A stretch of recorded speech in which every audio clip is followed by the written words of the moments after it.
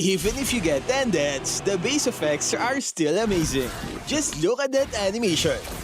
It's a first of its kind, and I hope they make more unique features like this. Maybe 10 assists for a new tank skin, right?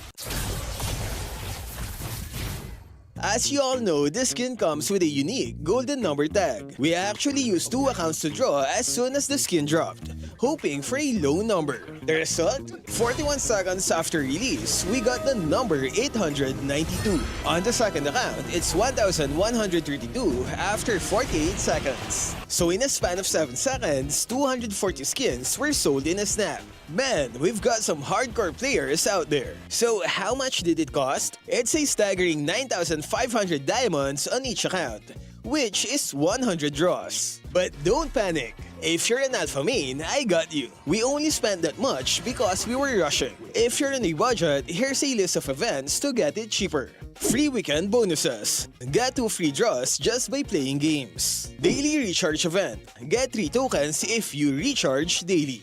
Mega Draw Bundle. Buy discounted tokens for as low as 10 diamonds. Plus a chance to join the lottery every day. Promo Carnival. This lets you collect and use promo diamonds on Alpha's event. You can start using it on March 26th. Draw rewards. Yeah, we didn't claim any during our draws. That's why it costs too much. Daily discounts. You get to draw for 50% off every day. And lastly, we have the recharge events. Phase 1 is happening March 29, while Phase 2 is on April 5. To keep it simple, here's a quick guide to get the skin for cheap. Simple, right? Top up early to get the tokens from the daily recharge and mega draw events. Then on March 29, you have to recharge 1,000 to unlock this task that gives 500 promo diamonds. Don't forget to claim as many free tickets as you can from the events. And remember to use daily discounted draws. It's an important part of the strategy to lower its price. Stick to this plan and you'll be close to unlocking Alpha's Legend skin for cheap. So are you ready to grab this skin? And hey, who got skin number 1? Let me know in the comments. Stay safe and thank you for watching.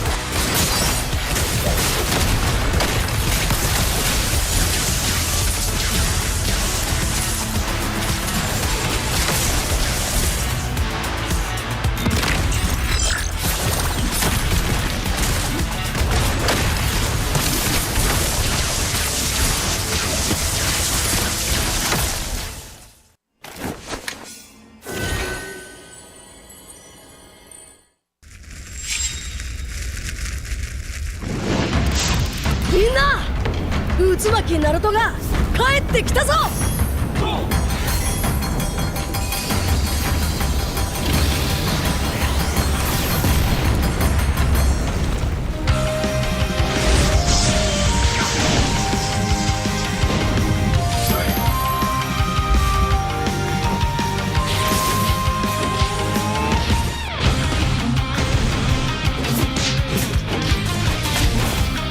Kurama!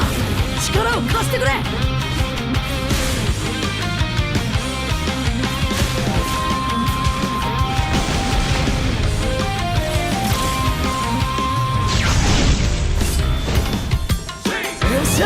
第7班ここに復活だってばよ。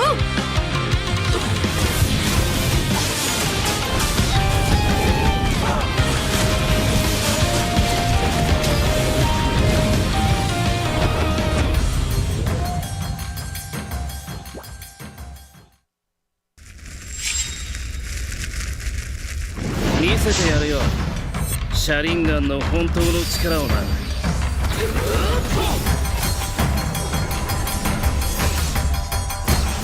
力が湧いてくる。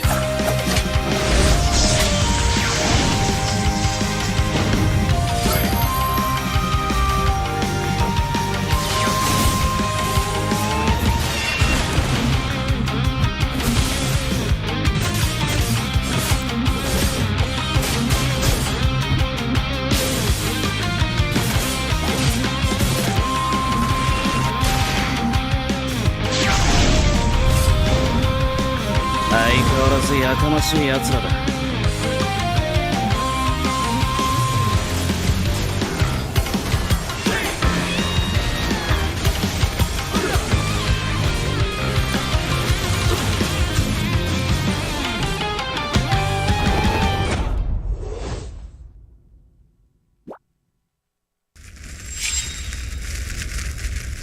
みんなを守るために私はもっと強くなる。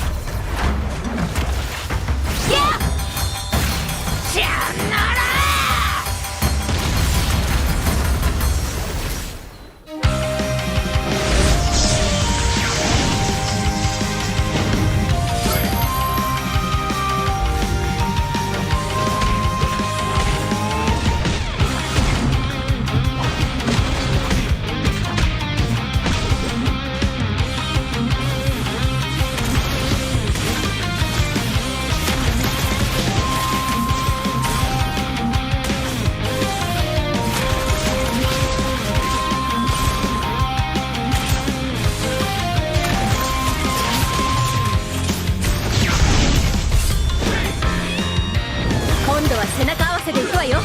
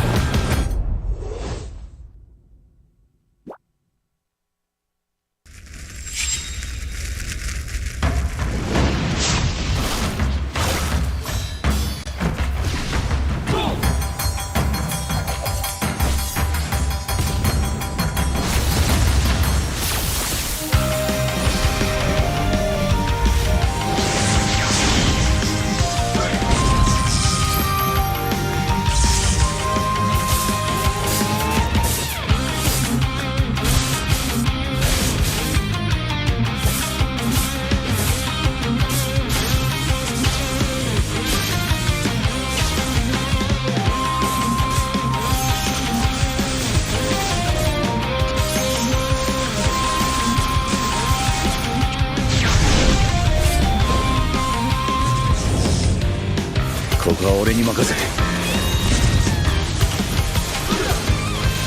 もらった。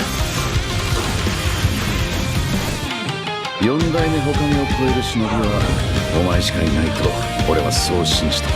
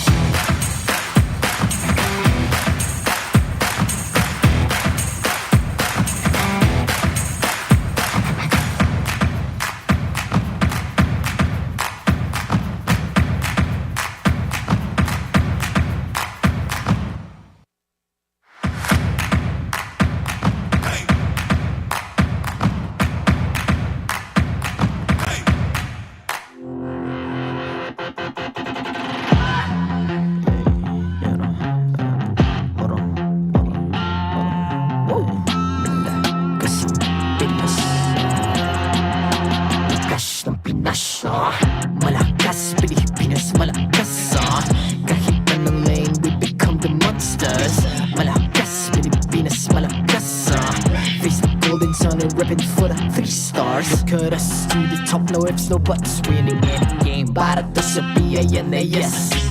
Di mo matitinag aming boses sa new level. Nasa kalye man o mobile window, I become a legend. Open fire, we unite, we winners. Built with pressure, the diamonds are made of. Switch na lane na parang gera, HP racing, may reset up. Built na katang buhat ni Hilda, full load SS parang Lyra. Susundan ko ang iyong bakas, kasama patas, tagumpay natin ito. Dahil tayo'y malakas, para sa Pinas. Nasa amin ang alas, hindi tuwa atras. Kinikilala sa taas kasi kami ang malakas, para sa Pinas. Nasa amin ang alas, hindi tuwa atras. Kinikilala sa taas, ganito kami sa Pinas. Wow! Hold on, yeah. Wala kasang Pinas. We are laging every beat, no surrender, no retreat. Pag nagsama-sama, just imagine what we can achieve. Lacking every beat, no surrender, no retreat. Giving 100 all my all, cause we just cannot be defeated.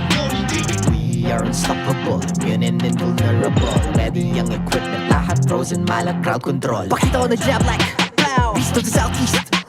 So matawag proud and loud, cause every enemy we devour. Susundan ko ang iyong bakas, kasama patas, tagumpay natin ito. Dahil tayo'y malakas, para sa Pinas. Nasa amin ang alas, hindi tuwa atras. Kinikilala sa taas kasi kami ang malakas, para sa Pinas. Nasa amin ang alas, hindi tuwa atras. Kinikilala sa taas, ganito kami sa Pinas. Wow!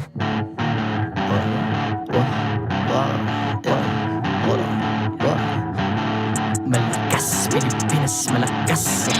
Kahit anong lane, we become the monsters. Malakas, Pilipinas, malakas. Face the golden sun and repping for the 3 stars.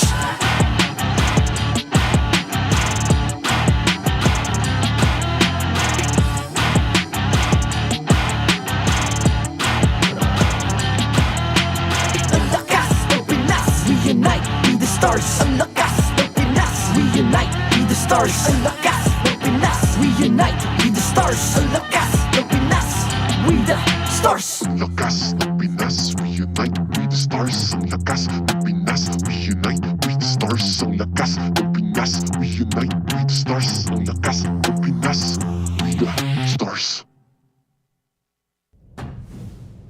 The 15th season of MPL Philippines is brought to you by the following sponsors. Infinix, the MPL official tournament phone. Lakas sa laro with Infinix. Smart, the official telco partner of MPL Philippines. BPI, the official bank partner of MPL Philippines. Mas magandang bukas, buksan sa BPI. Our partner in esports, Time Zone. Join the fun at Time Zone. TT Racing, for those who dream, work, and play. TT Racing has your back. Don't miss any MPL action by following our official Facebook and subscribing to our YouTube channel. Follow MPL PH on TikTok for more content. Experience the Lakas ng Pinas of MPL PH Season 15 action live at Green Sun Hotel. Grab your tickets now via official MPL PH website. All the regular season tickets are now available at 200 pesos. MPL Philippines is monitored and supervised by the Games and Amusement Board.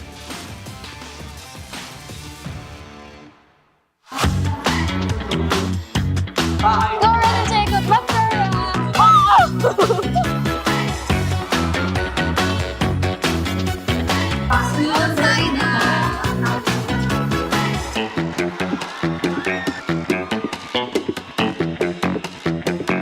Go Park, galingan nyo palalo. Good luck. Galingan mo sa mga next na laban mo. Alam ko naman consistent ka sa lahat ng ginagawa mo.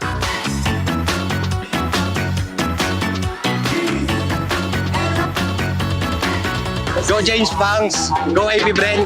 Galingan mo, babawi tayo.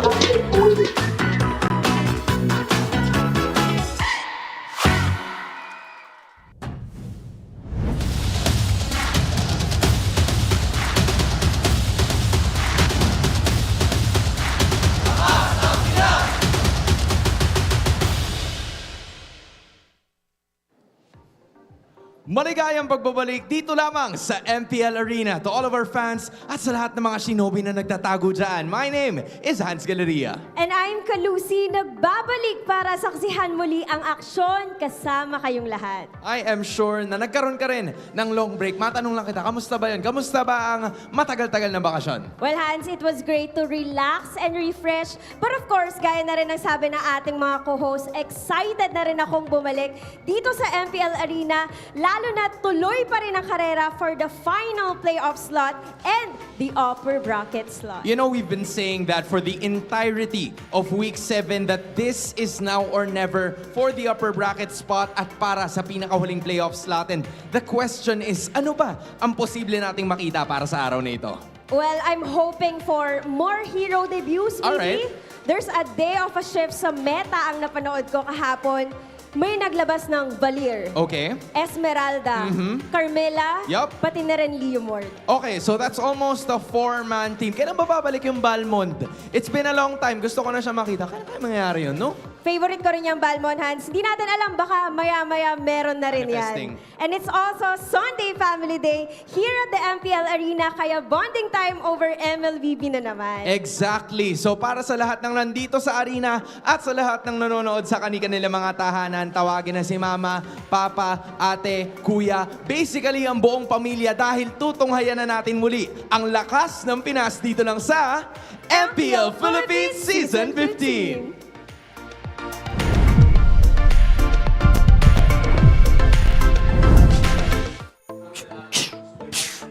Welcome to Family Sunday here in MPL Philippines. Week number 7, last day. And of course, the playoffs are starting to shape off. That's why we are going to enter this week excited, happy, and at the same time connected with all of the shinobis in the world. Welcome to the English Desk. My name is Ingan, together with, of course, Brigida and Naisu. I'm over here. Why are you there? Same question. See, you know, this is my jutsu today. Oh, I'm the analyst jutsu. Oh yeah, this is gonna be a very exciting Family Day Sunday because we're back, but this time with different roles. Yes, because guys, we're going to see a lot of different roles explored today alongside different heroes, but you can also play like a pro with Infinix GT20 Pro, the MPL tournament phone. Don't forget to grab yours now and use the voucher code INVMPL to get up to 1,000 pesos off and, of course, exclusive freebies. So GT20 Pro, Sigurado ang hashtag Lacoste Laro. Yeah, it's very fitting that Naisu is at the end of the It's desk. always, yep. So this is what it feels like, huh? So is this gonna be Nice's time to say, don't miss out? Don't miss out on those amazing deals. We'll find out later. Yeah, just make sure, guys, every single quote that we see, Naisu will read it. But of course, you can also grab your own Infinix GT20 Pro and experience every single challenge. Yep. Yeah. We have one lucky winner. You get one lucky winner. Every Monday, which will win some Lakas na Laro merch. Just make sure your posts are creative and always use the hashtags, hashtag Lacoste Laro with Infinix and the hashtag MPL official tournament phone. The lucky winner of the brand new phone will be announced on May 31st, 2025. So yes, what we're doing is we're giving away a phone. Yeah. That's what for all we're of doing. you X-fans out there. But of course, you can also level up your savings for an epic tomorrow. That's right. You can open yourselves a hashtag SaveUp account today via the BPI app. One ID and just 5 minutes is all you need for you to have an account. Plus, there is more. You guys have a chance to also win 1,250 diamonds. It's now easier to save, and in-game, you can get your experience. It'll be more epic than ever. It'll be more epic than tomorrow. You can open it with BPI. So thank you so much to our lovely sponsors for making everything happen. And of course, guys, I'm excited because, again, last day of week number 7, we are this close to experience the Lakas ng Pinas in the playoffs. And of course, the tournament bracket is also starting to shape up. So guys, let's take a look at how things have changed over the course of 7 weeks as Aurora remains on top. I agree. There are teams who are already looking forward to the playoffs as a whole. They're pretty much excited because they're secured in terms of making it into the playoffs. But we have a couple of teams down below who are yet to find out if they'll actually make it. Yeah, it's a little dicey down there still for the bottom 3 teams, Twisted Minds, Smart Omega, and of course AP Bren, who will also get to watch play later today. And it's looking a little dire specifically for AP Bren and their life in general to be able to move forward and be one of the teams to lock in that spot. Now for Twisted Minds, I love what we've seen from them so far. I love, and that's honestly been the season, is they've been the ones to bring out a lot of the fun picks or these new debut picks. And but to kick it off for today, we're going to have TNC going against Aurora Gaming. Ooh, it's going to be a heated matchup because, again, even if 5 teams have already secured their playoff spot, the upper bracket, which every 4 team has been eyeing for, is still not secured. And on the other hand, the last match, AP Bren versus Onic Philippines, will determine if AP Bren's life is still, if they're still alive coming into the playoffs. We have 2 exciting matches for our family Sunday here in MPL Philippines. If you haven't gotten your tickets yet, you can grab them now and head over to the MPL PH Arena here at Green Sun Hotel Makati and experience the Lakas na Pinas. Now, guys, we've been saying this all season long. What's that? Wait. Let me think about what I'm gonna say. I was saying, what are we've been saying a lot of stuff here. I guess he's trying to find which among the many things we've been saying all season long. But I think or while you think of whatever that is. No, I know what I'm gonna say. Okay. But guys, okay, the season has been crazy. It's been a roller coaster ride. We don't know who is going to secure the top two slots, even down to week number 7. It seems like every single member of the teams that are part of the playoffs can and will have a chance at the top 2 spot. But now, woo, it's going to be exciting because it's a showdown once again. Is it going to be redemption or domination? Oh, yeah. For the 2 former teammates, the Yowie versus That's what he was gonna say, right? It's a quest for revenge versus the mission to dominate. You guys can see the stat breakdown here too, especially for the 2 roamers in question, Yowie and Renegade. And obviously, for Renegade specifically, like RORA has had obviously a great season in comparison to TNC too. TNC did, but you got to remember earlier this week too, we talked about their victories and everything else throughout the season. It's just kind of crazy how they haven't been one of the top 4 teams yet in their victories, but they've been doing well enough to get themselves into the playoffs and everything else. But you can't deny the fact that their victories, a lot of them come off the whims or the wings and the decisions of their roamers for both teams, and that's why we are going to be spending some time comparing them even when we're into the game, just because of how big of an impact they have had. And if you remember all the way back in week 1 or the early weeks of the regular season, everybody was wondering, Yowie came back to the MPL Philippines. What is the impact that he's going to have here? Now, you guys got to remember, TNC, they were what? They were on a 5-season drought for the playoffs. Yeah. That's a big, I guess you could say that's already a huge impact, the fact that he comes in and now they've secured their spot for the playoffs going into this one. Yeah, and he comes back with his signature pick still intact. And with his standing as one of the top Cho users still, and you can still see how dominant he is. Yeah, and we'll see if the dominance of the Phoenix Army will continue, but I believe we will be hearing a beautiful message from one of the TNC members, so that's why let's look at this video. Paano kung top 8 ulit? Top 8 ulit? Okay lang yun. Sanay naman tayo doon. Pero paano kung hindi? Phoenix Army, sa wakas, nandito na ulit tayo sa playoffs. Sa bawat pawis, puyat at sakripisyo, nandito na tayo ulit. Biruin mo, 5 beses tayong nabigo at nadapa. Pero sa kabila ng lahat ng iyon, hindi tayo sumuko, hindi tayo bumitaw. Hindi pa man tapos ang laban, lahat kayo gusto ko nang pasalamatan. Ang mensaheng ito ay taus-puso kong pagpapasalamat mula kay Diyos, kay Tris at kay Dogi, sa coaching staff, at lalo na sa mga players, sa mga caretakers, at sa lahat ng bumubuo ng TNC Pro Team ML. Wala ang lahat ng ito kung hindi dahil sa inyo. Wala tayo lahat sa playoffs kung sumuko tayo. Kaya maraming salamat sa inyo. Pasensya na ha, at hindi ko muna kayo i-congratulate. Pero asahan nyo ang aking buong pusong good luck. Ano man ang magiging resulta, manalo man o matalo, dahil ang pinakamahalaga, na-enjoy natin ang karera.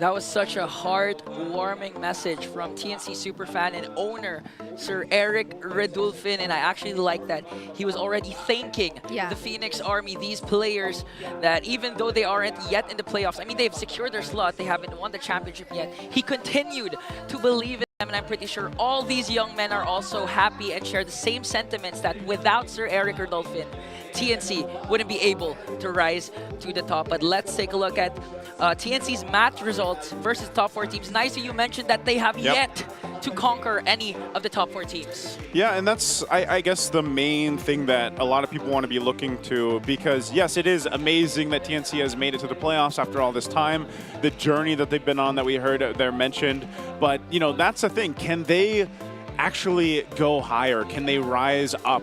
And that has been the nature of this team, and I think that's the big test as we get through the last remaining games that they have in the regular season, because it would be amazing for them, and I'm sure even a morale boost almost in a way to go into the playoffs if they are able to take a win against one of the top 4 teams here, just because of the fact that, you know, they have struggled. Because that's the thing.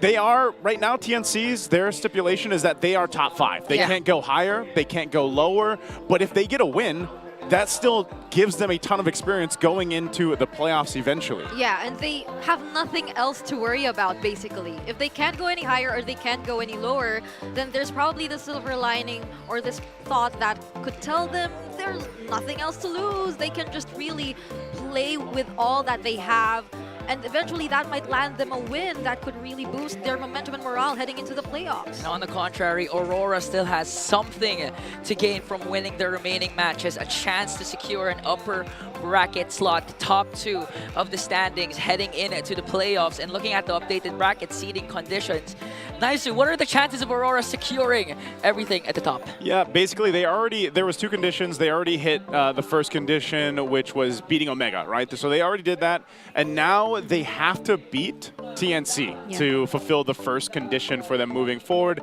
The second condition, that's not in their hands though, as AP Bren, which is going to be playing later today, needs to win versus Onic to secure their top seed.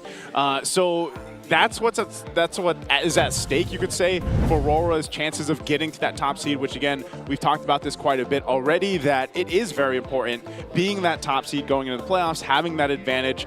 And I think it was even Renmar that mentioned this the other day. That's like, you know, if you're in the top seed, you're like, what, 2 best of 5s, I think it was, away from being, you know, going to EWC, basically. So there's a whole lot of stipulation there that can work for them. And again, it's not completely all in their hands, but they got to win this against TNC to have that one condition met. Yep, and for sure we're also enjoying the matches. But guys, we have another amazing community poll. So far, we've seen a lot of debut picks for this week.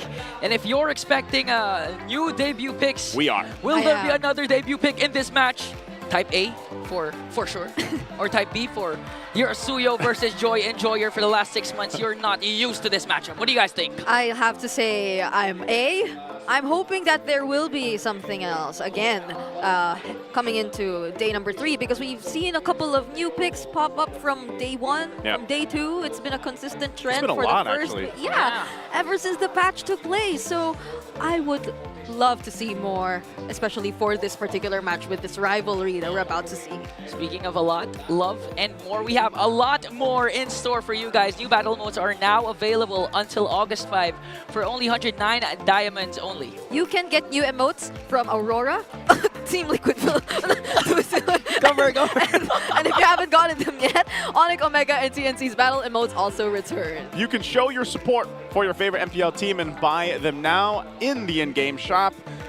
I'm going to predict right now real quickly. Okay, go, sir. Real quickly, I'm going to say, wait, hold on. This is RORA. I'm going with RORA. RORA, 2-0, 2-1. 2-1. Okay, I'm going to go for the same.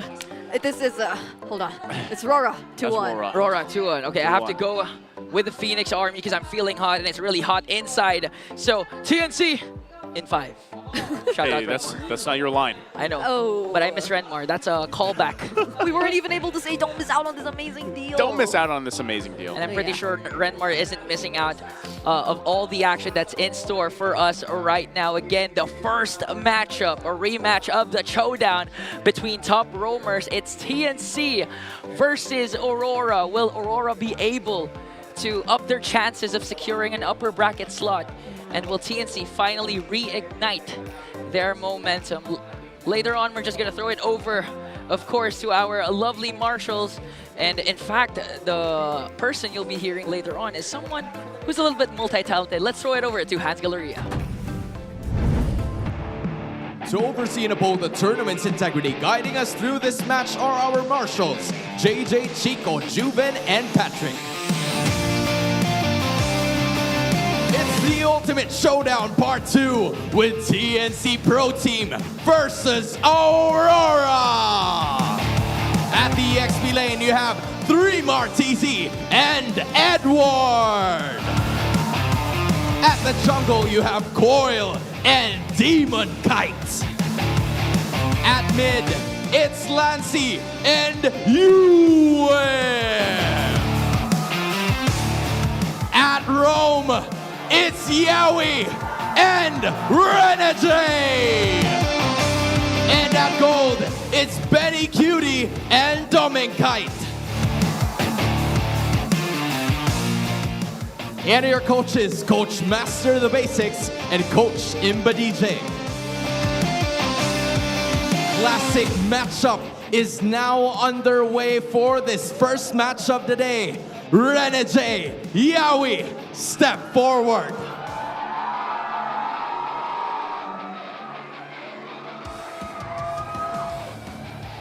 Yowie, nung napanood mo siguro yung nakaraang interview, sabi ni Rene J, paano ba yan, we? Hindi ka nakaisa. Ano ang gagawin mo para maitabla ang serye? Ano ang palag mo? Palag ko nasa poder ko ngayon si Boss D. Sa kanya wala.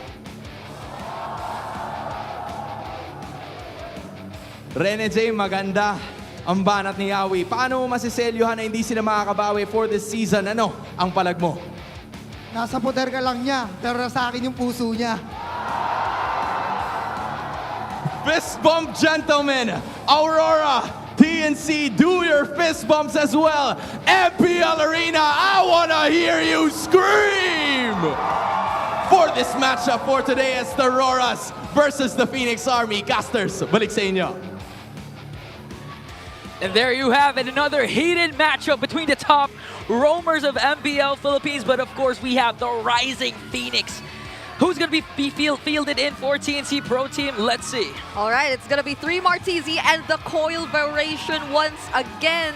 Previously, we saw Zaida and Lord JM, but this time around, they're showing us something else. And previously, it has been a really great performance when TNC Pro Team decided to field out coil and 3 Martisi. And then on top of that, I feel like they're in a really good shape, because if people back then were saying that they were probably a little bit shaky in terms of especially the initiations that come in every now and then from Yowie, it has took a different turn, especially for the previous matches. Extending the series, even up against the top 4, they're slowly getting there, so this might just be the moment they seal in that win against one of the top 4. And will the shakeup be enough to fight and take down one of the most consistent teams of the season, Aurora Gaming? Yep, we got Edward, Demon Kite, UA, Renegade, and Domin Kite, and We have talked about all of these players extensively throughout the regular season, especially, the Kite brothers, what Renegade has been able to do, of course, how consistent Yue has been, and Edward, nonetheless, Mr. Consistent himself.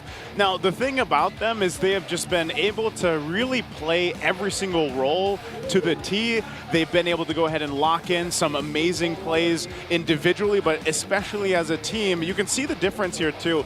Hero pool that sticks out, right? There's a couple more picks that TNC has been able to bring, and I think that might be an advantage that we get to see with this iteration again with Coil and 3mar in because of the new patch. Like that's been the trend this weekend alone, is how many debut picks have come out. So I'm wondering if TNC will bring in, of course, Coil and 3mar and let that also be part of these debut picks that come out again against a team like RORA, who has been on fire lately and has been very strong.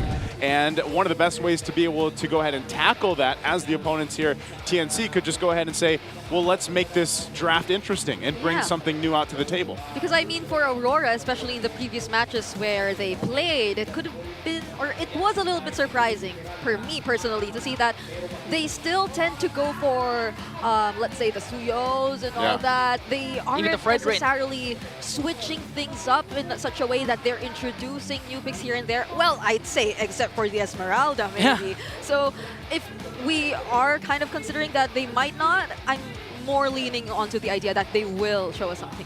Yeah, we need to show this to you guys because I'm pretty sure every single one of you is excited to see our smart pink test for this matchup. Dalim mo, galaw na gusto ko. Mua. Goal, get the goal, ha? Nagkaw nga na, iba yung natapos na, tol. Brga! Uy, wag naman gulo, Ay, di ba pala nakapag-isip ng ng face-up namin ni Coil TZ? Ano yung face-up namin ni Coil TZ? Gusto ko yung medyo mainit para kapag pag may ginawang kababalagan sa akin, mag-iinit tayo man. Di ma-identify yung mukha mo kaya gumana. Oo, tama ka, mali ako. Do what works for you. Takot. Oy, outplay. Shish, baka jumble billiard yan. Tuturuan kita mag-ML Uy, Gurasit! Baliw, isang lang, straight. Grabe settings ni Yume man. Wait lang, oy. Ulo kasi settings mo Pinalitan ko na. Maano nga ni. That's our smart ping test, bringing you a low latency gaming with Smart's Sulit promos. Subscribe to Only 5G with non-stop data for non-stop gaming on your favorite loading platforms or at the Smart booth right outside our MPL venue. Yeah.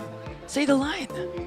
Don't miss out on this amazing deal. Wow, all right, we're complete. We're okay for the day, I'm so okay for this day. And imagine, we are about to discuss our Infinix keys to victory. Oh, yeah, that's me. Infinix keys to victory.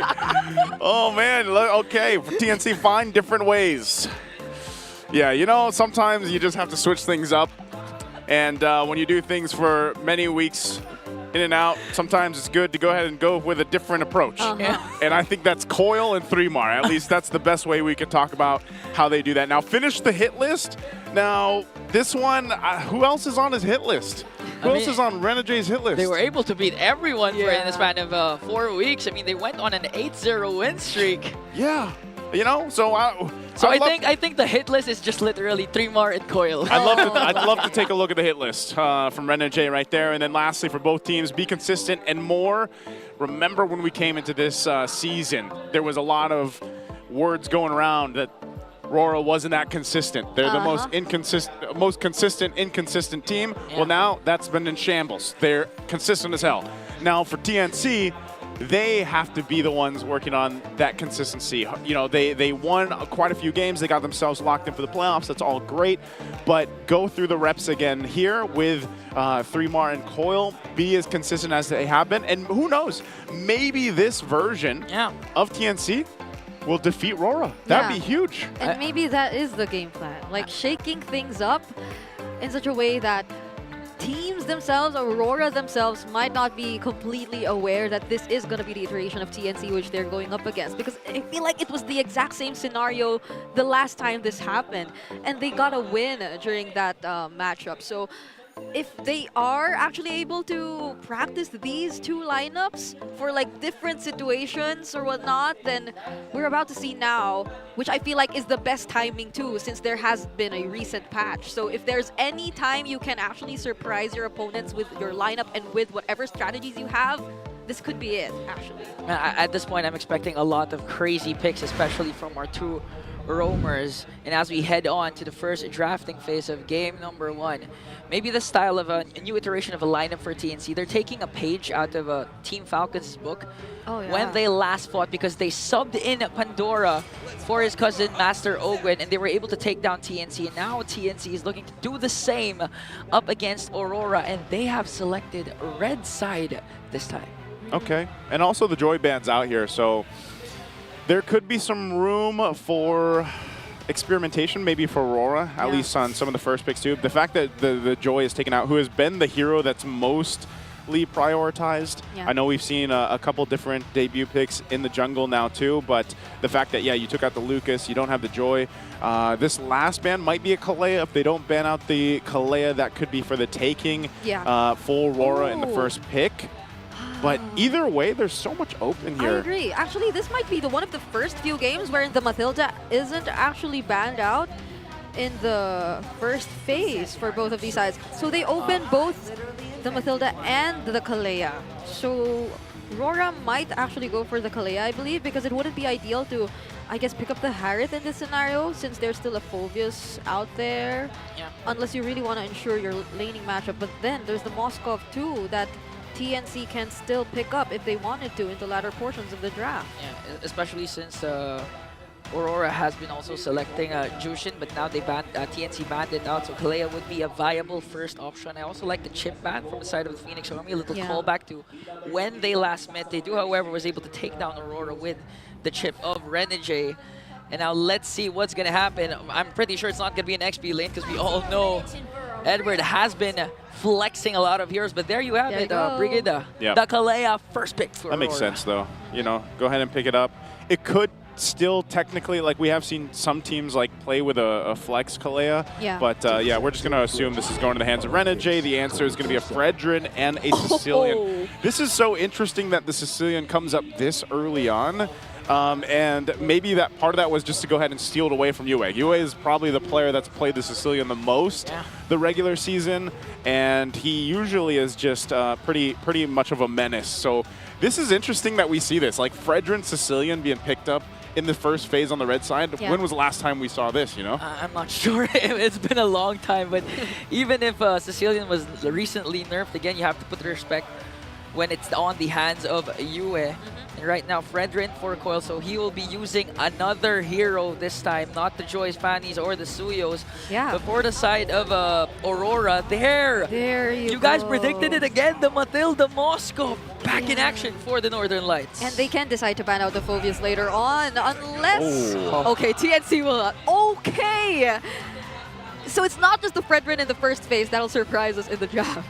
It's the Franco immediately showing up, because this usually is something you see for the last two picks, if not the last pick even of the team. Can I just say, the last time Yaoi used Franco against Renegade was the lower bracket finals of Season 12 between Blacklist and then Echo, wherein Renegade and his squad was able to take down Yaoi.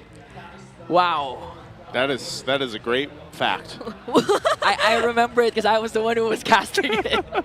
that was actually the last time these two met prior to their previous matchup during week number 3. Yeah. So is that the way they want to close out their second meeting in this season?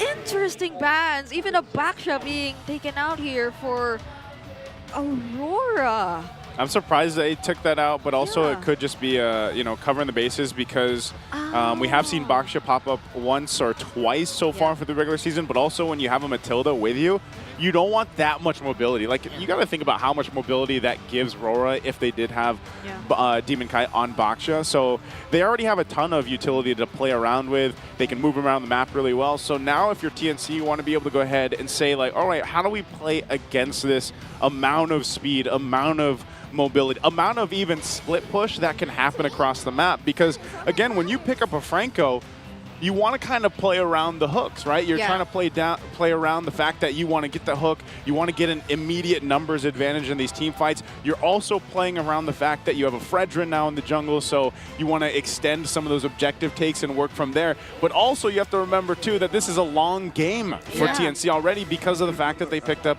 a Sicilian, and it also depends on what they decide to put in the gold lane. So that's what we're seeing banned out here now from RORA on the last ban. Is it going to be another gold lane option? Yeah, possibly. I mean, that's right. TNC doesn't have anything else to worry about. Honestly, if they get to shut down the entire idea of an early game from Aurora, since the mere fact that they have a Franco kind of like denies Aurora being very, I'd say, committed to taking an assassin jungler. There's the Hayabusa that's still up for grabs. But then you'd have to consider that, again, there is the Bloody Hunt. So there are a lot more things that they'd have to worry about, even up against the matchup of the Fredrin. It's a great ban, taking out the Arlott. So you won't see the Arlott-Fredrin combination from TNC. That's too much already if you still get to allow the Arlott get into Tremar's hands. Yeah, which we actually saw, I believe, yesterday in the hands of Lord JM when they almost were able to take down, I don't know, the day #1 of Week 7. And they were almost able to take down Falcons. But again, I do agree with the Franco pick. We might even see some sort of a build style like what Edok has been doing in MPL ID, the Franco fleeting time right away, because they have a sustained jungler in the form of Fredrin. Yeah, actually. So the soaking up the damage. You also have your XP laner who you can still consider to pick up later on. But for Aurora, now that they're looking for their mid laners and their junglers, will they want to go for an assassin jungler? Even despite this kind of lineup, or I'd be laughing if it's something along the lines of like a Barrett's jungle again. We're just like throwing it back to the Fredrin Barrett's jungle matchup. Yeah, especially because like you have the Matilda, or is it going to be an Alpha? Oh no, it's okay.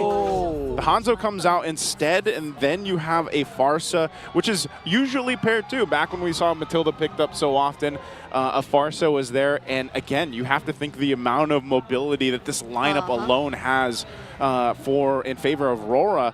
That is going to be the difficult thing. So if you really think about it, you're going fishing here if you're the Franco. You're trying to catch whatever you can.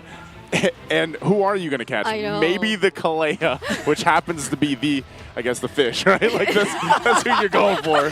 Going for the fish man now. I mean, it looked okay earlier when Aurora still didn't have their backline access, but now they were able to get in the range and the backline access to the Hanzo and the Farsa. So Tremar TZ, he's only looking for his XP laner here. Is he gonna go for the Hilda or?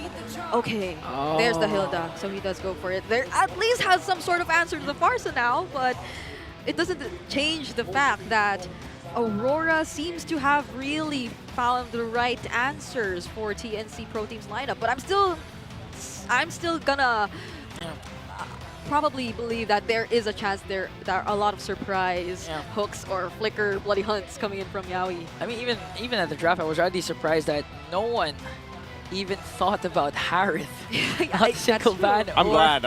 I'm not going to complain. Finally. That's, for me, no Harith, that's fine. Bring some other things to the gold lane, and that's what we're going to see here too. And they're just going full flickers for RORA. They already have enough utility and mobility. They're like, all right, we'll just be pure athletes and go with a flicker. Okay, it's the athletic flicker. It is. It's the athletic flickers. Game 1 is underway, and as we enter the land of dawn, the stakes are high for the Northern Lights. A chance at securing or Welcome their to chances Mobile of securing Legends. An upper bracket slot against a familiar face in Yawi squad, the Phoenix Army. And so far, guys, what are your thoughts heading in with this draft? I'm still going to go with RORA. I think that this amount of utility that's provided with a Matilda alone and a Kalea is just too much to deal with. So TNC is going to have to be able to pull it off with the hooks for Yawi. I think a lot of the responsibility is on Yawi's shoulders in this early portion of the game. Yeah, because it's not necessarily a setup type of XP laner that they're going with for this lineup. So it really is supposed to be those all-out team fights, which would ideally start with the perfect hook and pickoff coming in from Yawi in order to set things up for Aurora. But at least they also have a decent amount of poke and zoning, since 3 Martizi in this early stage of the game could really prove to be quite a problem for Aurora at least. Now we can see a very aggressive start coming in from TNC. 3 Martizi making sure that he doesn't give enough space specifically for that Hanzo, for Demon Kite to be able to snowball early on. They know that they have a small window before that Hanzo will be activated, so they're trying to make the most out of it. And looking at the emblems, Yawi also has the PYTC. We can expect a lot of flicker plays coming in from Yawi, and also there's no Purify for the side of Aurora, so the hooks this time needs to connect. Yawi needs to be the hook man and take a page out of the book of Renegade, but now they're trying to go for 3mar. Oh. 3mar's just gonna walk away. Yeah, and not get threatened at all. Demon Kite won't be using his ultimate either. There is an upcoming objective that they really have to consider. But Yawi, he's positioned himself really well. Will he get to land the hook? Will not land on Renegade. Okay. Renegade so far providing enough vision. TNC, it's looking like they're blitzing it, but still! Demon Kite still gets to secure the turtle, even though it was started by TNC, and now 3 Martizi might just not make it out alive. FOD connects, but will Demon Kite go in? He decides not to and will play it safe. Okay, so they get the objective. RORA knows it. That could have gone way worse, that team fight, especially with...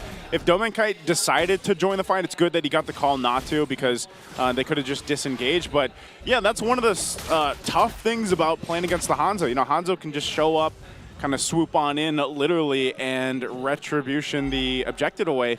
And when you're a Fredrin, like as Coil just has to post up and hope that he gets it. Yeah. So unfortunately for them, neither team really was able to capitalize a kill, but objective for RORA gives them a little bit of a minor advantage for now, but you're going to start to see RORA play around that and see if they can get pickoffs around the side of the map. Yeah, and what makes it more interesting is that Coil had a opportunity for an Appraiser's Wrath Retribution combination, but still was out-retried by the Hanzo of Demon Kite, and now they're putting enough bodies for the side of Demon Kite to be able to give him a lot more space and not get outplayed by Benny QT, who also has a Purify here, and now TNC back and controlling at the center of the map. And looking at the community prediction, 60% actually believes that the Northern Lights will shine brighter. Yeah, I mean, even just looking at their lineup though, hold on, there's a bloody hunt, which lands onto Renegade, but still Demon Kite decides to go in. Lancy won't be taken down though, so they won't be able to find a trade. That's one of those moments where, you know, you just kind of check the bush and you're like, yep, I'm dead. Because they had like 3-4 members in there,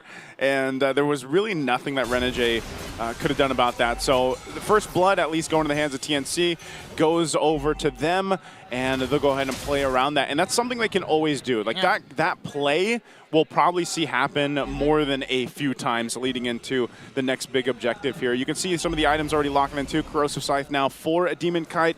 You went to Hunter Strike Rush over here for TNC. Hold on, Benny Cutie. 3 Martizi, will he make it out alive here? He's buying time. He's buying time for TNC, and they get to secure the turtle for themselves in exchange of his life. So that was one of their ways to at least just kind of get something out of Aurora, because they're always consistently getting to contest these objectives, which they work so hard for. But I really agree with what Naisu said earlier with regards to... Wait, what were you saying? No, I really had something in mind. I swear I had something in mind. I was supposed to say something. But anyway, I believe in you. You're talking about how they can just go ahead and use it, utilizing the Franco to gank these. Oh yeah, especially when Renegade doesn't have the Purify. That was literally an Ingan moment. She just had an Ingan moment. No, because like if you don't have the Purify, right, then that's most likely to be the case. It would have been great if he had it though, so he could actually get to use the Guiding Winds every now and then, especially when someone else gets caught. But this is a full flicker lineup from Aurora, so this is something they really have to take into consideration. The Sky Piercer pickup here from side of Benny Cutie. They already casted 2 ultimates. Coil entered in with the Energy Eruption. It's not going to connect, and I do agree. If for TNC, they have to instantaneously burst any single member that Yawi is able to hook and eventually cast the Bloody Hunt, because that's how you take on a sustained kind of lineup with the likes of the Matilda and of course, Edward's hero, the Kalea. So far, TNC, they have a huge window here to extend their lead and dominate the laning stages, but now they set their eyes on 3 Martisi. 3 goes in. Oh, that was a flicker committed by Edward. They are going to fully take down and commit onto 3 Martisi in exchange of the turret down bottom, but it doesn't stop there. They also get to secure this turret up top.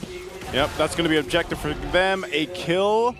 And it looks like there isn't going to be an answer from TNC just yet. The turtle is coming up, though, so they have that positioning. But good usage, though. Demon Kite goes, gives the call.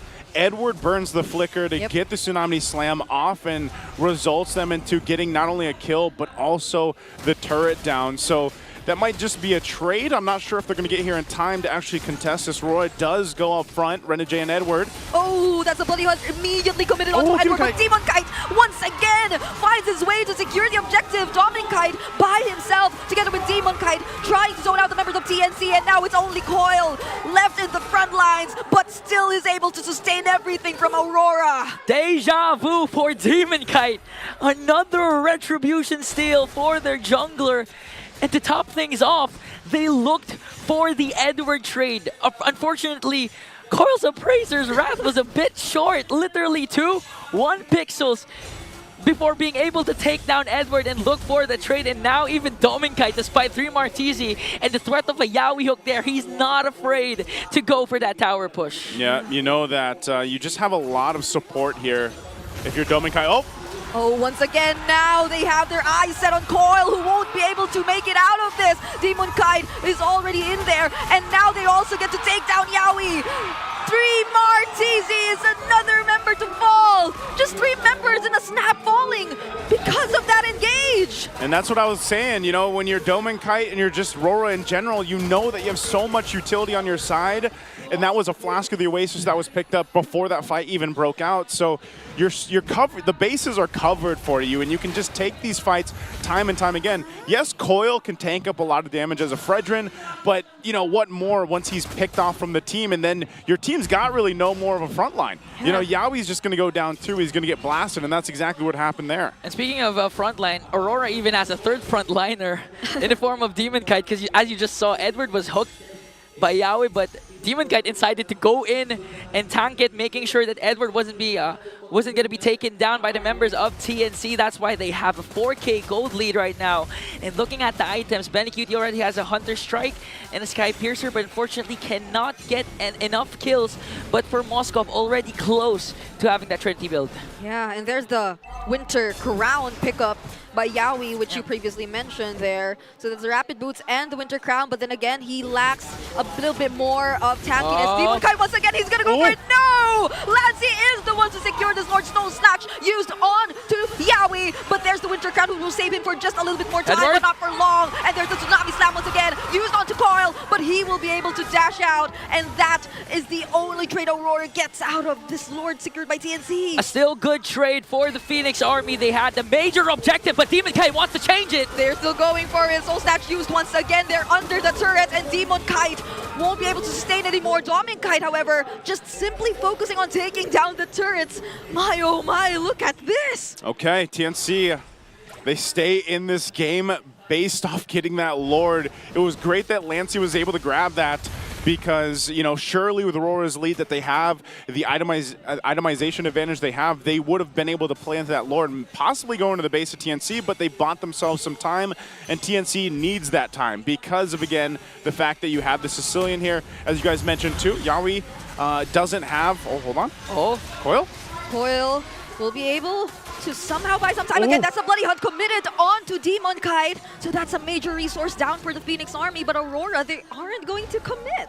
Yeah, just looking at the items, already your cores, Demon Kite and Dominic Kite already has their Trinity build, so in terms of activation, they are already activated. And for TNC, they still need to stack up for Benecutie and for Lancey. But so far, Yaoi's hooks are connecting. It's just that they have to connect onto the proper target. They might go for Demon Kite! And what better target if not Demon Kite? He just gets bursted down like that, but look at the 2-man knockups coming in from Edward, followed up by the fettered airstrike from Yue, and now they're able to take out 3 more and Coil. Dominic Kite going in and bursting everyone down as well. It's a triple for Yue, and there's no one left from the Phoenix Army. In the words of Renmar, TNC than 5, but in this case, TNC gets wiped out. Now they're going for the push. TNC, they still have their holy shield. They have 1 minion cart left. Is this gonna be enough though? They're trying to kite and juggle the damage of the turrets, but right on time. 3 Martisi respawns. And that fight, I don't know if we're gonna get a replay. Okay, we are gonna get a replay out of that. Dude, Demon Kite gets grabbed, picked off, but then the boys just showed up for him after he went down. Again, Edward has been on point with the initiations with the Tsunami Slams. And they just allow Demon Kite to fire off from the back end, and he just uses that Spear Destruction so well to reposition himself. So even if a Demon Kite goes down, it doesn't really matter, just because, again, RORA has so much ability and utility to give them the favor of the fight. Again, a lot of TNC's options are just to go ahead and try to utilize the hooks, try to utilize the fact that maybe even Lancey to an extent, the claws, right? But essentially, you have to always watch every angle if you're TNC, because RORA has so many options to go ahead and out-angle them. Now this Lord is up. Demon Kite's back from this. Demon Kite will start that up. And they got to remember, they have almost a 7,000 gold lead here. The itemization is quite different. Oh, there's a hook. Oh, there's a Sanguine Claws together with the Iron Hook. Oh, Edward. But Yowie, he gets attacked so much damage. And look at the Tsunami Slam. Landing on the 3 Martisi. Two members down for the Phoenix Army. A 2K swing for Aurora as they take down the Lord. Now TNC, they have to retreat. They cannot contest anymore. It was started off by Yowie with an amazing hook paired up with the Sanguine Claws of Lancey. But Edward and Renegade were 3 steps ahead. The Guiding Wind plus the Tsunami Slam was more than enough to take control once again of the lead. And now the Northern Lights are pushing in. There comes the Feathered Airstrike. Demon Kite goes in, uses the Snow Snatch onto Betty Cutie, down to half HP, is forced to retreat. But they are going to wait for the Lord, but even before that, they get the inhibitor turret. Yeah, they get the 2 turrets down. This could be a final game push, too. 10,000 gold at this point for RORA. I cannot believe, again, that Edward actually managed to survive that. He only had, I think it was Athena Shields and Anti-Cuirass. Doesn't have a 3rd defensive item just yet, so now they get prepped and ready to march in with this Lord here into the base. Okay, there's the Feathered Airstrike. Oh, look at the damage coming in for multiple members of TNC Pro Team. That's a flicker coming in from Edward once again to get Coil! And now they take down one crucial member. Demon Kite just goes in, and Demon Kite has his eyes set on the base, securing game number 1 for the Auroras. The Northern Lights once again outshines the fire of the Phoenix Army in an exciting fashion. And as you can see, the crowd is going wild. What an amazing game from the most consistent team so far this season. Yep, and again, I don't know who's going to get MVP here, but Edward had a hell of a game, Mr. Consistent himself. Just massive on the Kalea, and when it was brought up in the first portion of the draft, that first pick, again, you can play around the flexibility of that hero, and they did this so well. Again, utilizing how much utility this lineup brings them, the amount of burst damage that also comes with a Farsa early on, and then even to an extent of the Hanzo, right? Hanzo allowed Demon Kite to even just go ahead and start up some of these fights and get things going, and then, you know, if he has to go back, he does. He also got quite a few retribution takes under the noses of TNC, and really you also have to just chalk it up as Demon Kite didn't have to worry about too much, you know? Like, he was able to just go ahead and have that gold lane experience, farm up in the back. This is where Demon Kite gets caught, but the boys show up. Look at this. Everybody is there, and they just go and force the counter fight against TNC here. Yeah, because of his kite bro, Demon Kite. He's literally, he wasn't Demon Kite for that game. He was a decoy kite. Literally becoming the sacrificial lamb of Aurora. Wow. That's why his kite bro, the next standard, Demon Kite, will take home the MVP. Honestly, this guy, as Naisu mentioned, literally had nothing else to worry about. Where I'd say it was the complete opposite for TNC, because it has been a recurring topic for the majority of the game that whoever they decide to land the Iron Hook on doesn't necessarily guarantee a kill. They were still waiting for their timings. And even then, it posed a bigger threat when, despite getting a pick-off onto any member of Aurora, specifically at that one moment, which was Demon Kai, it still wasn't enough for them to win the team fights, to win the trades, because they'd have to use so much resources when in fact Aurora, they'd be really okay with even just 4 of them fighting up against the 5 members of TNC, so long as one of those major resources are already down. And what I loved about this too is just the amount of kill participation that Dominkai had. It was 94%. He was there for literally everything that he needed to be. You know, some Mozcovs, they just stay on the other side of the map and they'll just go ahead and push the lane. But he was here all the time because his damage profile was very important in a lot of these fights because, yeah, Demon Kite might be able to go in as a Hanzo, get the Soul Sever off or the Soul Snatch off and everything else, but it has to be Domin Kite to follow through after Yue bursts everyone down. Yue was the top of the damage meters for the majority of the game, if not the whole game, and that's what you picked the Farsa up for. Again, this is where Edward survives. It's insane. A sliver of health, but it was Edward all day, man. Like, he was just go ahead, let me go grab someone and slam them into the ground, and you guys can go ahead and take them from there. And so this lineup, that's why I was saying it when we were in the draft. I was like, this is such a good lineup. There's so much utility. There's so much damage, magic, and physical that it was going to be really difficult for TNC to play against, because even if you take out the Farsa, for example, you still have quite a bit of physical damage that is a nuisance to deal with, especially if you're a Sicilian and you're kind of, you know, more susceptible to get burst down. And that's why they had the Purify. But even when you saw them have the Purifies, there's just way too much crowd control here, man. Like, that's what happened with Aurora's lineup. They were able to overload all the options that TNC had here.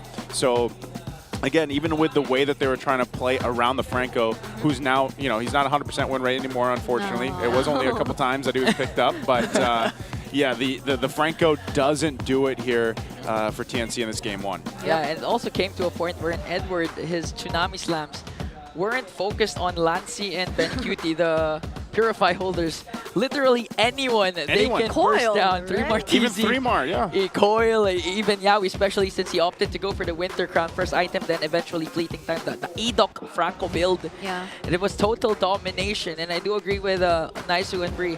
The lineup says it itself. You have to burst down all the targets you hook or Bloody Hunt immediately, because the counter and the re-engage of Aurora is just too much. And that was a good pickup with the Matilda again, because it enabled every single member of Aurora to do crazy things. And not to mention, I think Dominkai didn't even miss one Spear of Destruction this game.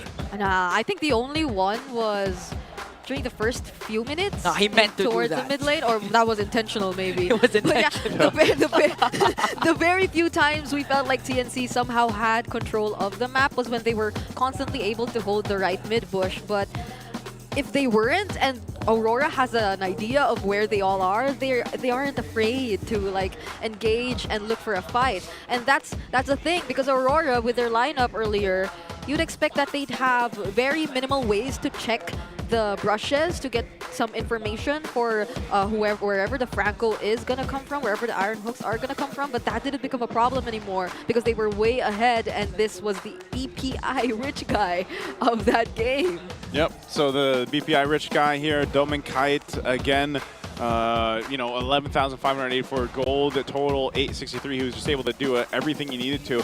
The other thing too, and what I liked the way that Domin Kite plays the Mozcov, because he's one of the few players that does play it like this, is just the fact that he has so much good information and comms coming from the team that he knows when he should be joining or not, when he should be pushing. I mean, think about even back in the previous weeks when they've won games off the fact that Domin Kite was playing the Mozcov, you know? So he is a menace on that hero and plays it very well. So that's something that maybe TNC might want to consider, or even other teams going into it, because that's the thing. Every time we talk about RORA winning, it's like every single lane, every single player has their own like highlight moments. Like, you can think of what Domin Kite did here as the MVP. You can think about what Edward did on the Kalea, which you don't often see Kalea's played to that, you know, to that level, to that extent. And even in the case, just all around, everybody really played the part. And I think too, the Farsa was such a good pick again because of the Franco. Like I said in the draft, you want to play around the Franco. What does that mean? You're going to clump up around the Franco and hope that they get a hook. Now, if they get spotted out, all he has to do, all UA has to do is drop down Feathered Airstrike on like 3-4 people. So that's why his damage meter was so high too, just because of the fact that they were clumping up for UA anyway, you know? So it's like, how do you escape that amount of burst damage? So that's why I really loved the draft here from RORA in Game 1. I think it was very, a genius draft to bring out. Yeah. I agree. I mean, UA literally just had to stand up, and if ever someone was able to escape, Demon Kite or Doming Kite will go there for the chase and just literally finish off what UA started. So now Aurora up 1-0, just like what happened during the first meeting in week number 3. Or was it TNC who won? I'm not quite sure, and I have to double check. But the results were 2-1. Again, this is an amazing matchup with the stakes high for Aurora because it's for an upper bracket slot. But now I want to check how is Hans Galleria and Calusi doing in our MPL PH range. That's why let's throw it over to them.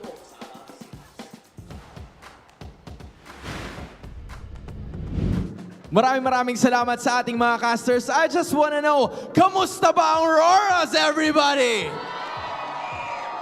Everybody is alive and well matapos makuha ng Aurora yung Game 1 kani-kanina lamang. But we are back for another Around the M World in 60 seconds kung saan babalikan at susubaybayan natin ang lahat ng mga liga in under a minute. And with that, the timer starts now. MPL MY resumed last Friday. Week 2 was greeted with wins for Team SRG OG, Homeboys, and Todak. Yesterday also saw the debut of Malaysia's youngest jungler, the 16-year-old Error 404 that gave Team Vamos their victory against Ocean Black. Sa MPL ID naman, they resumed last week as well. RRQ Hoshi's streak has been broken by the red-haired BTR in a huge sweep against the Kingdom. Nakabounce back naman sila kahapon versus Dewa, but back to BTR with Light and Eman continuing their momentum from not only beating the Kingdom last week, but the LID as well. Let's add their win against EBOS yesterday to their list because Mirko is very happy about that.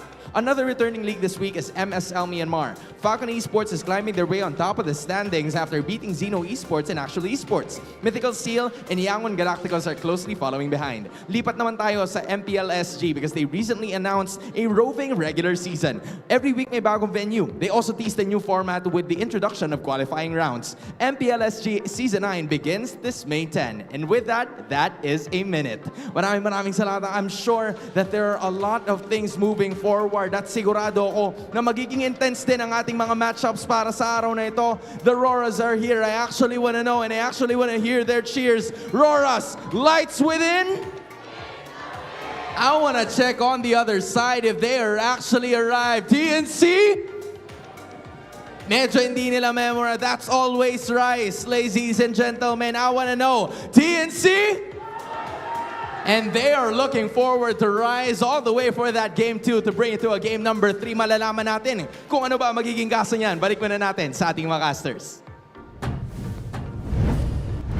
Thank you so much, Hans Galleria, for that amazing 60-second update and a vibe check of what's happening in our MPL PH arena. Once again, we are back at the English desk. It's a family Sunday once again, and we just witnessed an exciting first matchup. What are the adjustments TNC needs to bring for game number 2? I mean, the timing of the Franco pick was surprising in itself for me. It's like there were certain picks that it could potentially have limited, but the way that they showed it up immediately allowed Aurora to adjust, which again was through the Farsas, through the Hanzos, which I feel could have been something else if it weren't the Franco that was immediately showed there by Yahweh. But it is what it is, and there were so many things that TNC Pro Team needed to do for their lineup to work, so they might want to simplify it a bit, I guess, heading into game number 2, since Aurora, macro-wise, they're a team you really have to watch out for. Yeah, they are one of the best teams macro-wise right now, I would say, for Aurora, for a lot of the way they play. But, you know, in TNC, if we think about it, a lot of their wins and a lot of their victories, when they do get the momentum going, it's off the pick-off-centric playstyle. Yeah. Again, this is what you have when you have someone like Yawi, for example. And so maybe the Franco pick could have worked in a certain situation, but it was just counterplayed so well with the draft that we saw from Aurora. So I think the biggest change here for TNC is going to have to see exactly what the game plan is as we jump into the draft here on that first pick, because, you know, that's where the telling sign is. You got to remember, they went the Fredrin Sicilian first. Yeah. You know, that's what they wanted to go ahead and take, and they still are going to be on the red side. So those 2 first picks for them are going to be very crucial and important, because I think they could have used a little more utility. You know, there was like, if you compared it to what RORA had, it's like so much utility versus just a little bit for TNC. And I think right now, some of the key components of having a good lineup is being able to have those options of utility. So maybe they contest the Kelra this time around. I'm not sure if it's going to be banned out. It still is the Lucas, the Joy, Lu Yi here from RORA. For TNC, the Jushin, the Fanny. And last ban for them is kind of up in the air, I think, still. But Kelra? They might want to just ban it out, because you don't want... I could see, honestly, a Matilda and a Kelra going in the hands again of RORA. Or if the Kelra is not banned out, then they just pick it again to flex. Yeah. Because that's what RORA did in the previous game. I mean, they're one of the few teams who are really efficient in flexing the Kelra. So TNC might really want to consider that.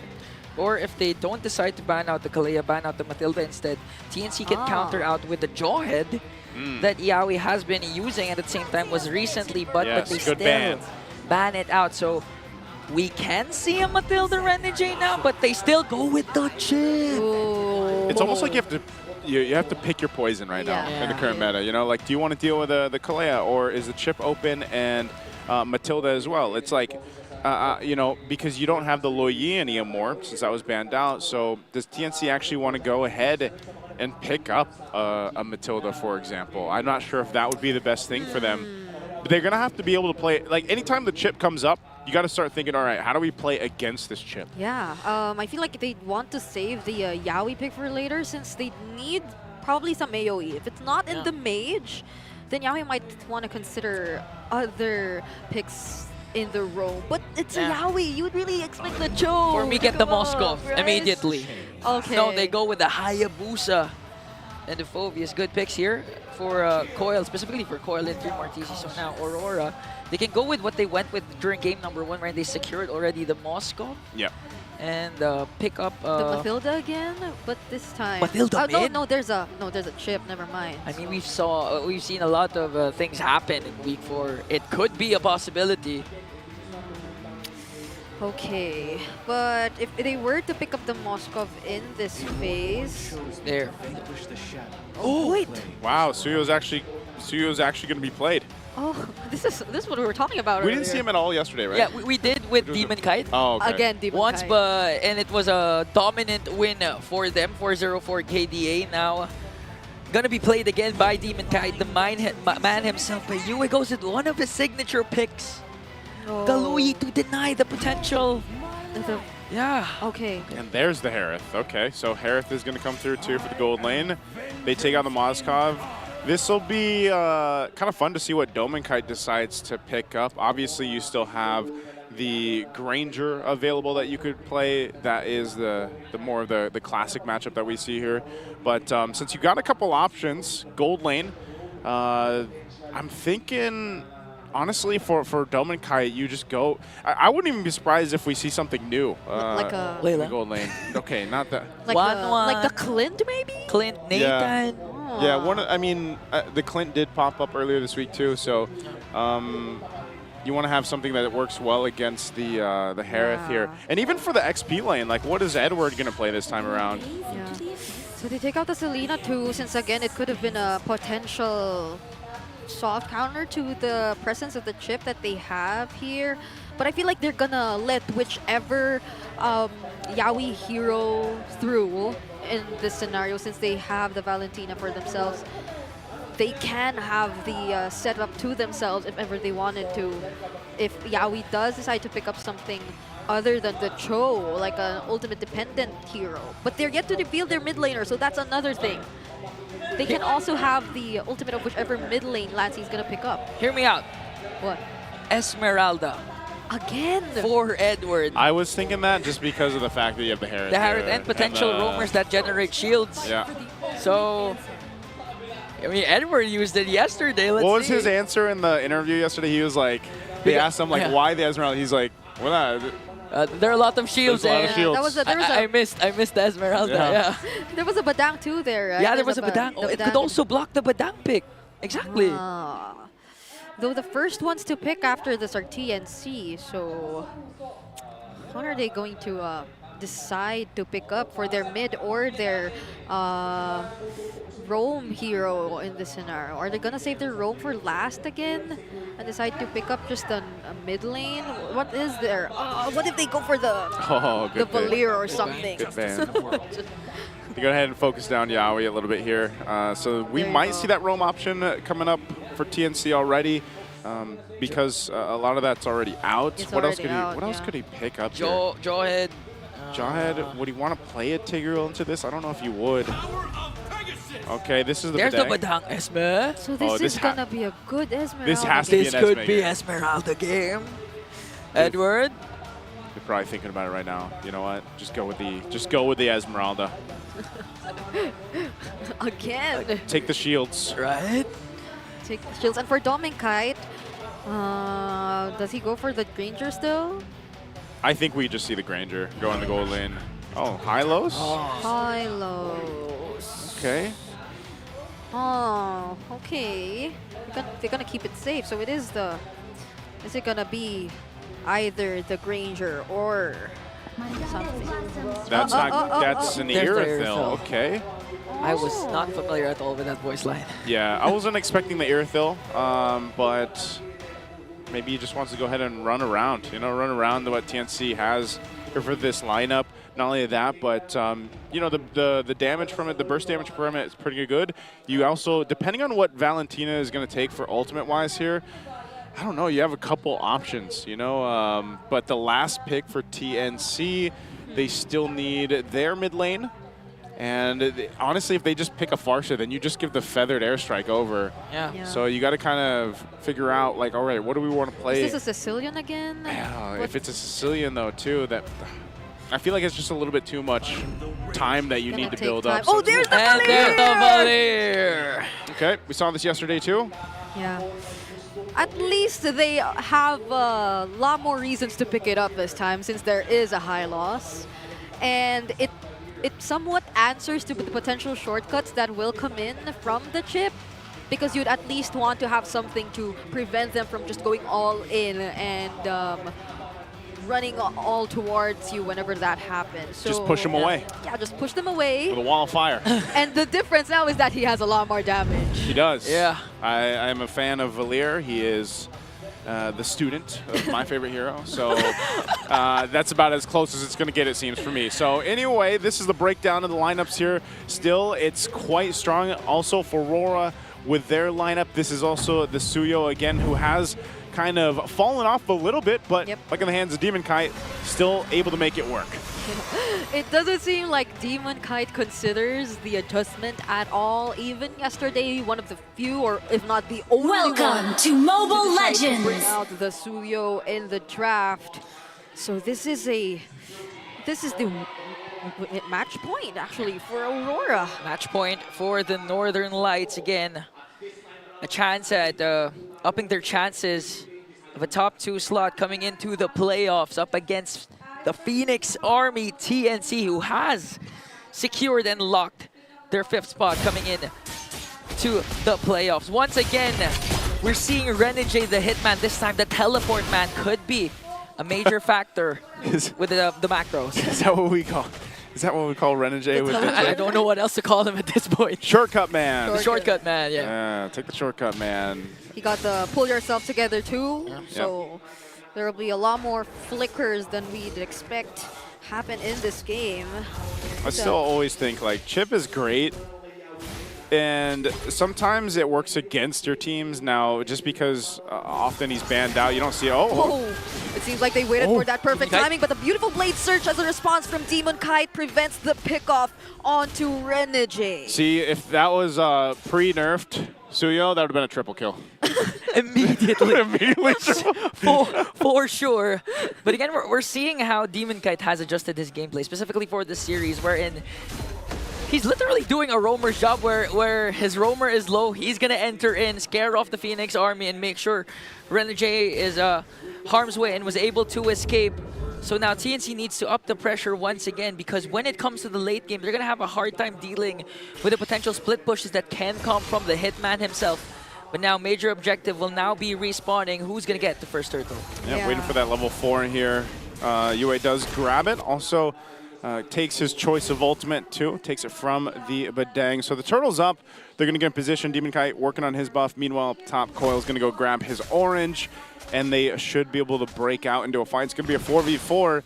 Unless Renegade hits level 4, I don't think you bring up Demon Kite anyways for this. Oh, he's about to though, and that's a beautiful usage of the Glorious Pathway. Koi will decide to go in, uses the Yogi Shadow Kill, but a bit too early to contest with the Retribution. But still, he gets it nonetheless, together with a First Blood onto Yue.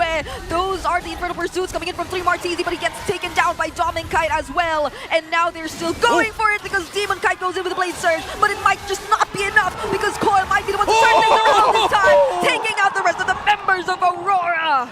The turnaround for the Phoenix Army. Aurora decided to stay a little bit longer. And without Demon Kite, they had no chance with an out-of-nowhere setup from Yaoi. The fist break, fist crack connected onto 3. They also got the turtles, so every single trade that happened, TNC won that. Not only that, but that's the strength also of having a Valir on your side. You're able to go ahead and, you notice how that team fight broke out where they disengaged, they re-engaged, they even baited RORA to come back into the fight. Demon Kite got caught there. And, that is just a phenomenal early start for TNC. Yaoi got a couple kills off of it. Coil, of course, did, plus the objective. So now the scaling with this lineup that TNC has is going to be very favorable for them. The Hunter Strike was locked in, too, for Coil off of that. And they can start to look for some of these picks here, too. Every time the Flicker is available for Yaoi, they should be able to go ahead and try to make a play on one of the side lanes even. And that's why you have them kind of hovering around there.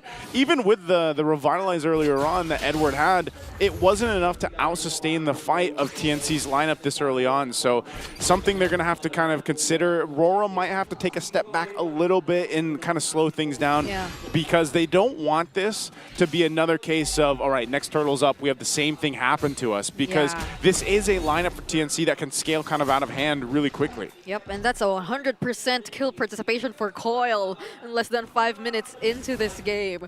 So you could already imagine the advantage he currently has. He's a level ahead of Demon Kite already, which encourages them a lot more to go for this upcoming objective. Yeah, there is a Sever Retribution combination that can come from Demon Kite, but that's if they can get past the literal walls of fire set up by Lancy, or the literal wall from the Badang of Yaoi. But here comes 3 Martizi setting things off with the Infernal Pursuit, trying to target Edward, already cast the Glorious Pathway. Yeah, and he's forced to use it to revitalize. Coil once again secures the turtle for TNC. Take out Renegade as well, and there's the Ogi Shadow Kill landed onto Demon Kite, but somehow he finds his way out. Again, there's just not enough firepower from RORA's lineup with what they have. They might not, they probably shouldn't even taken that fight. And Demon Kite, he's gonna have to rely on Renegade to get here on time.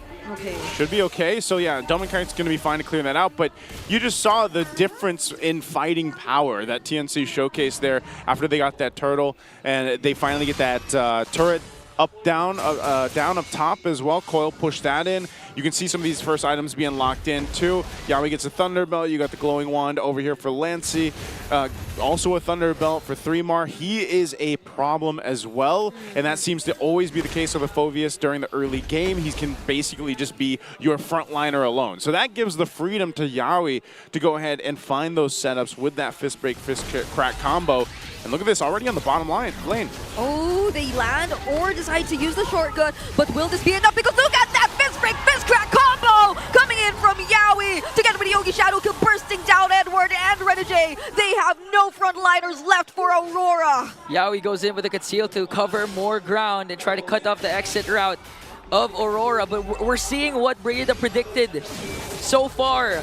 The Glorious Pathway literally is useless. Yeah. With the Searing Torrent coming in from Lancy's Valir. And it's honestly hard to execute the Searing Torrent plus Fist Break combination, but Lancy and Yaoi has been executing it to perfection 2 consecutive times. And as we look at the instant replay, you're going to see it here. The Glorious Pathway casted down, and Lancy starts things off with the Searing Turret paired up with the Yaoi Flicker in. Yeah, and that's what I was saying. Every single time that TNC wants to go ahead and fight against that, if the shortcut's used or not.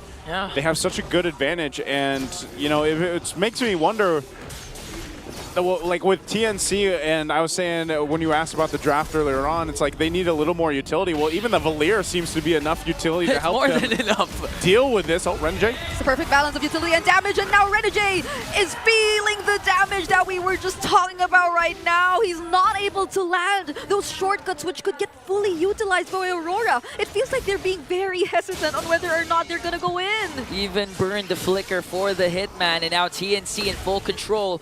4.6k gold lead. Even Yawi sizing up every single member of Aurora for them to be able to take down the mid lane turret. And as we look at the items, already a BOD pickup here for Coil. Starlium, Sight, and Feather of Heaven for Benny Cutie. So in terms of activation, you can already feel that they're activated. Yeah, they're at that point. So if you're Aurora, you need quite a bit of time here. You might not even want to go ahead and contest this first Lord because you're going to just kind of lose that team fight. Even if you get a great setup, I just feel like they're lacking that firepower. And this is one of the weak points, I guess you could say, of Irithyll, especially her early game and like the mid game. Her damage just isn't that great until later on.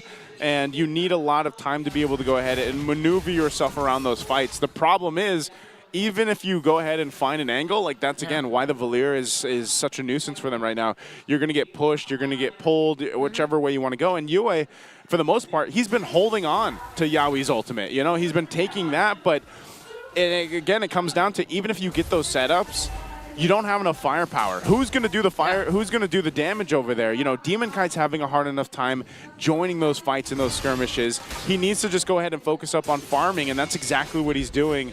So they might try to play some of the macro level here if they also decide to give up this Lord. And that's an Ice Queen wand now picked up too for Lancey. So those fireballs and those torrents are going to be even more annoying now that you're slowing down too. Yeah, even Benny Cutie close to a Holy Crystal already. So in terms of fighting back, as you mentioned, it's going to take a lot more minutes for Aurora to be able to counter it out. And I do agree with what you said. They have to focus on the macro, utilize what they have with the Renegade chip instead of going for the contest, which could end badly for the Northern Lights. Just make use of the time of the split push and at the same time try to delay TNC as much as possible. I feel like Aurora's really trying to do that, but TNC, they're just grouped up together all throughout. Even when they had to work on the wave that was pushed by Aurora up top, none of them wanted to do it alone. And so Renegade might not find the best target. And it's now that he gets to find one. No, it's Coil who gets to dodge everything else. And look at that, Fist Break, Fist Trap landed once more onto the members of Aurora. Now they're falling one by one, and it's only Renegade left alone. But he can only do so much. It's a wipeout for TNC. A disaster of a Hail Mary play from the Northern Lights. TNC 5 steps ahead. Crucial fist break, fist crack combination from Yawi. And this could be an endable angle. We might see a game 3. That is what I was talking about with the chip. It either works for the team or works against you. And that was a clear moment where the chip works against you. And so Lord coming down on the bottom side, they might still be able to defend this. Oh no, but look at Edward not being able to sustain the damage anymore. And now they're taking away an inhibitor turret from Aurora. They slowly gain access towards the base. And we're just 10 minutes into this game. Holy Shields popped in the middle, but Aurora was still able to salvage it. But the lead of the Phoenix Army already at almost 9k, and looking at the items, it's pretty good for Benny Cutie. Already has the Holy Crystal, and compared to Dominkite, just the Hasklos and the Windtalker, it's going to take a lot more minutes again for Aurora to be able to punch back, assuming that Yui could also have a beautiful fist break, fist crack combination up against TNC. Yeah, again, the Valier is such a good pick against this chip pick. Hold on. They go to the replay, but looking at the right side, they're trying to go for Jay. He won't be able to make it out alive. And this is a quick replay of what happened earlier at the purple buff. It was really unfortunate for Aurora. I mean, they were able to find Coil, but Coil had a shadow. He was just able to escape and dodge everything else. And now with Renegade out of the picture, TNC might actually go for this. Conceal for TNC, waiting for the perfect angle. We can see Yawi leading the charge. Will they go for the setup? You already used this fist break, fist crack to clear out the minions, and a beautiful defense from the Northern Lights, but they have to make more because in 40 seconds, Lord will spawn up. Yeah, I'd rather just see them give the next Lord up too. unless Renegade tries to go for a Hail Mary play again with the shortcut, then you know that's kind of what RORA's position is right now. They're not going to be able to really contest any of these objectives. They're going to have to kind of just buckle down and farm up. You know, if you look at Domenkite, he's got 3 items right now. He also has that Malefic Gun, so he's got a little more range here, the Haas Claws, but we're just seeing all these team fights kind of break out, and then they just get collapsed on. There's not really a moment just yet where they're actually able to go ahead and look like they have a fighting chance. I mean, even for Edward, what a contrast from the previous game he had where he was able to just go ahead and pop off in the Kalea. Here's Renegade again. Oh no. He's going to conceal. He's going to get spotted out. They might put enough pressure here. Demonkite's actually pushing up top still, so TNC might have to respond to this. They're fighting for this Lord. It's sitting at half health, and they send Benny Cutie up. They might go for this Lord take now. Renegade waiting to cast that ultimate, but Coil gets the Lord! Coil gets the Lord, and Domenkite with his attempt to damage the members from behind becomes successful in doing so. Lancey is down, but look at the Edward. He will be traded out too. Benny Cutie is the next to fall, and 3 Martisi takes down Renegade, but they're still going for it. UA won't survive this. Demonkite, the Kite Brothers take down 3 Martisi! It's a 2v2 situation, but TNC was able to secure the Lord. Demonkite tried to go for the inhibitor up top, but they had to try and contest for that Lord. A 5k gold lead still for the Phoenix Army, but now they might go for the end angle because the Lord is sieging in onto the bottom lane. It's actually really impressive that RORA was even able to go ahead and get what they did through that. Again, playing around the macro is probably going to be the best option they have right now for this game. They will clear this Lord out, so they're going to be fine. They're going to stay in the game. They got quite a bit of gold over on their side too, and you're starting to see some of the damage come online for Domenkite. He still needs a lot of time though. They actually still need at least another couple minutes. They might be in a better position for the next Lord. They could actually play around the same thing, you know, try to push the long lane, try to push that bottom side if they can. And so TNC, they have to make sure that they don't fumble that because they've got quite a bit of a lead. They have a ton of itemization advantage too against RORA. And when you really think about it, I mean, even Coil hasn't died yet. He's 9-0-8 or something like that. 9-0-8. He's online, but still, they have to keep an eye on Demonkite. Demonkite's the one making these moves across the map. Yeah, and Domenkite too, he was already able to find the right position earlier to land his heavy crossbows. There's the glorious pathway. Coil goes in, looks for the backline, but just gets bursted down. Renegade in an attempt to go for the sandwich play, gets taken down as well. The shortcut's already out of the picture, and Edward's left alone in the middle of 4 members of TNC, and that's a 2-for-1 trade so far. A quick response from the Phoenix Army. They went for the fist break, fist crack combination after Renegade was able to cast that ultimate. That's why Aurora wasn't able to clap back. They do, however, get Coil. But now TNC, they have 4 members pushing in onto the middle lane. They're going to respect the capabilities of Aurora as Demonkite tries to go for a split push. Big shutdown, though. That was big shutdown gold on Coil.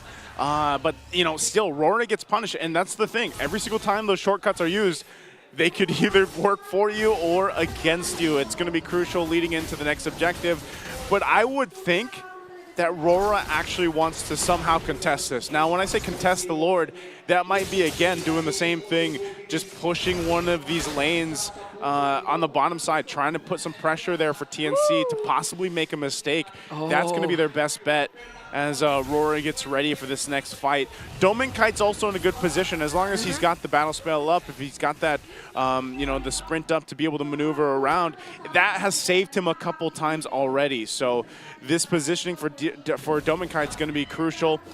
Okay. I thought he was okay. Oh, hold on. Renegade's still there. It's a good seal! But the shortcut doesn't get landed. There's no way out for Kyle, and he might just be taken out by Aurora. A successful pickoff, but TNC, they're going to go for the counter engage. Lancey trying to chase after Edward. Sacrifice. The rest of the members will be able to recall, but Edward is left alone as a sacrifice. Enough time bought for Edward because Renegade was able to split push up top as well.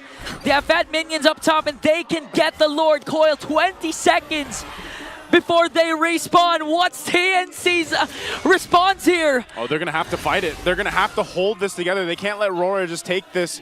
Domenkite does go ahead and just push a bot, so it looks like they'll take what they can in terms of these turrets. and just wait to go for another fight from TNC. That was a great play from RORA, but still, they have a lot of ground to cover to be able to win this game in a sweep, win the series in a sweep. Yeah. Seeing the items here too, you're getting to a point where it's getting pretty deadly. A Divine Glaive now too for UA, still working here on the next item. You've got a little bit of tankiness now for Renegade, and Edward is going to be crucial tier 2. Now that he can withstand some of the burst, you know, he's got some of that survivability now to deal with TNC. Sometimes it might just be him surviving those extra seconds and not getting bursted down right away. So this is now a tough Lord for TNC to take. They are going to start it up and go quite quick, though. Are they bursting it down? The blitz? Renegade looking for a target from behind, but Coil still secures the retribution. Demon Kite's down bottom, making work of the game as well. But the clash still proceeds here up top. Will this actually be an end angle for Aurora? Edward, though, is not going to take, or will be successful in zoning out the members of TNC. And that's enough to split the attention of the Phoenix Army. Because that was a 4-on-5, but Aurora was still able to take down through Martizi and get an inhibitor down bottom. Now they're going to make quick work of the Lord. TNC, the pressure is on. They want to use this. They want to try and go for the push. They're waiting for a setup from Yaoi, but again, they have to respect that they don't have the numbers. And we can see the lead of TNC diminishing. It came to a point of 9K gold lead. Now it's down to 500. RORA, I'm going back to what I said nearly 8 minutes ago. They just have to play the macro, and that's what they've been doing now. And look what it's got them. The gold lead that was TNC is completely gone. Yeah, they have more kills and everything else, but at this point, that doesn't matter. They are losing to the macro game, and RORA has been slowly choosing these moments around the map, actually playing around the chip. And TNC, they can't let that to continue to happen here. Yeah. They do hold on to more base turrets, yes, than RORA, but when that Lord comes up again, how are they going to adjust themselves? Because they haven't really had an answer for that yet. Yeah. They haven't been able to answer that side lane pressure, and that's one hit away up on top. You can expect RORA to go for that too. And you're seeing the team fights break out too, because they were able to catch up in items, and that's now Blade of Destruction picked up here for Domenkite. He's locked in, and he's ready to go ahead and win these fights. And that's why in the last one, even though it was a 5v4 for the most part, RORA survived. RORA was able to pump out enough damage and survive that fight against TNC. So what this means is basically it's an even ground when it comes to the team fight for this next objective, unless TNC gets creative themselves. And that might be the option that they have to rely on for winning this game. Yeah, they have to think outside of the box. Just trying to wait for Renegade to make a move and eventually gank him, force out the shortcut play, but we can see Demon Kite again controlling the macro, creating a split push after split push. And that's the thing, TNC, you would expect Coil to also do the split push, but with the presence of a chip, it's literally dangerous for Coil to try and attempt that. They need to help him. Yeah, if they want to do it. They need a 5-man split push. Which was something they were doing earlier, but the few moments they decided not to, Aurora clearly took advantage of that. So now whenever they want to kind of manage the waves, the pressure that Aurora's doing on the other sides of the map, they have to at least have someone on standby. Yeah. They have to at least ensure that they can be ready to go for the counter engage up against Aurora. But this is an evolved Lord we're talking about right now. Ooh. If we're going to look at the stats again, one team has lost after getting an 18-minute Lord, and that was TNC in day number 1. They don't want to replicate that again. Edward goes in. They're going to burst this down, and for some reason, Domenkite secures the Lord! And now TNC are just forced to fight back with Demon Kite somewhere else. They're still going to take their advantage in this. They take down 3 members of Aurora, and Demon Kite will go home! Oh my goodness, I don't know if that's going to be enough. They do hold on to that turret, so still the top one doesn't fall, but they got the Lord some way, somehow. Domenkite gets this one. Oh my gosh, Domenkite. It's going to be a base race. It's going to be a push. But Domenkite decides to go home and try to defend. There are minions for TNC in the middle lane. It's the Kite brothers left to defend, but they immediately get denied by TNC as they successfully bring us to a game number 3. And there you go. They don't need the Lord. They don't need any of that. TNC will go and get the W, taking it to game 3. Woo! redemption for the Phoenix Army. Coil, 3 Martisi, it's looking good for them as we head on to a game number 3. I am finally feeling the MPL Philippines Game 3 fever. I am feeling the Brigida curse. All over again. Brigida bless. Oh my goodness, that was a 20-minute plus game, or almost a 20-minute game of back and forth. No, I wouldn't consider it back and forth. It was clearly TNC in the lead, but for some reason, Aurora with the macro. It's, yeah. I mean, like, even looking at this, you're like, TNC, you can't let this one go. Like, from start to finish, they were so dominant throughout this game, and I was surprised. I guess that also just shows the veterancy of Aurora and how they were able to find, you know, these moments across the map to be able to crawl back into the game. But TNC, just the lineup that they had also allowed them to go ahead and just have these team fights.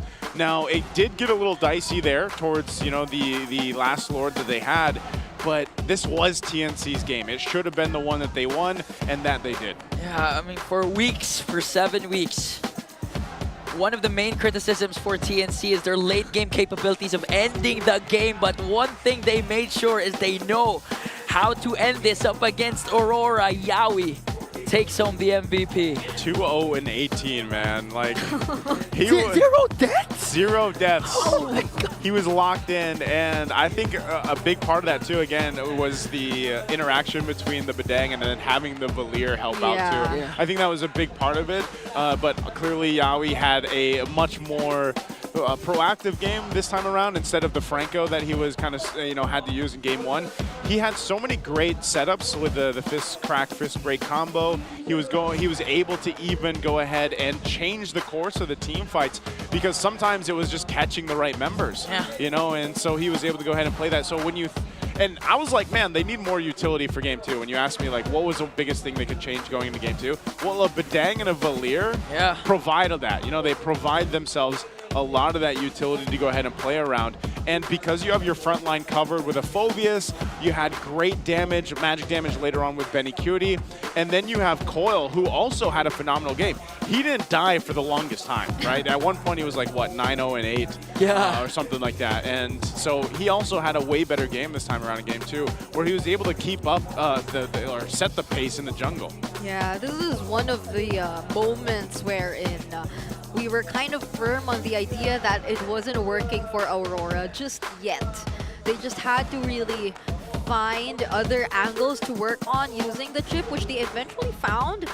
And it was during all these messy team fights wherein we see their presence of mind still intact, really. The way that they're able to assign either Dominkite, either Demonkite to work on the map all the while these team fights are happening, just to ensure that TNC would feel even just a little bit of hesitation, which worked wonders for them whenever there was a team fight that was escalating. Because look at this, look at how TNC for sure had to decide on whether or not who is going to recall, who is going to defend, even up until the very last moment. But this is the decisive TNC you like to see. Yeah. Once they get an opening, they do not allow the opposing team to prolong this game any longer. I mean, Aurora was able to prolong it to 21 minutes. Up until the 21 minute. Up until the 21-minute mark. But yeah, I agree. Yawi already have all bases covered whenever he sees Renegade, his former teammate. He's ready to cast a fist break, fist crack combination, assuming that the ultimate will be casted. But looking at this game, I honestly think that this is a good representation of literal pure athletes for TNC. They brute forced their way into this win up against the brains and the macros of Aurora. It's crazy when you think about how difficult it seemed like for TNC though towards the end there, because it's like they had that big lead. They've been dominating the majority of the game, but then there was like just this moment where it's like, why can we not win? You know, it's like we have this lead. We can't deal with the outpacing that a chip provides to a lineup, you know, because that's the thing. If you have a Suyo who can also move quite fast himself as a hero, but then you have a chip that allows you to split push, but then show up through the shortcut, then that provides a lot of value to the team. And that's why TNC kind of was in a struggle of kind of the juggle of, do we go defend or do we just Yeah. force this fight and hope that we overpower them? And that was the game plan for the longest time until eventually that overpower them wasn't an option anymore because of Aurora was able to catch up itemization-wise. So it was just it could have been a worse slope for TNC, but they held composure, and I think that's the biggest thing here, is they were able to go ahead and readjust when they needed to. They were still winning the team fights, and they were still able to get the victory here without it getting too out of hand. Because remember, too, that could have been bad if more members of Aurora didn't go down when the Lord was taken, you know? But it was a good decision to be like, you know what, forget the Lord, let's just go push into the base and win this game here. So BPI Rich Guy is going to be Demon Kite just because of how much farming this guy did. Yeah, one of the rare times where the losing team actually won the BPI Rich Guy. It's mainly because of all the split pushes he was also creating towards the late game. And at the same time, a huge shutdown onto... was he the one who was able to shut down Coil, I believe? If he got the kill on Coil? Yeah. That I'm not sure of. But either way, it was He was just everywhere. Yeah, everywhere. It was a great way to actually bounce back despite not being able to secure the most ideal early game farm as the Suyo. So our predictions are quite accurate. I was TNC 2-1, guys. I was TNC 2-1. No, we were all 2-1. So at least in that regard, we Aurora are. 2-1. Okay, I believe in the Phoenix Army. I'm carrying the legacy of Rail. I'm still believing in Aurora, dude. 2-1. Yeah, I mean, okay, let me swap this out. But yeah. Did you take his? Yeah. Because he's Rick, you're just way too strong that you broke it. Yeah, I know. The result of working out. Nice. She's been in the gym. That game was so intense. Family that lives together breaks things together. Breaks things together. Again, the stakes for Aurora is just too much compared to TNC, because TNC, they're banking on having momentum coming into the playoffs, but for Aurora, it's a chance to secure an upper bracket slot. And now they were supposed to be able to check a lot of conditions by beating Omega and eventually TNC, but now, as we head on to a game number 3, TNC could actually prevent Aurora from trying to go for the upper bracket. Yeah, they can actually slow down Aurora's chances of getting into the upper brackets. Yeah. And eventually, it'll be so sad for Aurora if this actually is the beginning of them completely losing their chances or something. So like, that's heavy. That's gonna be heavy. That's gonna be, I guess, an achievement too for the Phoenix Army, because they're yet to secure a win against one of the top 4. Yeah. And it will be a lot more of a value if it's not just them getting a win against the top 4. It's them actually really shaking up the top 4 standings, because they're like sitting pretty in top 5. So and they do it with a different lineup. Yeah. Like, you know, so then it makes you wonder if this is going to be TNC's first victory against a top 4 team with Coil and 3mar. Yeah. Like, what does that also say about what they decide to do for playoffs? You know, like eventually when they get there, because I will say 3mar and Coil have been doing an amazing job. Yeah, and that's the thing that makes them more dangerous. Phoenix Army extending the series to a game number 3, but let's head over to Hans Galeria and Talusi. Maraming salamat sa ating mga casters. It is all one between TNC Pro Team and Aurora. Ito ang kanilang pagkakataon at tsansa. Nakikita nyo naman. Gusto ko malaman, buhay pa ba ang Phoenix Army? I wanna hear you. Come on, guys! Everybody is A-okay as of the moment. Pero bago tayo dumako sa game number 3, meron muna tayong bisita. Actually, he's not here with us right now, right? Nasaan ba siya, Hans? He's actually online, but we will get to meet him right now. Everyone, introducing one of our MPL Philippines streamers. There is Aljus. Aljus! Hi, Aljus! Hello! Kamusta ka naman? Kamusta ka naman? Okay na okay, Boss Hans. I like it. I like it. Ano bang, pakilala ka naman sa lahat ng mga hindi pa nakakakilala sa'yo dito. Pakilala ka naman, Aljus. Ako po si Aljus TV. Taga-Tugigaran. At marami ko natututunan ngayon sa MPL ngayon, mga pro. Dati ako cancer, ngayon konti na lang. Dahil marami ko natututunan sa MPL ngayon. Sobrang ganda ng mga laban. Lalo na kahapon. I like it. At least, mas madalas ka na nanonood, mas marami ka natutunan. No, Kalusi? Oo, nalito nga ako kung si Aljus ba to o si King Kong eh. Ay, oo nga. Parang pwede, no, Hans? Pwede. Pero Aljus, Sabi ko na nga po eh, matanong lang kita, no? Sa mga plays na napanood at naging content mo, ano doon yung masasabi mong pinakamalupit or yung favorite play mo? Favorite.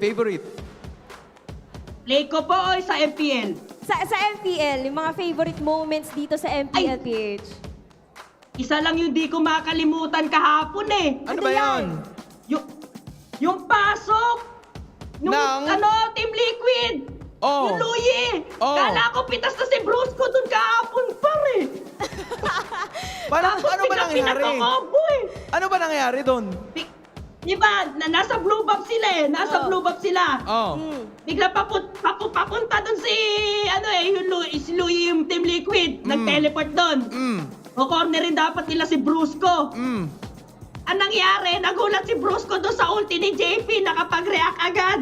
Paano yung gulat? Tapos pinagkokombo na sila. Nagkabaliktad pa. Sayang! Ramdam na ramdam ko yung gigil eh. Sayang nga naman. Ang ganda! Ang ganda, oo nga. Kahit ako, dahil sa explanation niya, naalala ko lahat eh. Oo, iba yung storytelling ni Aljus eh. Ramdam mo. Pero speaking of the teams, since na-mention mo na rin yung TNC Yan. Gusto ko yan. May 4 na teams ang naglalaban for the upper bracket spot for the playoffs. TLPH, RORA, Onic, and Falcons. Ano yung prediction mo? Anong team doon ang mapupunta sa top 2? Oo nga, feeling mo finals doon sa 4. Feeling ko po Onyx siguro? Sa bagay, kung naman si King Kabuhok Kong niya na eh. Kasi magkamukha kami ng buhok ni King Kong eh. Okay, sabihin natin Onic yung isa. Sino Ano pa yung isa? Sino yung isa? Boss Hans eh. Saka Ma'am Kalusi, mahirap mamili lahat, malakas. Pumili ka! Namili ka na nung isa eh. Kailangan meron ka isa. Nagdadalawang isip ako eh, kung Falcon o Aurora eh. Okay, I see it. So it's either Onic, Team Falcons, or Aurora. Yan nakikita mo. Opo. Okay, I like it. Speaking of which, Aljus, di ba, fortunately, hindi ka pa naman kukunin sa background mo, pero lumipad ka na. Di ba, nakalipad ka na, nagpunta ka ng Malaysia nung nakaraan as an MPL PH streamer. Kamusta ba yung experience na yun? Masayang-masaya po, Boss Hans. First time ko makapunta sa ibang bansa nun eh. Hindi pa dahil sa Eben. Talaga? As in yun yung pinakaunang lipad mo ever since? Opo, sobrang saya. Tapos, nakikita ko yung mga kapwa ko content creator doon. Nung katabi nga namin yung mga taga-Myanmar doon, di kami makapag-cheer na maayos, natatakot kami. Bakit naman? Mas mainit pa nga po yung laban ng Myanmar sa Philippines kesa doon sa Indonesia. Ito na lang. Aljus, sige. Mabuti nang nabanggit mo yan. Saan ka ba makikita ng lahat ng mga MPL fans natin? Madalas po ako nasa Facebook lang. Ayun, sa Sige, Facebook. pwede na siguro yon. Hanapin nyo na lang si Aljus sa Facebook. Aljus, maraming salamat. Binuhay mo ang natutulog na katawang lupa ng mga tao sa MPL Arena. Babalik muna kami sa mga casters. Kita next time. Bye-bye. Ibang klase si Aljus, no? Parang kulang na lang pumasok siya ng screen eh. Pero okay na yon. At least, napaalala niya sa atin kung ano ba ang remembrance or ano yung mga favorite na memories niya sa MPL. Oo, yung saya niya may kasamang galit. May kasamang galit, excitement, giggle. Yun din yata ang mararamdaman ng ating mga manlalaro as we head into game number 3. Kaya naman, casters, balik sa inyo. Thank you so much, Hans Galleria and Kalusi, for that all-access segment with Aljus TV, one of the MPL PH race streamers. Reminds me of Mirko, man. I don't know, maybe it's the red hair. Shout out to Mirko, my other son out there. I like how he mentioned King Kong as comparison, but here we thought of someone else. We thought of Mirko. Shout out Mirko. I mean, I get it. The energy was there also for Aljus TV, not to mention the red. I think it was orange. Oh, well, I'm colorblind, so. It was faded red. So. Oh, yeah, faded red, but enough, close enough with the colors of the Phoenix Army as they pick also. Ooh. This time around, blue side. Oh. So they're changing it up a little bit. Yeah. It's been 2 games of Aurora on the blue side and the usual ban we see. But now we might see something else. That's something interesting. I'm thinking. What are you thinking? I don't want to think too hard, but I'm thinking that TNC wants a Kelra. Oh. Yeah. I mean, they're able to, or at least go for the, have the decision of getting a Kelra or Matilda, but in this case, they take out the Matilda for themselves as well as the Lucas. And for Coach Master the Basics, the Chip and the Joy will be out. One thing to note is that Jushin is still open. Yeah, it is. And the Fanny. Aurora. And the Fanny, yes. Are they going to leave the Fanny open and then TNC is going to go Fanny? Well, if they are going to go for the Kelra, they might be okay with the Fanny. Oh, since they have some sort of crowd control to respond to it either way. But that'll still be something Aurora really has to consider. I mean, it has been slightly nerfed too. So like the early game damage isn't as much as how we were used to seeing the Fanny before. So. You need faster hands now.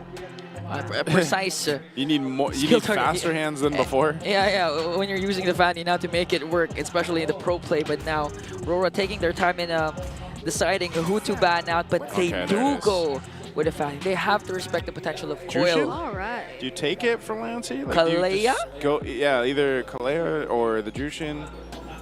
Because if it's not picked up, I almost feel like Aurora would pick up Jushin. Jushin Harris for sure for Aurora. Could be. Oh my goodness, what do you go for? I'm leaning towards the Kelra though. I think you do take Kelra because you can still flex it. Yeah, and this is they take the Jushin instead. They watched. Well, Yaoi has a lot of other heroes to choose from too, but you will be playing against the Kelra if ever Aurora does pick it here, so that'll make things a little bit harder, especially if you're considering the likes of the Jawhead and something. Okay. Kelra, Harith, or could secure a potential jungler already for Demon Kai, but the priority is for Aurora is to have good enough mid lane pressure. Harith? Oh no, the Phobius is banned. Phobius is banned, yeah. So they're okay. You go Kelra for sure. Kelra, you don't want to give the Jushin Kelra. Yeah, I think you take that. Maybe that and the Harith might be one of the safer options here for Aurora. There's the Kelra. We'll see if they go with the Harith. Nope, they're going to go ahead and take an Eve instead. That's interesting. The Eve coming up at this point. Yeah. I mean, it used to really be the go-to response immediately against the Jushin, or it could probably Aurora trying to hide a bit of what they're planning to show in this draft, so they get to reveal something that's a little more obvious, at least for them.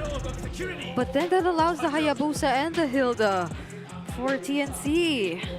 Yeah, Coil just had a phenomenal game, so not surprised that they go with this again.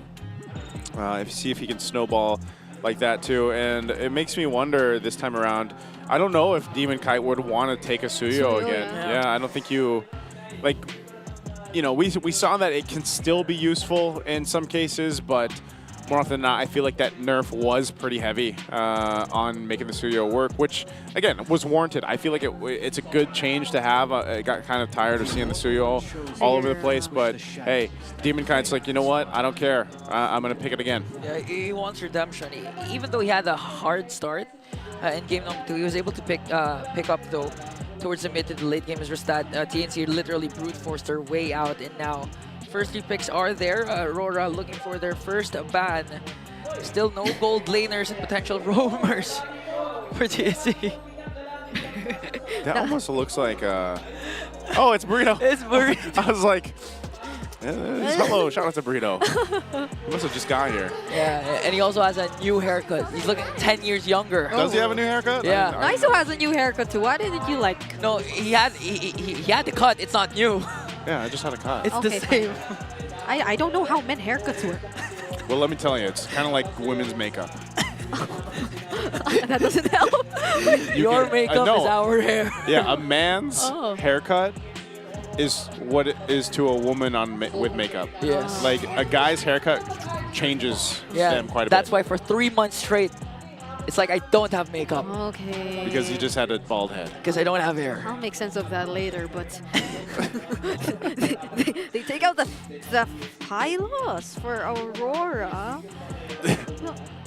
Don't know if Edward would have picked that again, but Yeah, I mean, there's no Valir anyway. Yeah, might as well take care of that. Deal with it. We'll see if they still go with XP lane too. XP lane options here for TNC. Aurora went with the gold lane. This is actually going to leave an interesting thing for the gold lane, though, since both teams haven't picked it up. And, you know, so far we've seen some of the drafts where those gold lanes are picked up in the first phase. Aurora. So, no Harith, no 1-1. They might want to immediately pick up the Moskva, right, after this. Moskov, Granger, maybe? Yeah. Since they're the ones who are picking after the second banning phase, so... But I'm still in the picture. And looking at the XP lane, why do I feel like Arlo's gonna pop up today? I would have felt it too if there's a... I would have thought that it's more likely if there's a Fredrin, but... Yeah. It's a Suyo, it's a Hayabusa, so maybe not. I don't know if you wanna like. Oh no! Oh, good ban. Okay. Good ban. So do they pick up their gold laner here? That's Took on the 3 gold Moskov. lanes Yeah, taken out. that's a whole lot of gold lane. Again, you have Granger, you have... What else have we seen pop up? Nathan. Clint, yeah. Bea. Irithel. Oh. Harry. None of the above. None of the above. I'm glad that the gold lane has changed a little bit, though. Yeah, Like, finally, We're I'm actually so used to happy. the Harith Granger matchup. by the time we get to the playoffs, we're going to see a lot of different stuff. I hope. And that's good, because we've spent, what, more than 7 weeks on a lot of It this. was since last year. Yeah. Since S14. What's the Yaoi hero? There's still the Badang, Jawhead. Yeah, right. Now, Matilda's banned out, so we got, Badang. Badang is open. And does Benny just go for the? Oh wait. Bruno. What if they go for like? What's the safest here? Is this Bruno, maybe? yeah. Got a Kacha, Granger. Granger's still there, even though he got nerfed. Still pretty good option. Still play around the range that you have. And got a Kacha, of course. Yeah. Is this Kalea gonna go into the EXP or the Rogue though? Like where are they likely gonna put this hero? Because at least for now you know the matchup. I think it'll be okay in the EXP. So do they want to pick up a Renegade hero in this scenario? Like, Well, I mean, there's a Cho. yeah. There's still a Cho. The ultimate showdown again. The ultimate showdown could be Or the Jawhead. Jawhead Show. Or if you want complete control, complete AoE, could go with the Tig. Or they do the Badang. Or He's the gonna go Badang. Joe. He's going. Oh, never mind. He didn't go Joe. So it's gonna be a wrong Kalea. Okay, we were wondering. I love that 1% contention rate because he's the only one that's played it, and that's fine. Let Edward bring out the Esmeralda again. Get rid of those shields, man. Get those shields here. And that's when it comes to Edward using the Esmeralda, it's not just the shield; it's also the setups that comes from his falling star moon. We've seen it yesterday, wherein he had game-ending setups connecting 1-2-3, so that could be a thing again for Mr. Consistent coming into this game. And looking at the lineup index, so far it's leading towards the side of the Phoenix Army. They can layer their skills pretty well if you're Aurora. Like the Falling Star Moon into either the Tidal Strike or the Tsunami Slam. Or RWM. Or the RWM. There's so much AoE in the side of Aurora. Okay. This is gonna be really interesting. TNC! Welcome to Mobile Legends! But Aurora brings out the Esmeralda once more in this game. Another old reliable used up here for Mr. Consistent as they look to regain control of the series and take down the Phoenix Army. We're in game number 3. TNC versus Aurora. Yep.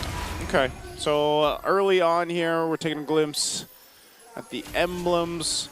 a whole lot of extra damage going over here for TNC, which is going to be crucial. Also, the two tanky members, right? The Hilda and the Ganakacha. Oh, hold on, Renegade?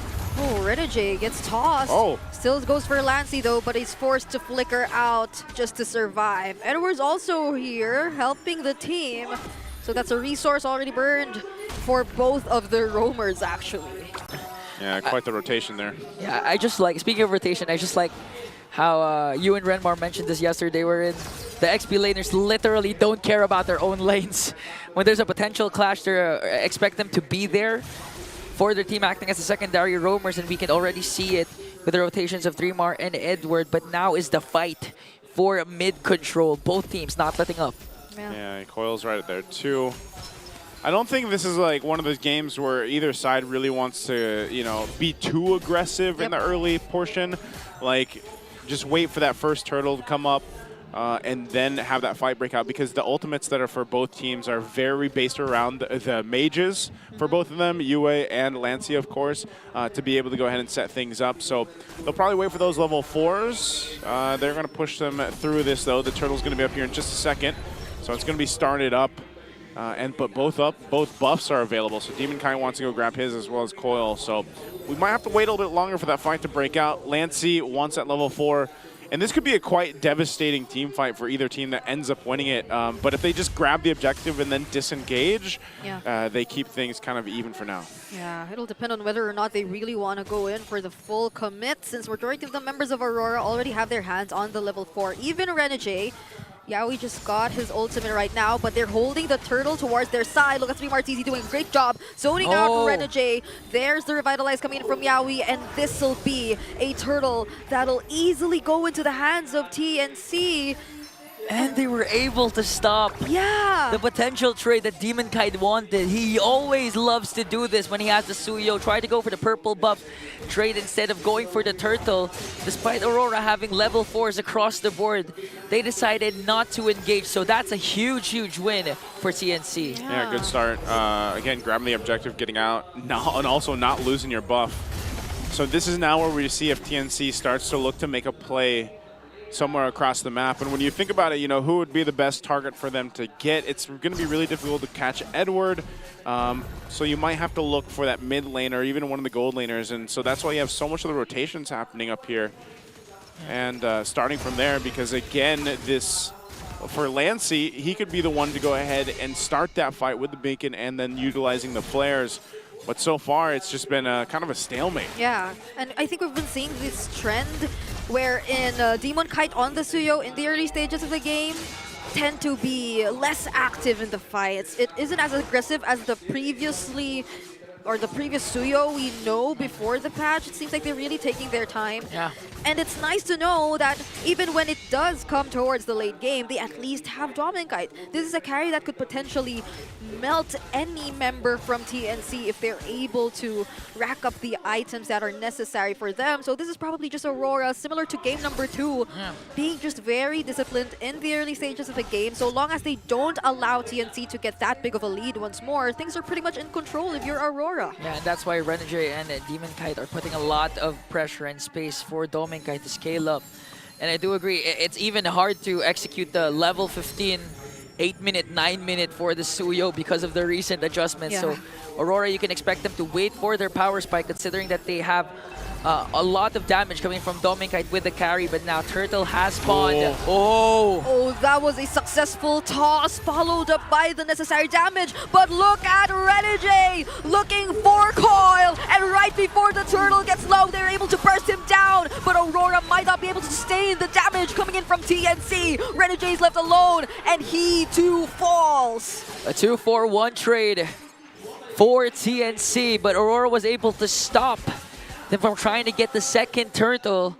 And now we're seeing the effects of how tanky and sustained TNC's lineup can. Good Yaoi AOG and revitalize after to make sure Aurora cannot escape or deal damage that they need to bring down members of TNC, as TNC will secure an uncontested turtle. TNC is going to secure that again. Objective for them, further in the gold lead just a little bit, but that's the thing, you're seeing that team fight potential, especially if Lancey decides to go ahead and grab someone with a flare and he just hits the glorious, the glowing wand here too. Yeah, I mean, Lancy, with the Brave's Might, with this kind of hero, can actually be a little more aggressive in terms of positioning, but hold on. Here up top, Renegade trying to look for 3 Martizi. Might just fall to the turret shots, and Coil catching up with the Yogi Shadow kill as well. Dominkite with a flicker, but still won't survive. Yu is the only one who makes it out alive. No, that was a 3-on-1. 3 Martizi was able to hold his own and let Renegade deal a lot of turret damage. That's why Coil, easy Uwigi shadow kill to bring down 1, and they also get a turret down bottom. Not looking good for Aurora as TNC's lead balloon up to 2.5. Yeah, almost trying to trade some of those objectives out across the map, but again, Coil getting those kills, getting built up on this Hayabusa is going to be pretty troublesome to deal with. And so you have RORA on the back foot right now. Nothing too crazy, just a couple thousand gold. And they know that this lineup's going to have some time to build up too. I mean, even this carry pick for Dominkite is going to take time. But Benny Cutie is having the easier option right now just because of the fact that the team, what they're doing across the map. Oh! Okay, Tsunami Slam denied by the Purify from Lancy, as you mentioned. And they might actually force their way into pressuring the mid lane a lot more, which is going to be a lot difficult for Demon Kite. I mean, look at how much trouble he has to go through just to ensure that he gets the necessary farm. Okay, another base race coming here as Benecutie tries to work on the top lane. Aurora sends five heroes just to try and take down the bottom and protect Dominkite, their main carry later on. As the Lord spawns, TNC's trying to get numbers in the Turtle Pit. Let's see if Aurora will try and contest this, or will Demon Kite go for the purple buff trade? This would be a good one for them to go ahead and contest. They are in position, the full team here, and so they might rely on Renegade to go for the pick off of the Tsunami Slam. He's got a flicker available. 3mar is going to spot them out. Yep, look at the pressure coming in from 3mar, but once again, Kyle gets found by Renegade and bursts it down too. Now Aurora with the real world manipulation are actually finding their way to fight back against TNC. 3mar, TZ, Lancy, and Benny Cutie have no choice but to run away. What a great pickoff. As soon as I mentioned it, it's going to be up to Renegade to go in and utilize that flicker and the Tsunami Slam. He does just that, finds the right mark. It's Coil that he gets, and then Demon Kite's able to go in and get the objective. So they go ahead and diminish the gold lead that was built by TNC, so back on even grounds here. And those are going to allow them to get a couple key items too. You now have Dominkite with the 2 out of the 3 items that he's building up on this carry. Golden Staff, Corrosive Scythe. They're going to try to get some of these turrets down though, again, because they need that space to work across the map. But if I were Coil, I'd be extra careful the next time an objective comes up. Renegade's been really consistent in finding Coil in the midst of every single member of TNC, and it isn't going well for the Phoenix Army, who earlier was actually able to somehow set the tempo of this game already. Yeah, it's mainly also because of Yue being a tempo breaker, wherein even if Yaoi casts a good AOG, because of that AOG, it's going to force TNC to fight back and play inside the real-world manipulation set up perfectly by Yue. That's why Aurora was able to clap back during that turtle take. And now with ground covered for the Northern Lights, they have a slight advantage when it comes to this potential first Lord. And as Renegade already has enough vision, they might go for another Coil takedown, but Renegade is going to take his time. Yeah, this is one of the big things too. Some of these key items being picked up, like this Demon Hunter Sword now for Dominkite, so he's got the Trinity locked in. Yue also just recently got the Divine Glaive, so a lot of that burst damage that's working with the combination of when Renegade goes in is going to be even more devastating. It's something that Coil always has to watch out for because of the fact that that magic damage at this point hurts. Oh, hold on, 3mar. Okay, he's fine. Going to force RORA out of their jungle, but the Lord is up now. And so this is where we see RORA's fact that they have the Eve is giving that minor advantage to set things up the way that they want to. Here's a conceal. TNC's going to go in. Renegade knows.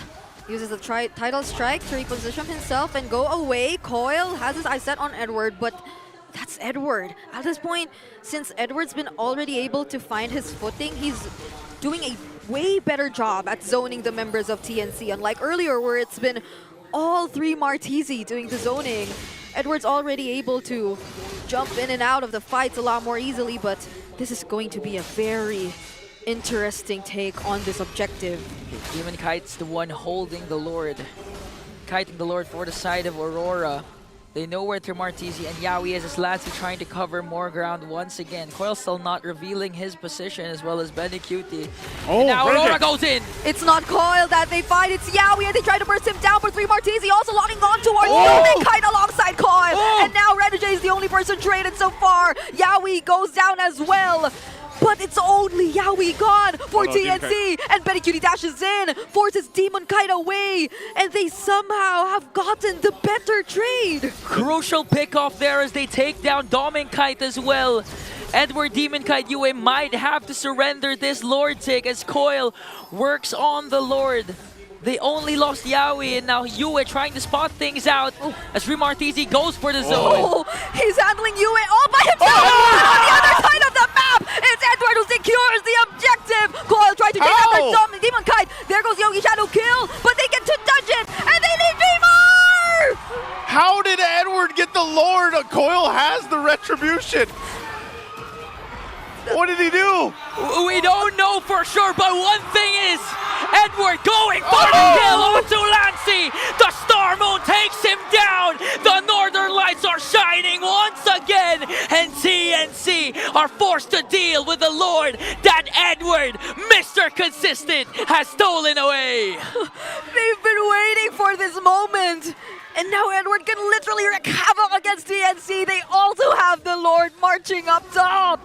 Everyone was so focused on UA dealing with 3-Mar, and then Edward goes in, gets the Lord, and they're going to be able to push into the base now with this. They got the waves pushing in, and they're knocking on these base turrets. Okay. Base exposed for TNC, and Aurora is gonna take their time. They're not gonna force out anything because of the potential comeback play from TNC. But this is unfortunately the second time TNC almost fumbled the late game because of a Lord. I still cannot wrap my head around how Edward actually got to take away. We need the replay. We do, and we definitely need to see it once more, but this is an error that TNC cannot afford to make because Aurora just immediately, with that single steal, are able to turn things around completely in terms of map control, in terms of the gold lead. And now they're looking for another fight here in the purple buff. Yawi, will he be successful enough to look for a setup? Earlier, he was the first member bursted down, but it's not a team fight there both after. It's just denying the buff. No purple buff here again for Coil. Compared to game number 2, he's having a hard time. He started off with an 8-0 for KDA in game number 2, now 3-2-2. And deprived of his purple buff as Aurora trying to cover ground in the jungle of TNC. They might even go for a pickoff here because Renegade, he sees a lot. Yeah, this is, and that's the thing. It's Renegade that's causing Coil a much more difficult game in this game 3. A lot of the times too, again, it's just the combination of Renegade pulling that Tsunami Slam into the real world manipulation of UA, and it's enough damage to go ahead and get someone low or, you know, pop through a Vitalize or some Purifies, and sometimes that might be enough. So TNC, as they get ready for this next Lord, have to kind of consider how they're going to approach this fight. It's been a lot of kind of push and pull, like let's see where RORA decides to go, and then they can actually respond off that. Now, the good thing too is Benny Cutie hasn't gone down. He's been able to farm up quite a bit. So here's a conceal from Yawi. They're trying to get some vision on this Lord. Okay, Renegade, is he gonna go for him once more? There's Trimartizi also doing the zoning, but the Tsunami Slam isn't used just yet. There's the Revitalize already used by TNC though. So Aurora knows fully well the resources that they still have in hand, and Demon Kite secures the Lord for Aurora. Renegade gets bursted down, however, by Benny Cutie, but Trimartizi gets traded too. They're trying to run away because Aurora still wants to go for it. The Crimson Beacon saves him, and they are left to defend once more. Clean turtle take for Aurora for the price of the Hitman. They were also able to take down Trimartizi. And with the base exposed at the top lane, Aurora can actually take down 2 inhibitors, if not end the game. At this point, TNC needs a huge defense, a major pickoff. Unfortunately, Renegade isn't there to lead the charge, so they might be able to defend the push. Coil tries to go in, but look at the damage coming in from Aurora already. Edward, though, feeling the damage too from TNC, and they're able to focus on taking down the Lord. Aurora, too, seems to be disciplined enough, and they're really careful about this siege. Slow and steady. That's all that Aurora has to do. With this, they've got now the 2 base turrets down.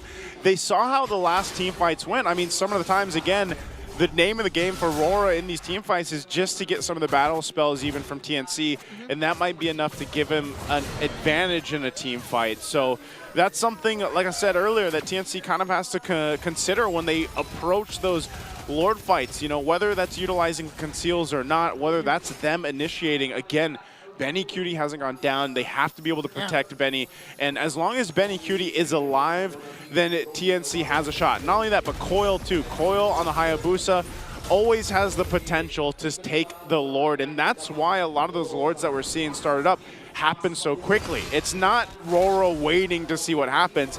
They're being the decisive ones to be like, let's start this Lord, let's go for it. And if we have to team fight, we will. Because of the fact that the way the team fights have been going around the real-world manipulation is giving them that minor advantage.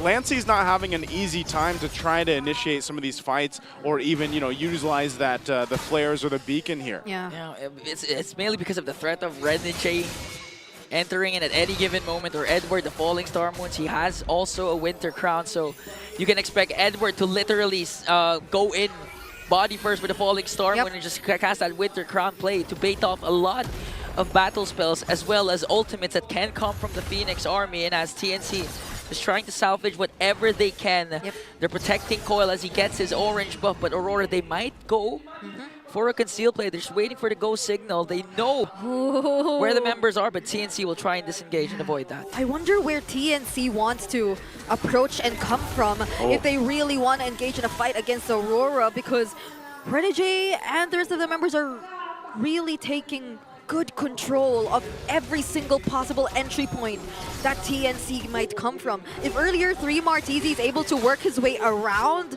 the members of Aurora, I don't see him being able to do that anymore. 18-minute Lord has spawned. TNC, this might be the last effort, the last attempt to try and salvage this game and get redemption up against the Northern Lights. Yawi zoning out Aurora.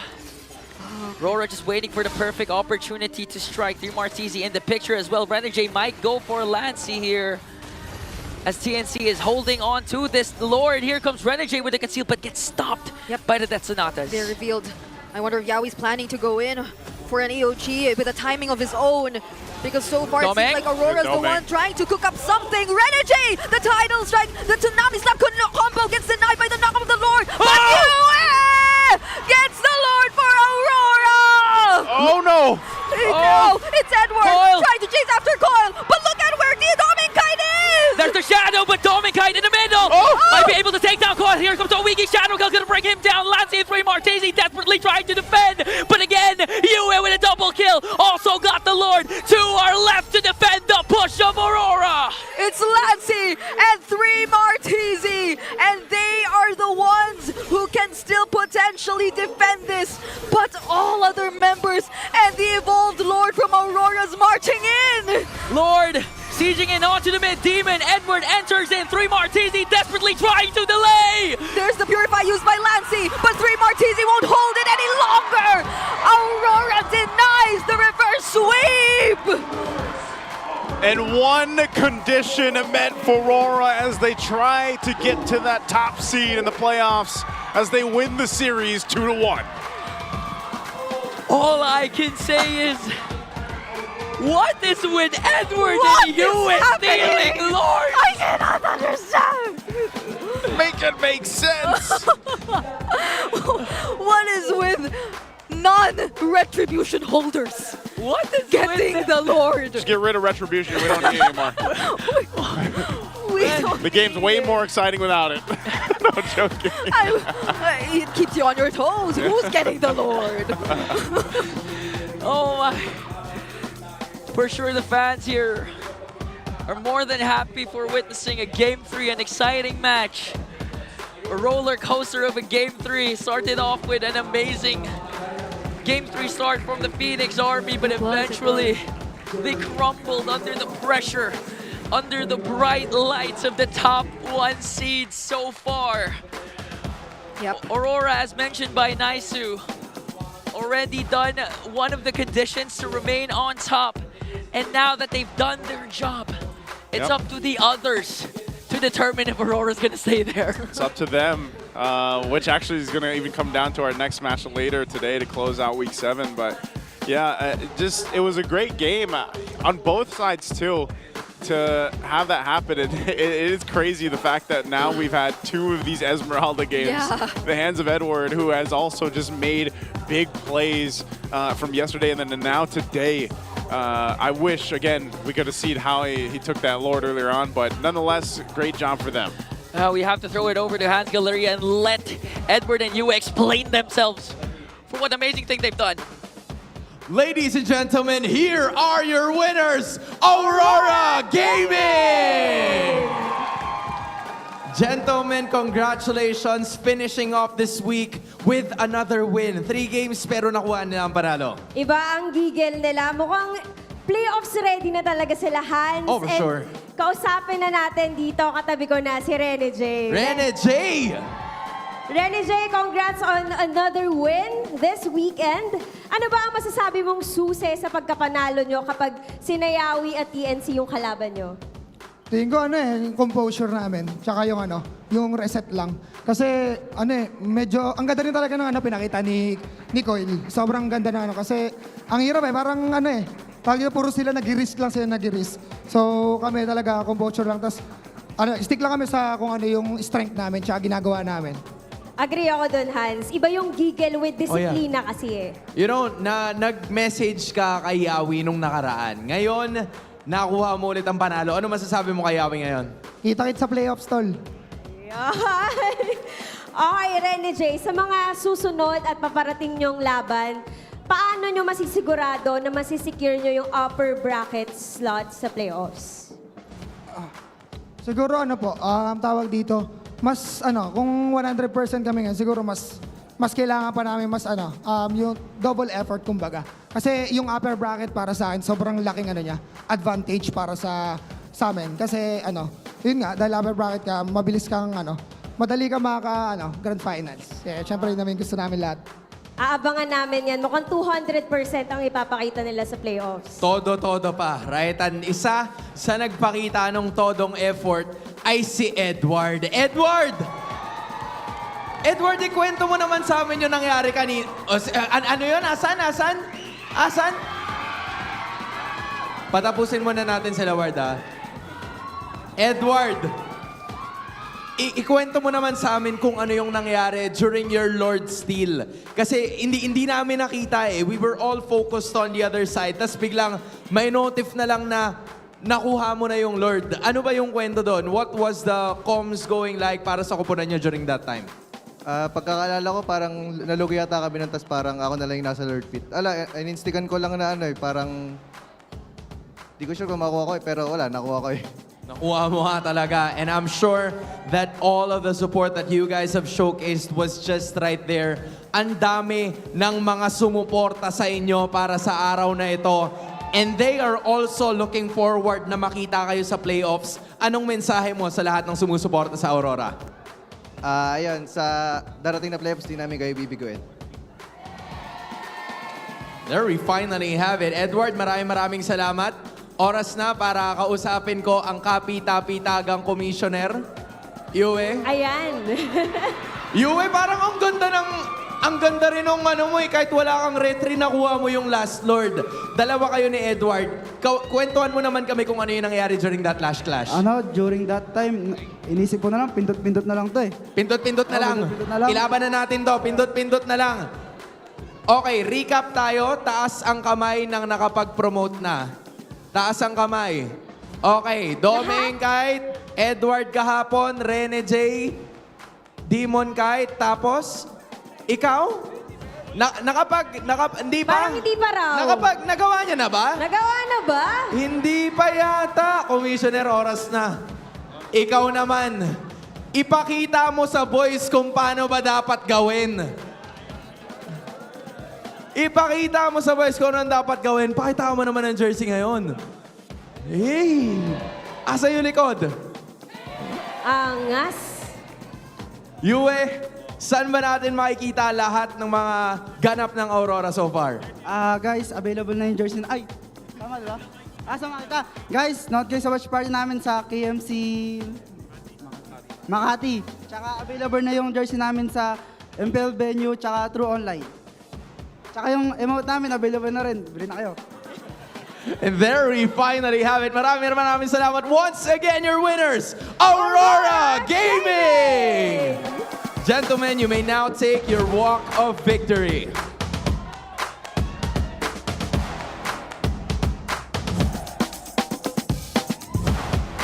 And with that win, you may now take your bow.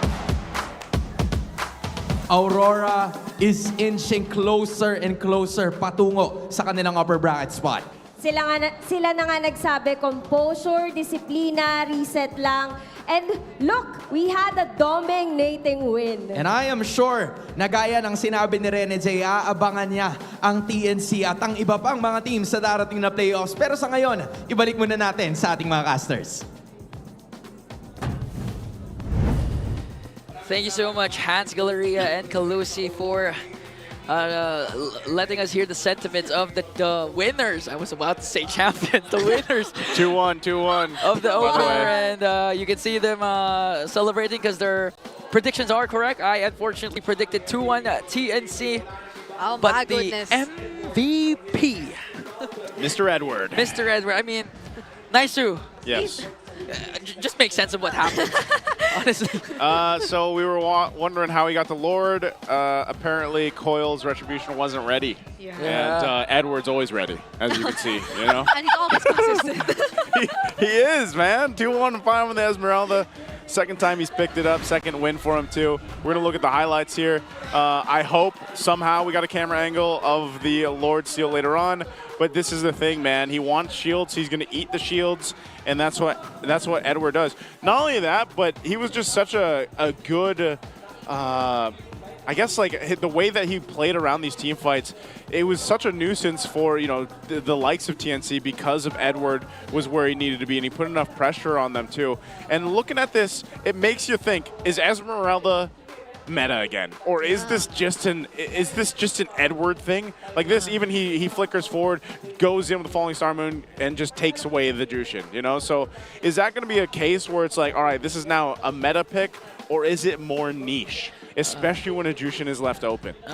For me, I think so far it's how Alice is for MP the King. That's I agree. Esmeralda for Edward. I agree. Yeah. I'll have to agree since like it would be so sad if like Esmeralda's back but Uranus left behind or something. I feel like There's no way. If Esmeralda starts coming back in the meta, it should be the same. It's supposed to be. Yeah. It's destiny. It's but the thing is, Esmeralda only pops up, of course, in the hands of Edward. That was the 1% contention rate, and during the last two picks. Yeah. So how are you gonna counter Esmeralda with the Uranus if you don't know Esmeralda's coming? No, but not even the Uranus really works now. To be fair, Uranus just needs a rework. Yeah. Like let's be real. Like he needs to be reworked, and then he'll come back. Yeah, because Esmeralda has somehow found her way. Slowly. It's back. Slowly, but maybe not fully there yet. So this Esmeralda pick by Mr. Consistent is something teams need to be a lot more conscious about, because like you would be so tempted to immediately get your hands on all the Badangs, on all the Hariths, on all those shield generating heroes, the Jushins even, because they're considered as power picks. But not like now when you're up against Aurora, who can potentially bring this out. But to be fair, I think it wasn't that great of an early start for them too. Yeah. Might have had something to do with the Suyo, which forced them to play it a little more carefully than TNC. But I can't imagine how things would have unfolded if Coil didn't die 2 objectives straight in a row. Like, I'm wondering if this is the Snowball Hayabusa scenario for the early game of TNC. Well, because I feel like, right? Hayabusa is still high risk, high reward. Like he's one of those heroes. So I think like he's actually in a very fitting place because think about the contrast between game 2 and 3 for Hayabusa, you know. But I think RORA just had a really good answer to it, and as you can see, part of it too had a lot to do with Yue there. Yue and Renegade. Again, I was pointing that out throughout the game. A lot of the times, the fact that Renegade was able to tsunami slam Coil into the real world manipulation, and that put enough pressure on Coil to just kind of panic and be like, "Let me get out of here." Was such a big thing for RORA to be able to go ahead and get those early victories and everything else. So BPI Rich Guy as well is going to be Demon Kite again. Just a massive farming machine, and that's what Suyo still does well. Like even if you're not able to, go into all these fights, Suyo's still a massive farmer across the map, and he's able to go ahead and just keep putting pressure on the map that way if they have to. Yeah. That's actually what Demon Kite did during their first meeting with Onyx. That's why they were able to outplay Onyx during the first few weeks of S15. But now Aurora, although Aurora had a good game, TNC also had a good game because they were able to pick off Demon Kite. If you're going to look at the Demon Kite stats, he had a lot of deaths, especially compared to Benny QT. But in the end, it was just a matter of who was ready. And in that case, as you mentioned, Naisu, Edward was ready all the time. Imagine the TNC's locker room, they're just talking about what happened. And Coil's answer was, he was ready. He was always ready. He was more than ready. Yeah, and I think the players are ready for their mic checks to be heard. So let's throw it over there.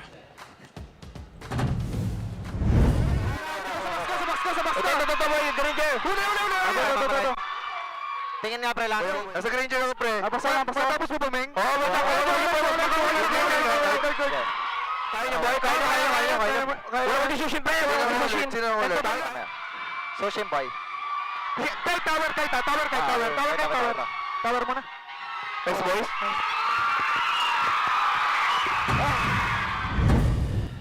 And as expected, we had a chaotic ending. For sure, the mic check was also chaotic for Aurora, but still, they were calm, composed towards the end and was able to beat the Rising Phoenix.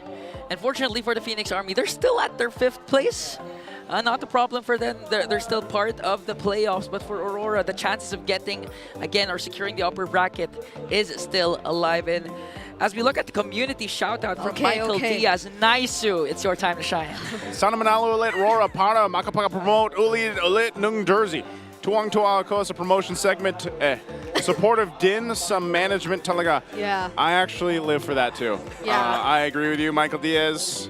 And for our international viewers, I'll just translate what I just read flawlessly to you, by the way. Hopefully RORA wins so that they can promote their jersey again. Because I laugh so much at the promotion segment. Wow. It's a good thing that the management is also supportive. If you guys didn't know, every time RORA wins, there's always, during their interview, where each player has taken a turn, essentially, promoting their jersey in their own unique way. We saw it earlier, too. Yeah, with you, I mean, Naisu lives for those moments. I live for the moment. He literally read the E. Don't you read it? Like, what am I supposed to do? Pass over the E? Yeah, but you can't pass over the last 2 weeks of the regular season. You like that, admit it. With the last spot for the playoffs, still up for grabs. You wouldn't want to miss all the exciting actions to claim the final slot. It's now or never. Get your tickets now at ph-mpl.com/tickets to watch and cheer for your team live here at the MPL Arena. So don't miss out on this amazing deal. There we go. Again, honestly, it's not the last 2 weeks. It's after this, it's the last week. Week number 8. Still in action, but the MLBB X Naruto collaboration is coming soon. Yes, that started May 2. Try your luck with a skin draw to receive the exclusive skins for Naruto, Lucas, Sasuke, Suyo, Sakura, Kalea, Kakashi, Hayabusa, and plus other excuse. Why is Gaara not mentioned here? Anyway. Yeah, why? Well, because I think you can get him for free. Yeah. You can also participate in the Path of the Ninja event to get the exclusive Gaara skin for Veil for free. Let's read. Let's use our eyes. Plus more exclusives in-game items. No, this is why I have bad eyesight, but you know, so at least we're getting one for free, but if you want some other... hey, at least you get one for free. Yeah, so you gotta like stack up on your diamonds. To be fair, that's the only one I would use. Like me Veil? personally. Yeah. Because I'm a mage. I'm a mage main. But you also know how to use Cho. I'm pretty sure you know how to use Kalea. I don't have her yet. What? Yeah, I didn't unlock her.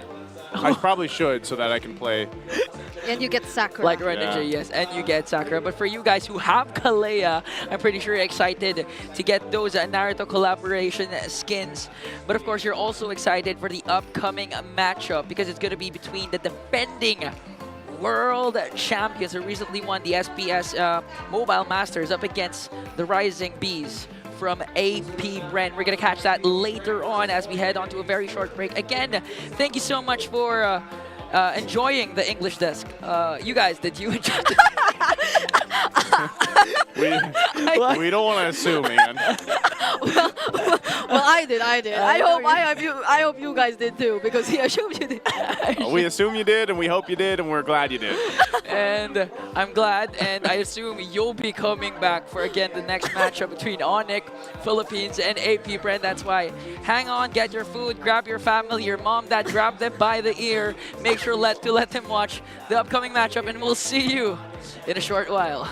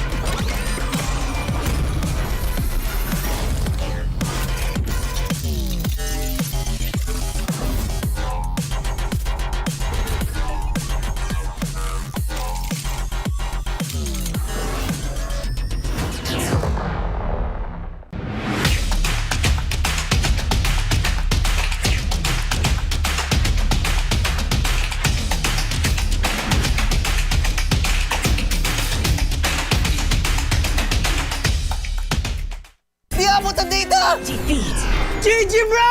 Don't worry, the only with Smart Power All 99. Hindi bitin with 10 gig data to power your games plus only Facebook or only TikTok.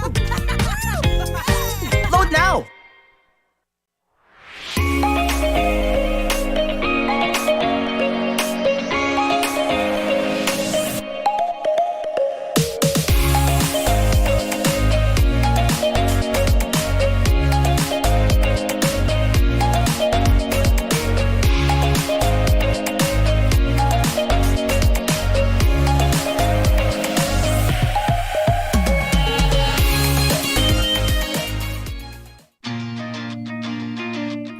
To go to a concert when you can own that stage with your friends. Enjoy a night of impromptu bowling tournament.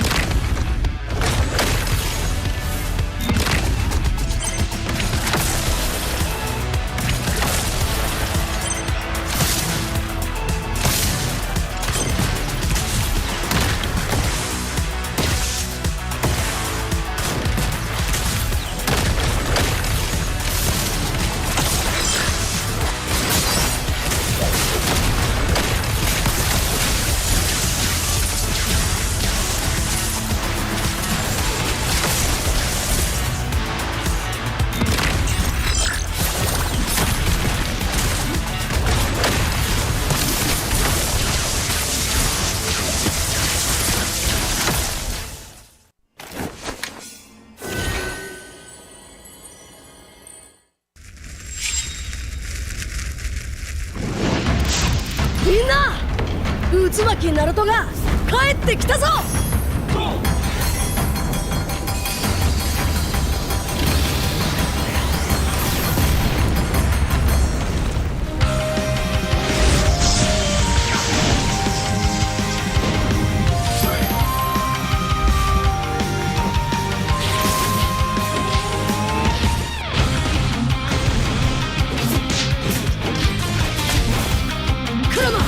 力を貸してくれ。よ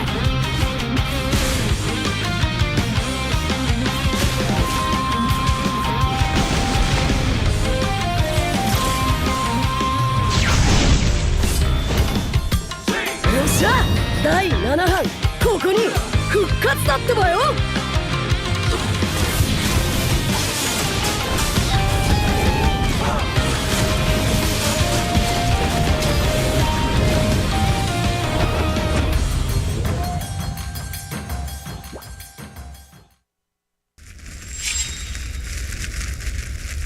見せてやるよ、シャリンガンの本当の力をな。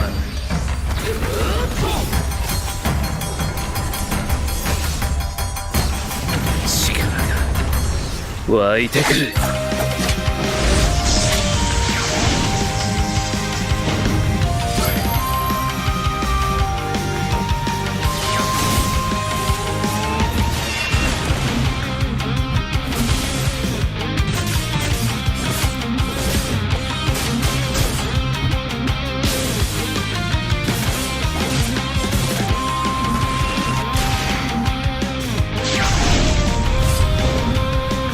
相変わらずやかましい奴らだ。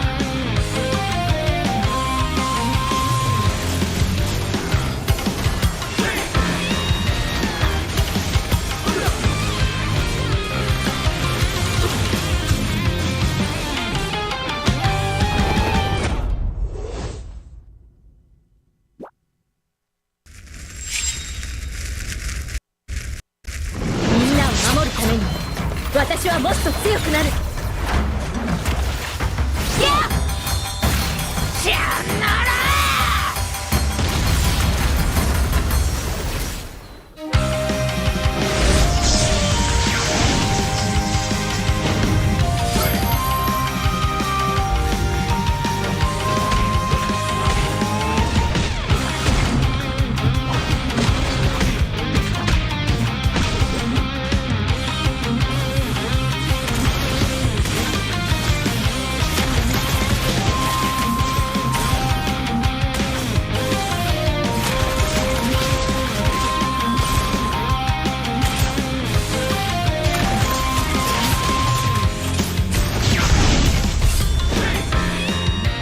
今度は背中合わせでいくわよ。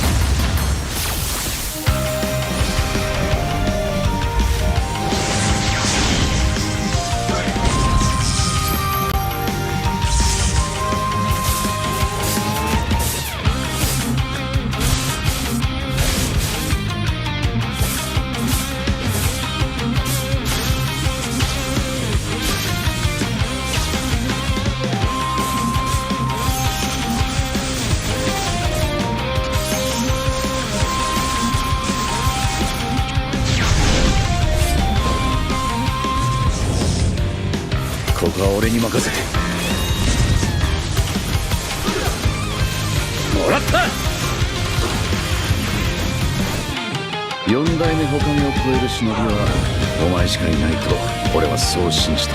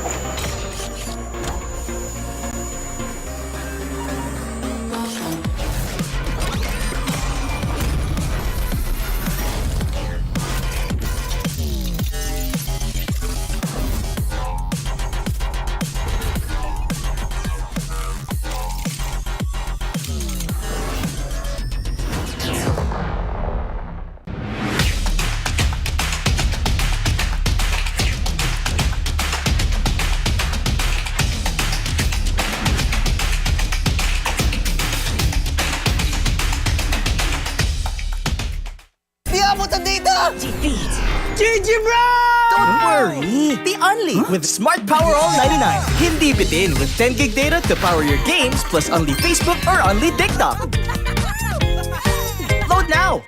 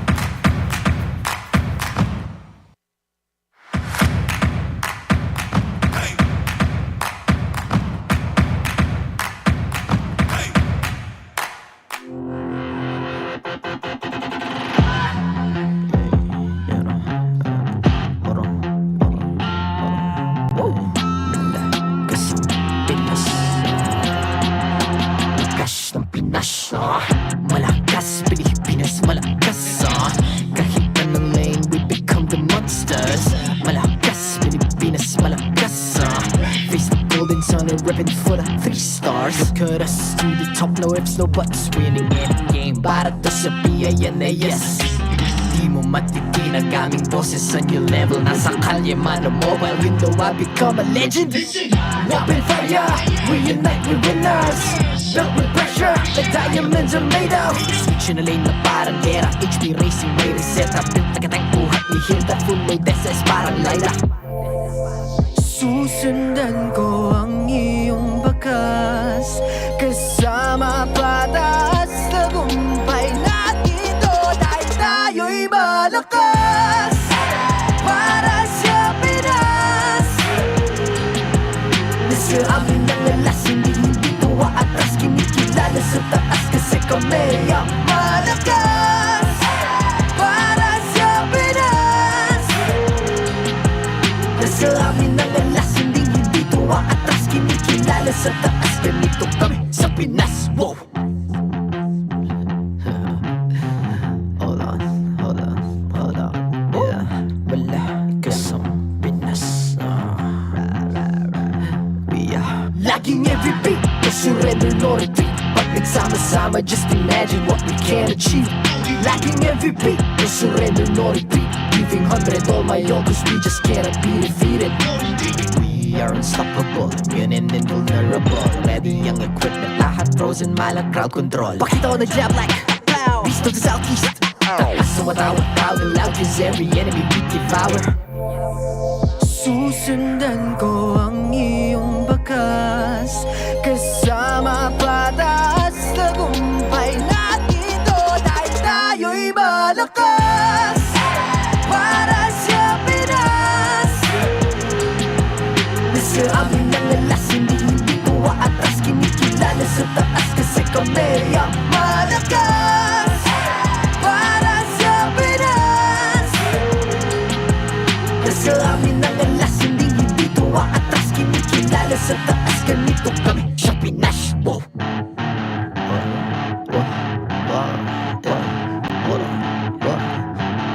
Malakas, Pilipinas, malakas kahit anong lane, we become the monsters. Malakas, Pilipinas, malakas face the golden sun and repping for the 3 stars.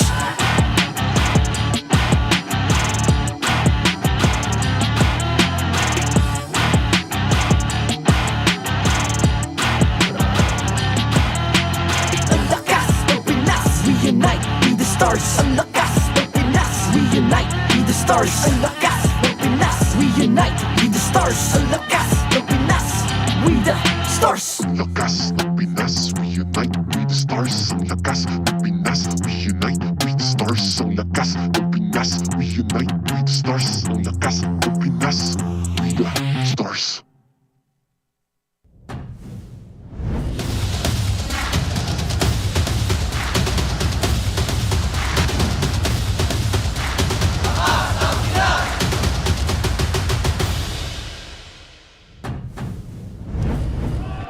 And we are back with the second half of the Family Sunday. Once again, welcome to the English Desk. My name is Ian, together with Daddy Naisu over there and our sister. I like how you just skipped you. I mean, my sister. Wait.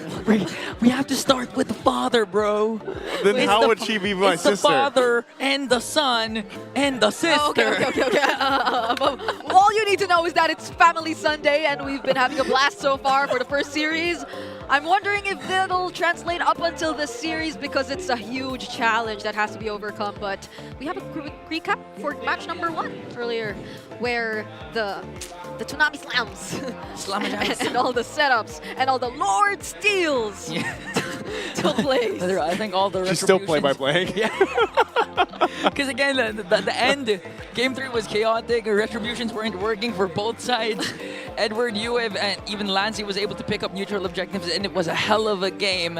And that's why I'm pretty sure this game, the series rather, could be the same. And now Time Zone has an exclusive promo just for you. Get for 100 pesos, power load for only 200 pesos. That's Wow. like half the price. And all you have to do is register on the Time Zone Fun app, insert the promo code TZXMPL, I don't know why I wrote it, and redeem the voucher at any of your favorite Time Zone venues.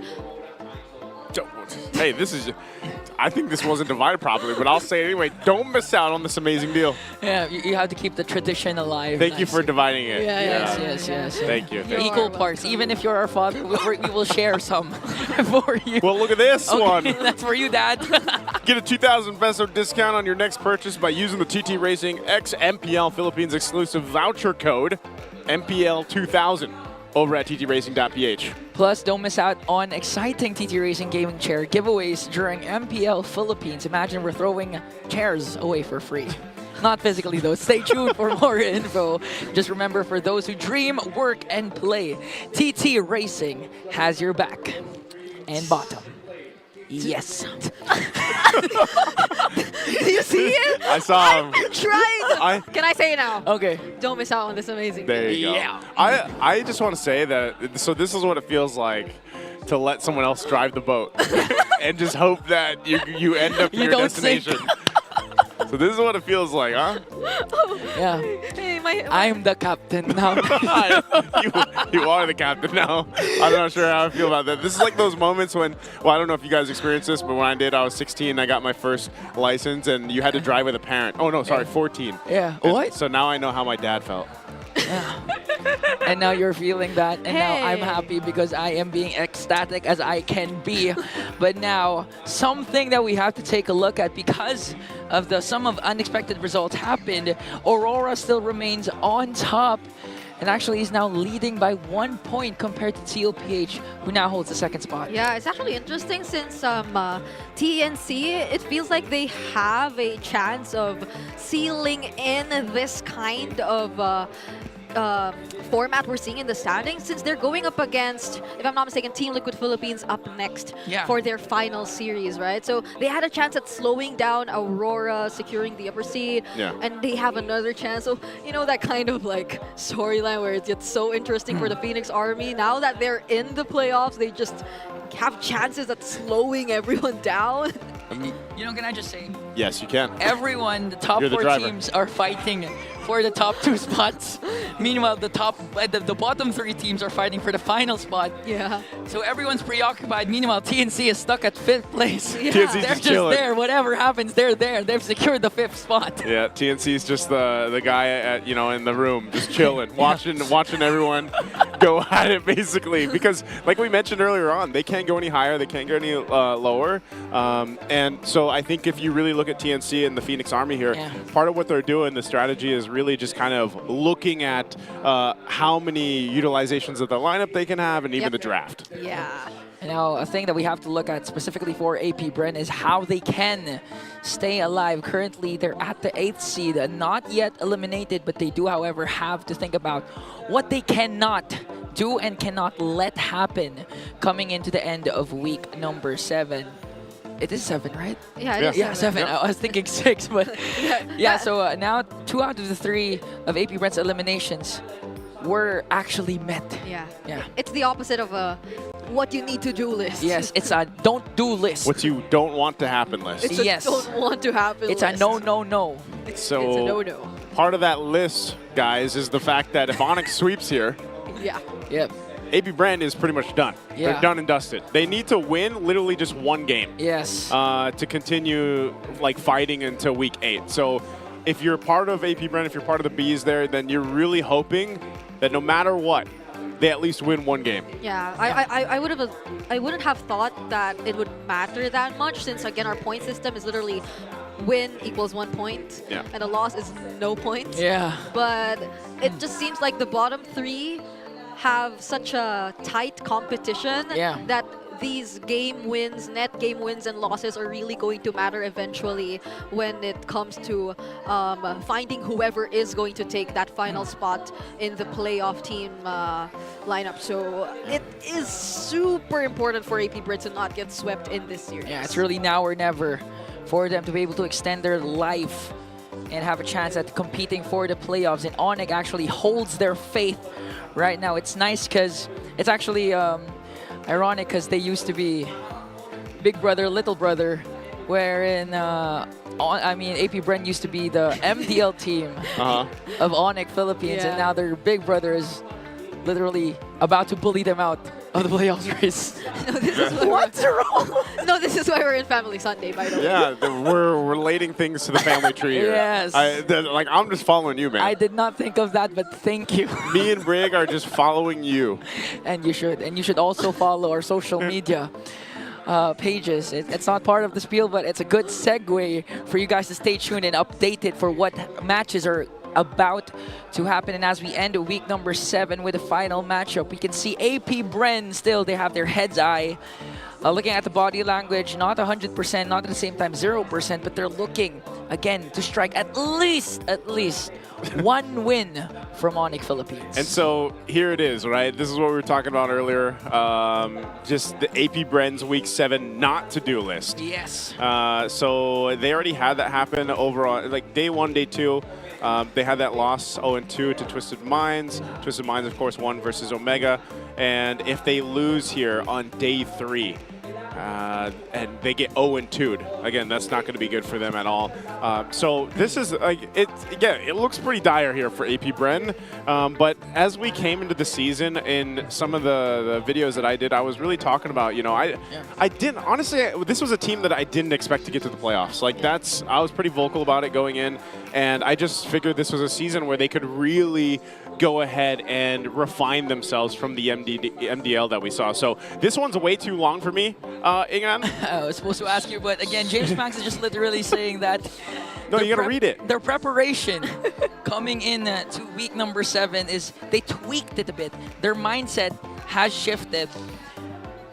Yeah. And they said that whatever happens, they talked about whatever happens, they don't have any single regret, and for them it's still a successful season, a stepping stone for them to improve, and whatever's left in the tank, they're just gonna ride it on and do or die, whatever happens. They're gonna be together and give their all up against Onic Philippines. You like that translation, bro? Yeah. I think it is. What would be the keyword for me, I guess, is really giving it their all. Yeah. Which I'd like to think they really tried to do, but even for their previous match, I guess, there was this certain key to victory which said that they shouldn't be really hesitating anymore. They should be going all in and be committing onto whatever decision they really want to do. Whereas it seems like things are going really well for the Super Family on the other hand. Yeah, they got their revenge tour here in the second half of the season, and they've been beating the teams that beat them in the first half. And you got to remember too, a lot of people when they came into the regular season after, winning their internationals and becoming world champions, people always have high expectations on those teams. Yeah. And then so when they kind of falter a little bit, like if you want to call that here in the first half of the regular season, they're constantly being asked, like, what's happened, you know, what's going on with them, what happened to the Super Fam, all that stuff. And for a lot of the players there, they just go and focus on the games at hand from week to week. And so now, you know, that's the result here. And we got a quote from King Kong here. Okay, I think it's my turn. You got it, Bren. This time around. So his advice for AP Bren is, again, AP Bren, who they used to be with in their boot camp, and it was their former MDL team, is just similar to what they told us. It's about the mindset. As long as there's hope, they shouldn't give up, and they should keep fighting. That's the mindset of a nothing to lose kind of player or team. Basically, they're not afraid, or they shouldn't be afraid of anything anymore. They should just keep fighting, and they shouldn't lose hope whatever happens, which I feel is a pretty accurate translation of the statement. And of course, the entire idea of what AP Bren also has to overcome. It came from their older brothers. It came from themselves. So they know what they have to do. It's just that they have to really put it in practice. Yeah, and it also means a lot that it comes from King Kong, who someone himself experienced huge downfalls coming into the start of his career, but now is on top of the world. I mean, beating 3 opponents to win 3 different championships. But guys, you also have something to beat here, which is the community poll. The MLBB X Naruto skin collaboration is coming soon. Now the huge question is, guys, have you saved up enough diamonds? I just have Can to you say that? Can you read A? Of course. Of course. Date bayo. Date bayo. Yeah. my voice is What does date bayo mean? I don't know. It's I think it's a made-up word by Naruto himself, which eventually gained. It's not a made-up its word. own definition. It's a created. Well, yeah. Okay. But I'd assume Naisu took this personally. Which one? The question. Have you saved up enough time? I've given up on diamonds, guys. Like this, you know, I've spent way too much on my, what was it, Acid Gothic Alpha skin or whatever it was called. Like, that was a hefty cost. Oh, okay. That was a hefty cost. I'm gonna be enjoying my free Gara skin is what I'm gonna enjoy. So, while you guys are all flashing your new ones, your Narutos and your Sasuke's and everything, I'm gonna have the Gara. So. Oh my goodness. Yeah, you better watch out for Naisu's Veil out there in the ranked games. And for you guys, you can also answer that live poll in the comment sections down below. Make sure your voices are heard because we do listen to them, and I hope you can we read them. Excuse me right now because something's stuck with my throat. But guys, our prediction. Okay, wait, hold on. Get rid of it first. Our prediction. Yeah. We need our prediction starting from the father. Wait, on the we far don't left. have a paddle. Okay, then I'm gonna start it first. I'm going with, of course, the Sigma Onic 2-1. Wasn't that a different prediction? How do you have to do it like that? Wait, I mean, we have to make something out of nothing. We don't have the emotes. Okay, he's going for 2-1. I'm also going for Onic Oh, they're above us. here. Oh. Hi. Oh, okay. AR technology. Thank you. Heads up to direct chat. Everyone chat W direct for this amazing emoji. Okay. Mine's 2-0, by the way. I also went with the Sorry Uwu. Sorry Uwu. Sorry Uwu. You're 2-0 right?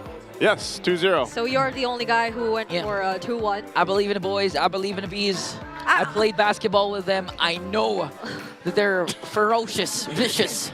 Oh, honestly, I want to believe it too because I feel like I'm quite of.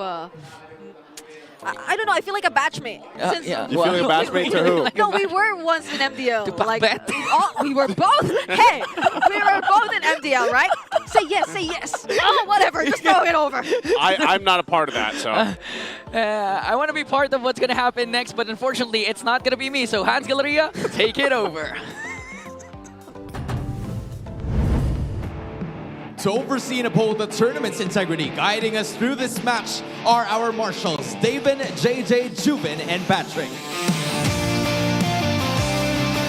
It is now or never for AP Bren and Onic Philippines.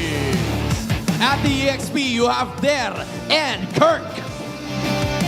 At the jungle, you have King Kong and JamesPankgs. On the mid lane, it's Super Prince and Chove Skirt. At Rome, you have Brusco and Kekedot. And up gold, it's Kelra and Shizu. And their coaches, you have Coach Pakbet and Coach Hayes. Finally, the opportunity para maipamalas kung ano nga ba talaga ang now or never. JamesPankgs, King Kong, step forward.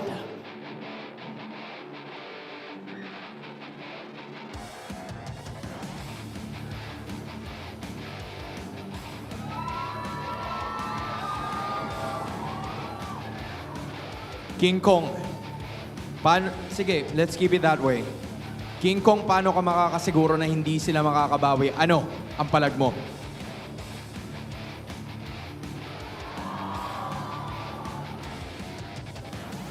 JamesPankgs, how will you keep the playoff hope alive? Ano ang palag mo? Bibigay ko lang best ko para kahit anong mangyari, magkita pa rin kami sa stage na to.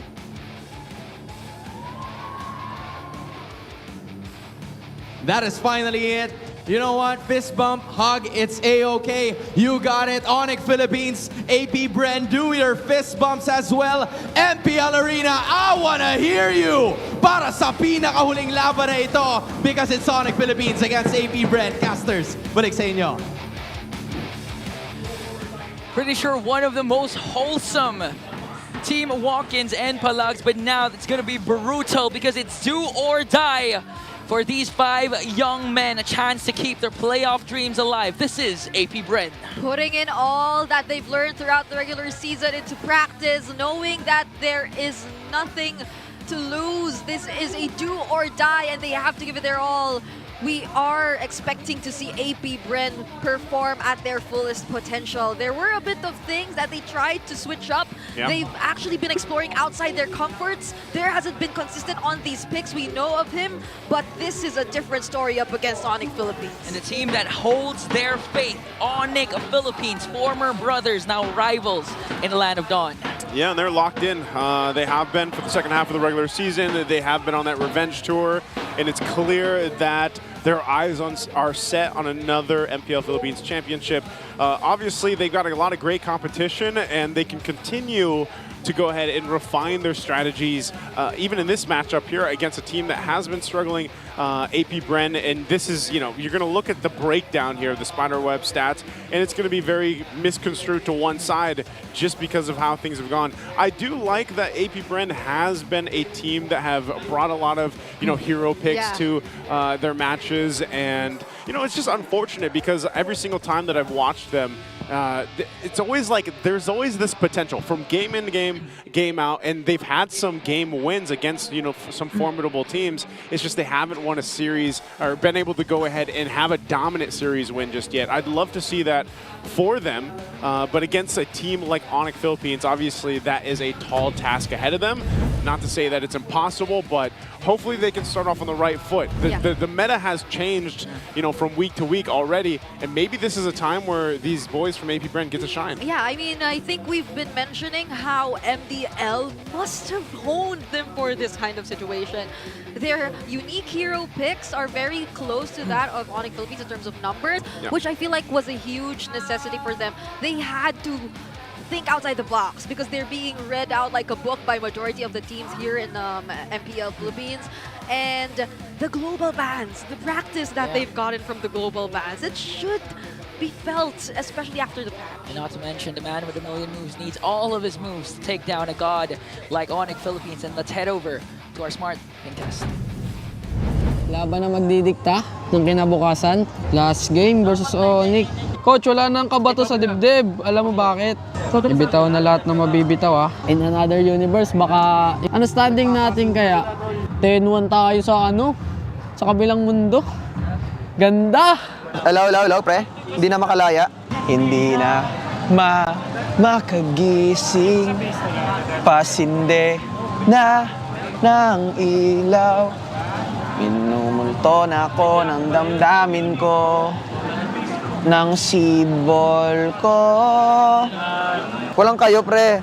Una pa lang wala nang kayo, alam mo yun. Pero pinaglaban mo lahat. Ipilit mo, pinilit mo lahat kahit alam mong masakit, kahit alam mong masasaktan ka, kahit alam mong hindi gagana. And there you have it. Wise words from the recent birthday celebrant. Really, 1 year was all he needed to be that full of wisdom. That high-octane voice right there, dude. Oh, it reminds me of another high-octane voice, which happened back in SBS. Yeah. I remember that. Right? I don't. Can I just say a random fact here? Okay, go ahead, Dad. In 7 weeks, this is my first AP Bren game I get to cast. Oh my goodness! I'll go ahead and walk you through the Infinix keys to victory, though. For AP Bren, prove you can make it on time. You know, when we really think about time, it's gold. It's gold. You gotta prove it. And for Onyx, show them why it's your time. Well, it's because we always say it's Onyx time.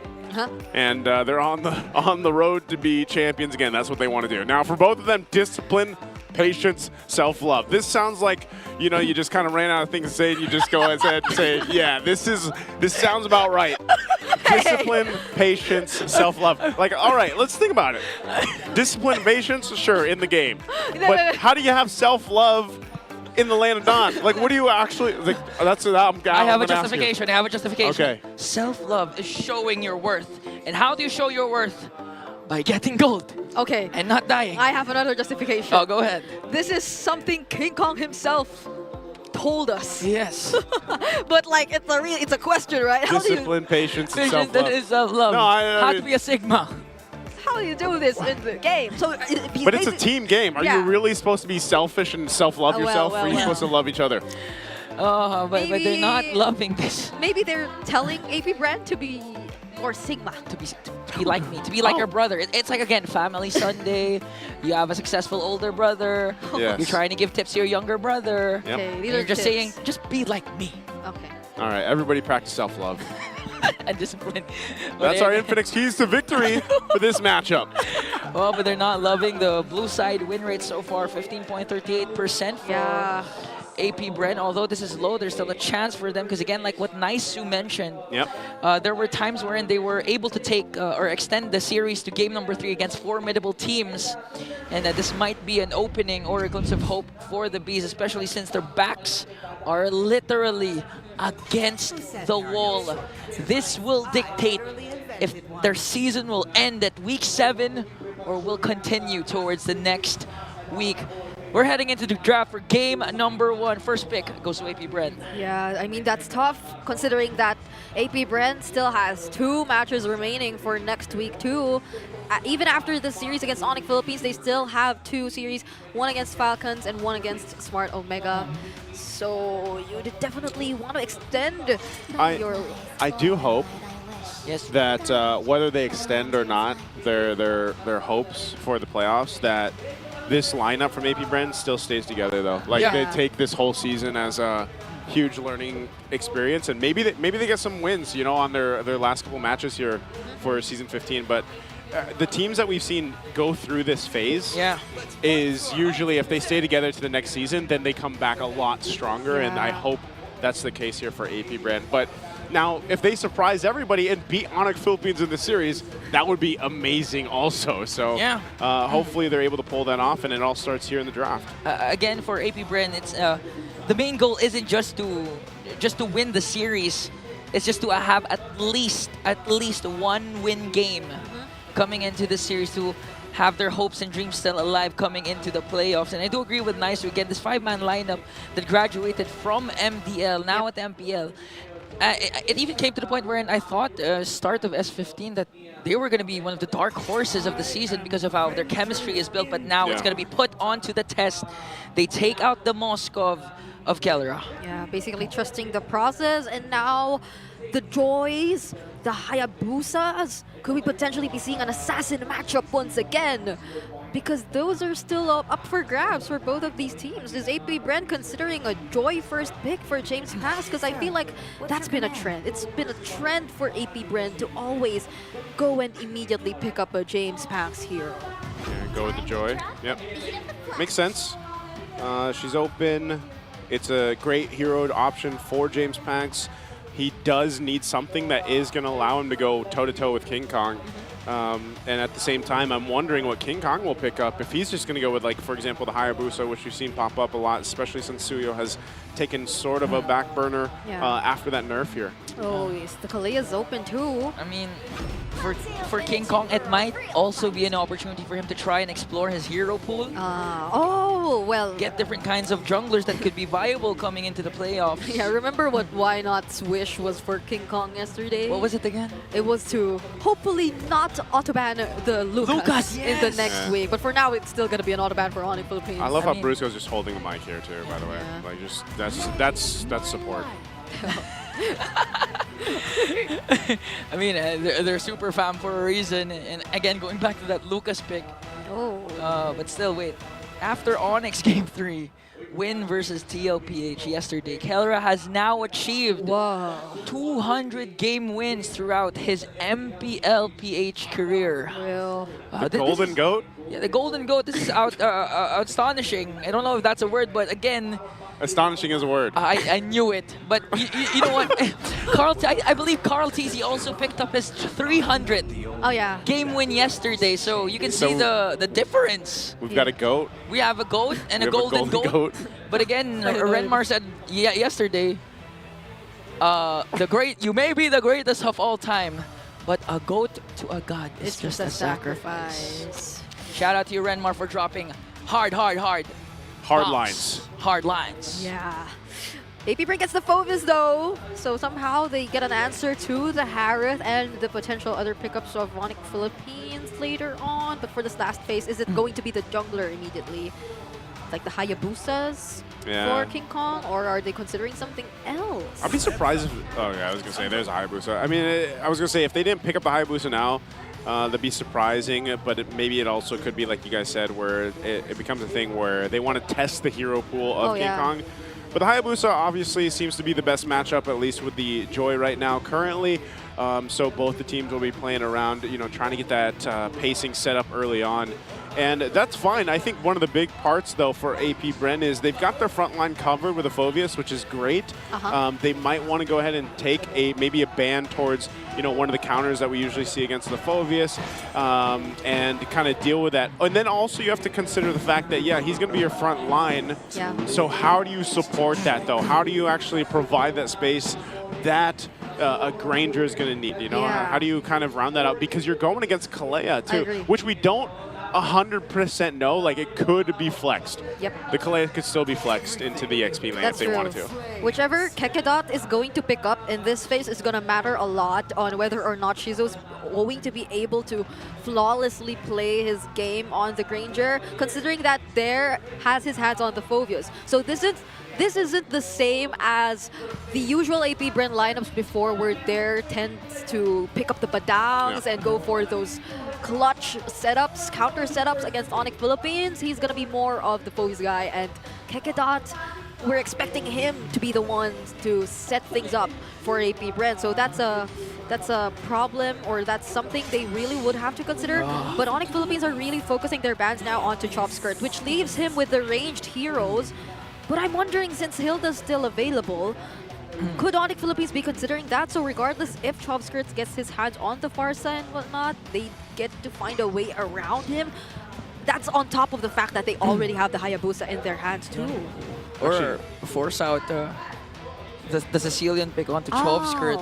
And that's going to be a hard time for AP Bren, because almost all their damage dealers are scaling, and Onic can finish this in a very, very fast manner. That's what I was saying. Like they don't want to get to a point where it's just such a waiting game. It's a waiting game for them, but also just they allow a team that does it usually the best, or one of the best, I would say. Where Onic Philippines is able to punish and then win games very quickly. So Hilda's the last ban. We're through the banning phase here. This is up to Onic Philippines. They go with the Farsa. They're going to be the ones to take that Farsa, like we mentioned, So they have a ton of early game pressure, and that's the thing that worries me about AP Bren's lineup, and that's why I said that Phoveus needs support here, because as tanky as he is, especially with some of this early magic damage that's going to be bursting through, he might just be jumping into the air to too much damage, and then he's gone. And if you lose the Phoveus, if you don't have another kind of support there to help you, it's going to be tough. So it is Ganakacha seems to be the hero for a lot of people to go ahead and solve that problem. Yeah, so what does Chop Skirt pick, though, to pair up with the Gatot and to at least... allow for them to have a bit more of the damage that they need, since there's only the Eves, the Navarias. Oh, okay. Well, yeah, there is the Valentino. Why did we miss that? But We want our own feathered airstrike. Yeah. Still a good option, especially going up against an assassin like Hayabusa, can stand his own. And again, as Naisu mentioned, has his own feathered airstrike. And now the last pick for Onic Philippines will determine if this Kalea is going to the XP or in the hands of the Bruiser. okay. The old Hylos. It's a high loss. It's a high loss. So Hylos. So the matchups are pretty okay. I would say this is almost like standard, you know? Yeah. At this point. I like what AP Bren did in the last two picks. Like they cover the ground, but I'm just worried still for their potential to have things slip out of the hands early on. As long as they're able to avoid that, and you know, maybe that's not the case for them. Maybe they want to go ahead and get the start faster than Onic Philippines. Even looking at the breakdown here with the index, you know, they're going to be favored a little bit when it comes to the lineup rating. And what's crucial too here is obviously the utilizations of those revitalizers on both sides. But this time around too, you still have a lot of options on both ends. Game number 1. Do or die. Now or never for the Bees. Up against Onic Philippines. Welcome to a Mobile huge and daunting Legends. task that they have to face to stay alive as we enter the land of dawn. This is Onic Philippines versus AP Bren. All right.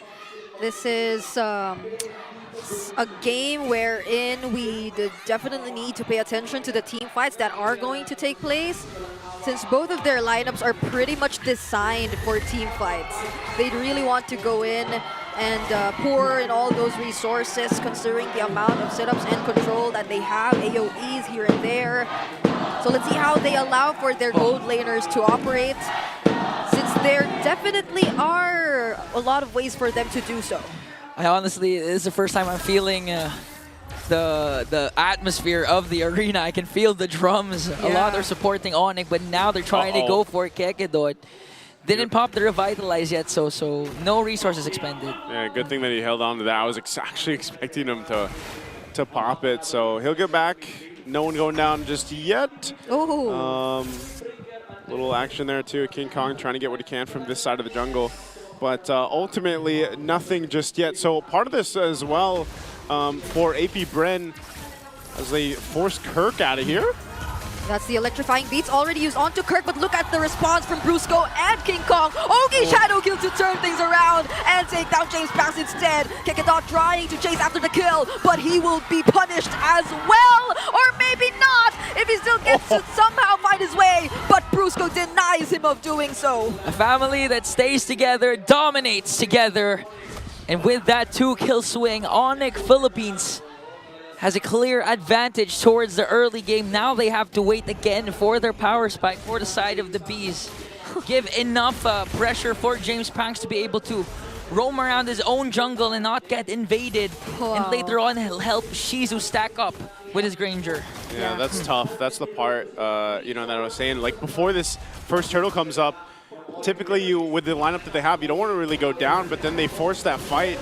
Chasing Kirk, and now another fight. Look at all the damage being thrown by Super Prince. Dare is already down, and there will be no one to zone and find their way through. Onic Philippines secures the turtle, and AP Bren, they're down by 3 kills already. Interesting to know that Super Friends did not opt for the rapid boots. Oh, what? 2-man knockup from the title strike, and now Kekedot, he's forced to go in, immediately gets taken out by King Kong, and Dare's just trying to sustain everyone that they can just potentially walk away as JamesPankgs, he goes in, uses the electrifying beats, and finds a trade onto Brusco. Yeah, they had to do something there. They like, AP Bren can't just let Onic Philippines continue to do that under the 3-minute mark. You know, you can't have these multiple members planning themselves in your side of the jungle. Oh no. Oh my goodness, look at the damage coming in from King Kong and Super Friends. Not even a Valentina under the turret gets to survive. That long, oh wait a minute, Kelra versus Shizu, it's gonna be 1v1, who's gonna win this? He still wins the 1v1 the immediate response coming in from each and every member of Onic Philippines. That's what you call the super fam. This is what I'm saying, man. They are the team that likes to fight early if they're forced into it. And even that, I mean, think about it. In all the games we've seen, when was the last time we see that early of a gold 1v1 actually break out? Most of the gold laners just farm up until the objectives later on, or they need to be part of the fight. It's interesting. It's a Harith and a Granger who usually, as you mentioned, just play it safe. But now there is another pickoff that is being carried out by Onic Philippines. Chopskirt somehow dodges the shadow, but that was a close call once again for the Bees. Onic Philippines, this team literally showing that they don't have breaks. Yeah. Every opportunity that their ultimates are done, cooldown, they're gonna hit it. Brusco's gonna look for a proper target. Might it be Kekidot, even the tankiest heroes like Kekidot and they're not afraid to burst down anyone because they know that they can do anything at this point. This is where AP Bren has to step up. They have to be able to go ahead and either decide, do we want to slow things down? Oh, they go in again. Ter decides to go in, but he fails to stun people with a dark wave. And now the electrifying feats. It feels as if nothing happened. Onic Philippines are too tanky, and they can just not even notice the damage that this Joy that JamesPankgs decided to throw out, but now they still decided to fight, and that might be not a good call for AP Bren as Dare eventually falls. King Kong uses the Ogi Shadow kill, and Chopskirt steals away the Glorious Pathway, but Super Prince 2 finds his way and kills Shizu! With the lethal ignition, Shizu wasn't able to escape, and now it's just Chopskirt and JamesPankgs. All bases covered, no trades, and every single thing Onic is doing is bearing fruit for them. Now they're trying to go for the invades, putting enough pressure again onto the middle lane, eventually going to be able to take it down, but King Kong showing lightning and thunder onto JamesPankgs. He wants a 1v1, but Brusco is here to make sure that the job is done. JamesPankgs, however, will be able to walk away. Yeah, and this is what we're going to expect from Onic Philippines, a team like them. They get this kind of lead. I mean, even look at the gold leaderboard here. They're going to continue to put pressure. They are a team that likes to do that, just like the likes of, for example, MPL PH that does that too, and they will not let up. So for AP Bren to be able to not let this game get out of hand, and then you're facing a 10 to 12 minute loss, you have to look at where can they actually start to crawl back into the game. It's slipping so quickly out of their hands. You're talking about a 4K deficit already at this point. So for AP Bren, trying to catch up, trying to hold on, and one of the difficult things about that is when you have a Hayabusa across from you and a Farsa, most often than not, you're going to be pressured under your turret, so you don't even really have a safe haven to run to. So you have to start to think, all right, how do we actually win these fights or withstand the damage? And it comes down to the mechanics of being able to survive that, but then get back into this game. And so it's a waiting game for AP Bren. They really have to be able to extend things out. If they even show and try to fight this turtle, they're probably going to lose that fight too. So better for them to just kind of focus where they can across the map. Yeah, and this is somehow a joy. So you somehow get better wave or side control if you wanted to, but Brusco goes in. He doesn't want any other option to happen for AP Bren. Kekidot, will he eventually make it out alive? It's a no, because Onic Philippines, they just burst him down. You know, at this point, I'm actually confused if the title strike is actually the AOG, because that title strike looked like an AOG when it connected to 4. Every single member under the turret at that. And now that's easy access for the Super Fam to immediately convert into turrets in as early as 7 minutes of the game, taking this huge of a lead against AP Bren. You know, Kalea's almost like what Garakacha wanted to be. Yeah. You know what I mean? Like, yeah, he's got the AOG, but it was almost to the point where they were like, man, we kind of messed up with Garakacha. Let's just make a new hero. What Garakacha wanted to be. You know what I mean? Like, and like, because like you could picture Garakacha being the one to like grapple people and throw them, you know, with the tsunami slam, but at least he can jump into the air. Yeah, there are so many more things you can do as the Kalea compared to the Katot. Even when you're behind or when you're trying to look for an angle. Oh my goodness, but this isn't looking too good for AP Bren. Even there, he's not able to sustain the damage anymore. Coming in from Kelra, who currently is probably so up high there in terms of gold. And now you can see AP Bren is just literally reactive to what Onic Philippines has been doing. Yep. Chovsker picked up his own glorious pathway. With all bases covered, Onic just trying to steal away jungle creeps, depriving JamesPankgs. Right now, he's currently level 11. There's a conceal. Oh, a three-man knock-up once again. Is it the AOG or not? We don't know anymore, but what we know is that they're fighting under the turret, and somehow Kelra is taken down by AP Bren. But King Kong's making sure that he will be able to take a trade, but Kekedot, he has the sustain. Okay. Yep. This time, we finally learned that Onic, 2 turrets is just too much. 1 turret is enough, 2 turrets might be too much for them. Yeah, and so that's the thing that AP Bren has to do. Onyx going to do that all day, all game. And if they can punish Onic Philippines, then that might be the opening for AP Bren and a part of the plan of just buying more time. Because really, it's Onic Philippines' choice with the lineup that they have to force things under the turret. Like we mentioned, this Lord is up. It's probably just going to go freely over to them, still holding on to about almost a 7,000 gold lead. But like I said, for AP Bren, eventually at some point, if they can stay in the game here, Shizu should be online. You know, Chovsker might be able to pump out some of the damage too. And then JamesPankgs can play the macro that we've seen Joy do a lot of the times. Malefic Roar is being picked up now by Shizu, so Lord is secured. We're going to have to see if AP Bren actually is capable of defending here, though. Yeah, it's a 0-3-1 for Shizu, though, so it might be a bigger problem than we think for AP Bren to eventually find their way back into this game, but at least they still have their Holy Shields intact. But look at Prince just forcing a reaction out of everyone from AP Bren. And to think that the Lord hasn't even arrived just yet. That's a pressure feathered airstrike.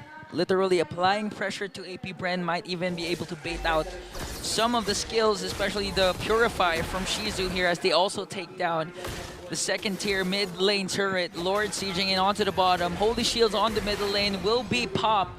Looking to target the bottom lane next. Let's see if Brusco will be able to cast that title strike once again.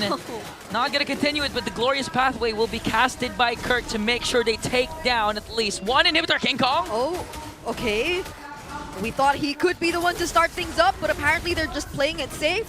Now they want to transition toward the mid lane, and this might just be the time for them to do so. AOG, counter AOG from Kekedot, knocking up multiple members of Onic Philippines, but he is the first to fall. And now Chovsker as well is gone, and the Yogi Shadow kill just keeps connecting onto every single member of AP Bren. And now they finally find a way to put an end to game 1.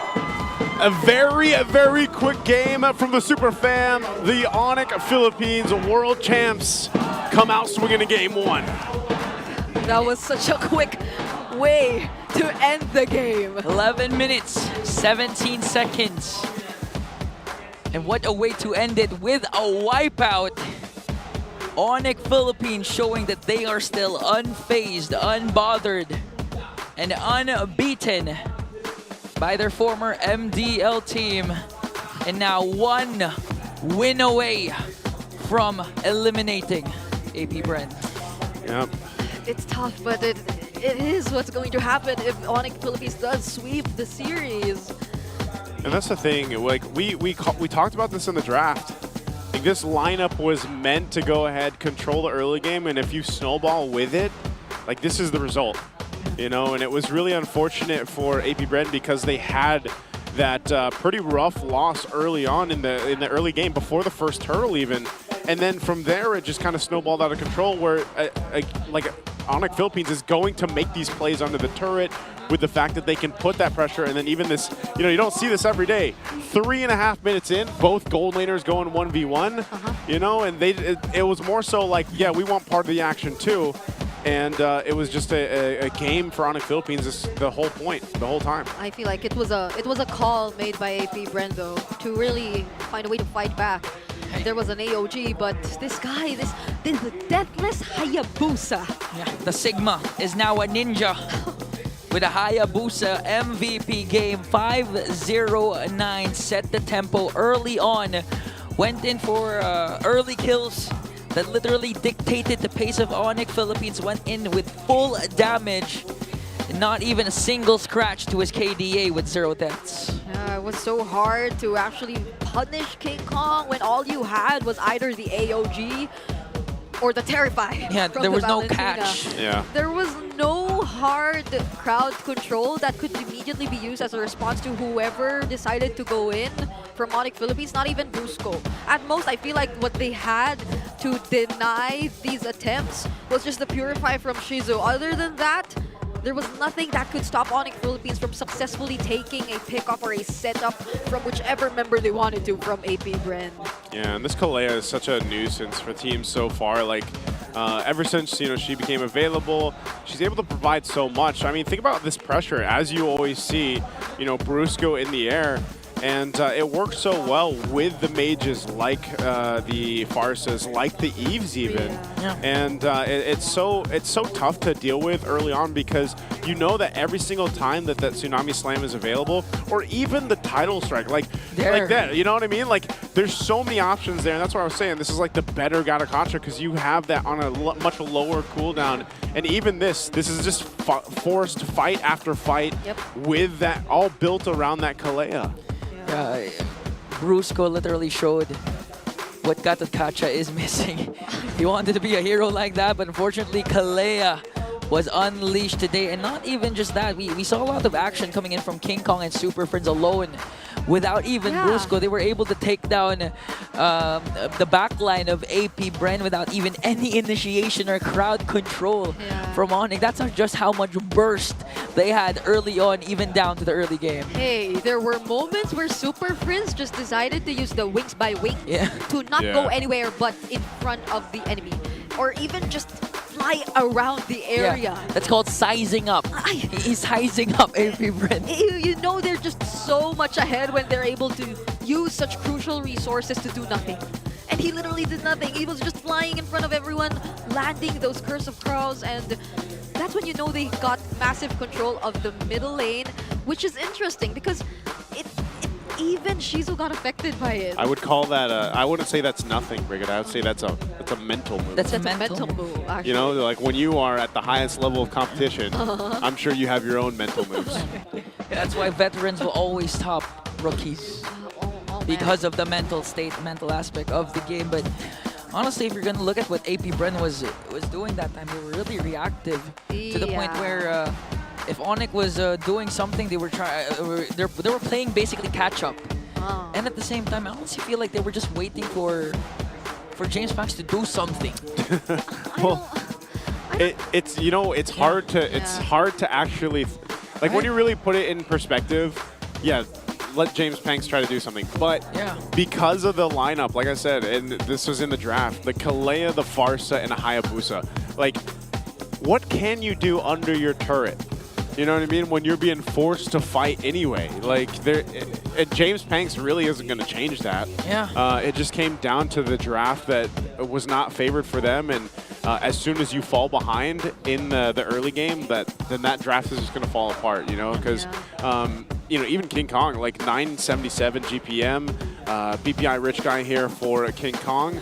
But that was the name of the game. Anytime you have that Hayabusa also drafted on a team composition and you get an early lead like that, it's going to be pretty hard to deal with, you know? Like, there's not that many answers that you can have, especially when even your tankier members, your tankier heroes on the lineup just get shredded down between the physical damage from the Hayabusa, but also the magic damage with the Farsa. So it was really difficult from the start. Yeah, speaking of, I think those two frontliners were kind of torn between whether or not it should have been there or it should have been Kekedot to go in first. And like what happens after that. Yeah. Because like there wasn't as clean of a coordination in terms of the plays that they did, I guess. Only during that one instance where there was an AOG jumping in the members who were trying to go in for the Lord Siege, but that was it. If they lost that fight, that would cost them the game, but it was a decision they made because they just probably really wanted to do something. And I can't blame them for that, but now they are definitely in a do-or-die situation in terms of this do-or-die game. And after recalling what happened during that amazing Fasta game, let's now recall MPL PH's Sunday's Best, the strategies that literally shaped the meta or how Filipinos play all throughout MPL. So guys, I'm guessing what were your favorites? We're seeing right now the Diggy strat. Oh my, and look at This that. is so old school. Yeah. Look at these graphics. And look at the Bane. This takes me back to just being a viewer. Oh my goodness, this is the Bane Paramis. Yeah, Bane Faramis. Chakno and Kelra. Man, it takes a lot of micro skills to pull this off, but it takes a lot of brains to think about these kinds of strategies and execute them in game. I don't think we missed these though. Like they were cool. They were, you know, like I mean, game-breaking, you know, strategies. Some of them were fun. Some of them were memey like this. As we get a look at the Johnson. Is this Johnson Kadita? This is no. This is Johnson Kadita, right? I beg to disagree. This Johnson Kadita one, this takes a lot of skill. Honestly, to pull this off, it's precise. You need to be precise. You need to have a lot of patience. It's honestly hard to drive a Johnson. Johnson. Oh my gosh. All I can say is that these strategies, game-breaking strategies, forced a patch. Yes. This is why, for example, the Diggy or the Faramis Bane forced the patch to increase the defense of a turret when there's no minion. Yeah. Those are the small things. You could chalk it up as learning experiences. Learning experience for the game and the devs who now just keep changing things every now and then, but we're hoping to like, I don't know, there are things we are expecting to be changed, but they change other things. I hope Suyo was a learning experience. Yeah, Suyo. I mean, I hope Fredrin was a learning experience. He dominated for 2 years. And now we need to see the real Sigmas out there with their power poses. We're seeing a lot of... hey, that's the father. The father of King. Yeah, why don't we let the father do it? Yes, it's time for the father. Okay, show us your Sigma poses. Sigma. Oh, okay. Who else? Oh! Yeah, we have a lot of content. Oh! Got a lot of good jaw lines out there, guys. There's so many Sigmas. Oh, this is the real Sigma. That's a Sigma. Give him everything. Give him everything. Oh, that is the OG Sigma. That's the father of the Sigma. Shout out to the father of the Sigma, the father of King Kong, and this might be the apprentice of King Kong. There's a certain thing you do with your mouth to get the Sigma thing. You lick the top of your mouth. Is that what it is? I think so. Yeah, to make your jawline stand out. I don't think you lick Naisu, you were the model, so I'm pretty sure you would know. But this little kid knows that he wants that smart power pose. So congratulations to you for showing that you have what it takes to be a Sigma. And going back to my point, Naisu, you should know because you were a model. Wait. Just to set things straight, I really don't think you lick it. I just think you put it there. Please. All right, let's not go there. Yeah.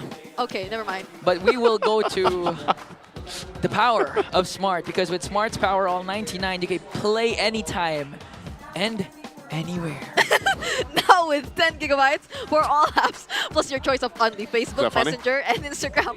No, he switched the lines. Anyway, and only TikTok, plus only calls and texts to all networks. More data, more GG, still just 99 pesos for 7 days. Load now. Yeah, only 99 and you can experience the power of Smart. But again, currently AP Bren is experiencing might be the hardest pill to swallow for them so far. They are on the brink of elimination. Yeah. 1 win away for Onic Philippines from eliminating AP Bren. And now Onyx also decides to go for the blue side, the side wherein they have the higher win rate. Ooh, that's 76.982. You could already round it up to like 77%. Yeah. Quick maths. Amazing. Quick math. So you totally messed up the fist bump, but you know, we'll let it pass. You guys ever like go to fist bump someone or like high five someone and then they hesitate, so you hesitate, and then it's just awkward? Yeah. Hey, earlier he was talking about the boat, and now he's talking about my fist bumps. And now we're going to talk about the drafts, because again, what are the adjustments AP Bren needs? I honestly said yesterday that they have to have a more of a commanding roamer, like a jawhead, and they actually picked it for game number 2 yesterday. Game number 2 was really close. And now I think that's what AP Bren needs to do. They need someone to be dictating the pace, not just wait for JamesPankgs' power spike or Shizu's power spike. So I'm guessing the Chos or the Jawheads should pop off for AP Bren this time. Is it just me or the Gatot Kacha roams haven't been? Wait, why? I just realized, I'm so sorry. Egon, why is your headset so far forward? They're like you. No, You was like on your forehead. I wanted to bring it up. But, Okay, so you saw it too. I saw it too. Realizations right now is that Brigida is a real friend. Nice to really put me on the spot there. Made it more noticeable. No, I'm sorry. Well, here's the draft for game 2. All right. Okay. Why was my headset there? Okay, so Onic Philippines, they still, okay, the message of Coach Why Not was for King Kong, as mentioned by Brigida, to stop insta-banning Lucas. Yeah. To try it out, but I feel like, one They're day is not not doing that enough. this week, Yeah, well, one day as a 19-year-old is not enough for him to change that much, and they will still take out the Lucas away, plus put respect on the chip, as well as AP Bren putting respect on the Fanny of King Kong. Yeah, I'm expecting the, well, weirdly enough, the Luyis to come back into the red side because for a moment it felt like they were more in the blue side bans together with the Jushins. So those are probably some of the bans we could be expecting from AP Bren, not unless they want to deny the joy. Oh my goodness, there you go. So they're switching things up, I guess? Yeah, I think it's good though. I think for AP Bren too, what I'd love to see them, because most likely, let's say, because they took out the Joy, so that could possibly leave a first pick Kalea for Onic Philippines. So AP Bren might be playing around the fact that they want to go ahead and get, a better option to start with in the early game. That could be if they want a Phoveus again, if they want to go for the Harith maybe. The Jushin isn't banned out just yet either. As the Suyo gets taken out instead. So that's going to change some of the course here for the jungle at least a little bit. But still, I think you're going to see Onic Philippines take Kalea first, and then maybe AP Bren wants this a Jushin pick. One thing that AP Bren can trade for later on for the third pick is that Matilda is still open. Oh, wait, there's so many things open. So the Luyi, the Matilda, I mean, what else? Goodness. The Kaleas, as mentioned, yeah, there's so many picks that are still available. The gold laners aren't that prioritized as much, similar to the Hariths. They aren't like the go-to first picks and whatnot, but honestly, you really have to ban out the Kalea. If we can recall correctly, the debut of Kalea wasn't that spotless. I mean, teams are still trying to figure out how Kalea was working, but when Brusco played it, instant win. That's why AP Bren will put respect on Kalea, on Brusco's name. all right, what do they pick here then? Is it gonna be the Luyi or the Jushin? I think they go Luyi. Yeah, this is one of the signature picks. I don't know. Either I would say either works, but I have a feeling they go. Oh! They don't go with either. They go with a Hayabusa first pick. That's interesting. I mean, if we were to rank like the top junglers now, 3 of them are already in the bans. Probably what? So from this, what do you think you play against Hayabusa? A Hanzo? Does JamesPankgs go Hanzo?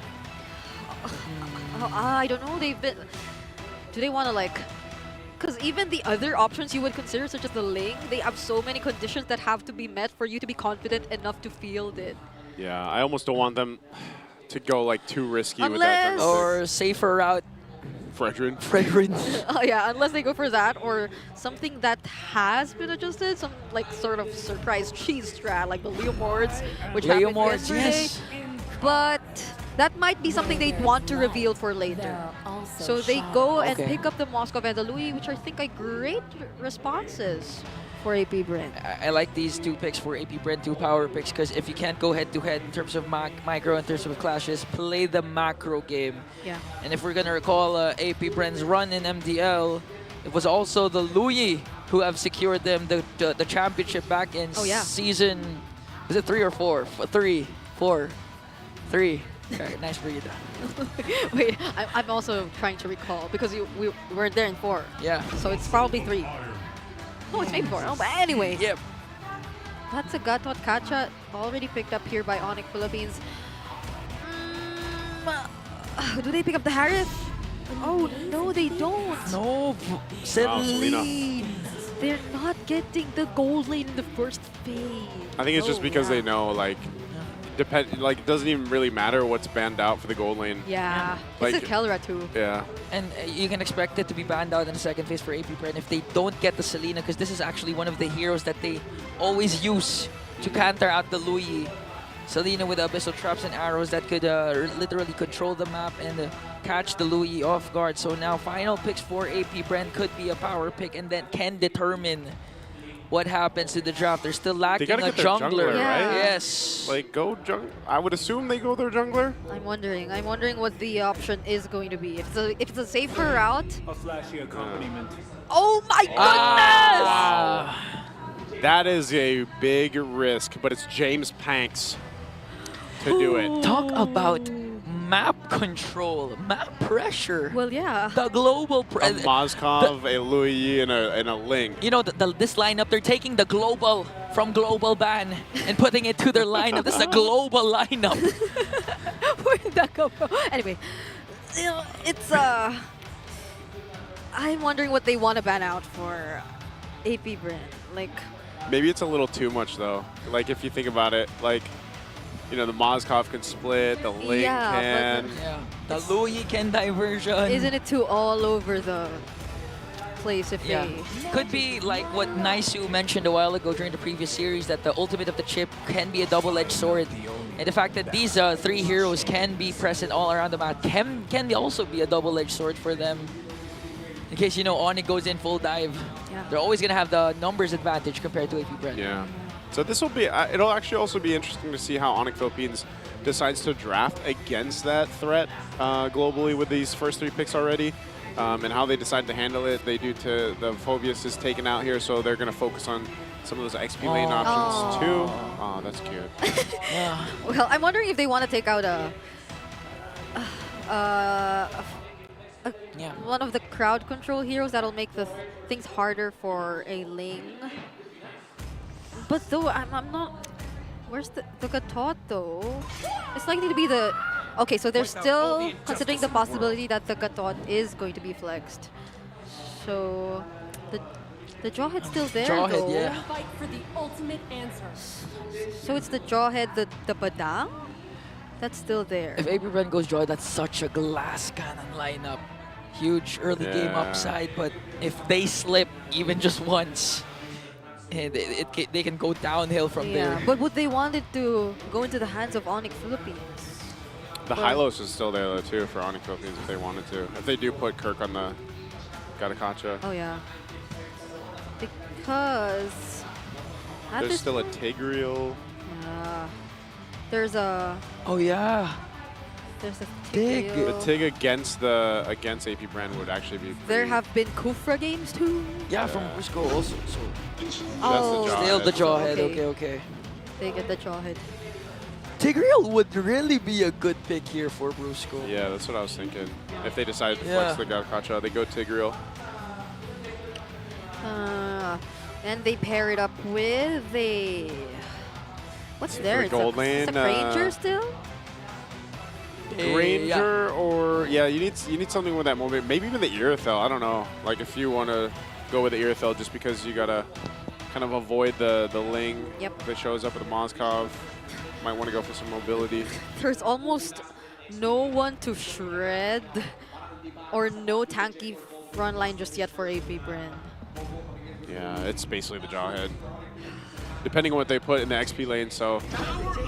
All right, there's the answer, though. It's going to be Badang and the Bruno. Whoa! Interesting on the Bruno pick. Wasn't expecting that, but they go with that. Yeah.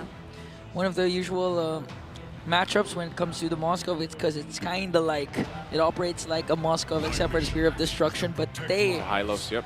AP Bren will select Hylos as their final pick, and now AP Bren, their potentially last lineup that could determine if they will enter the playoffs has been set.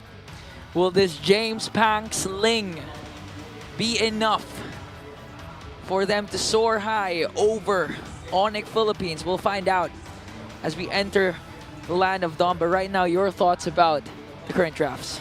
I feel like AP Bren at this point really went for comfort.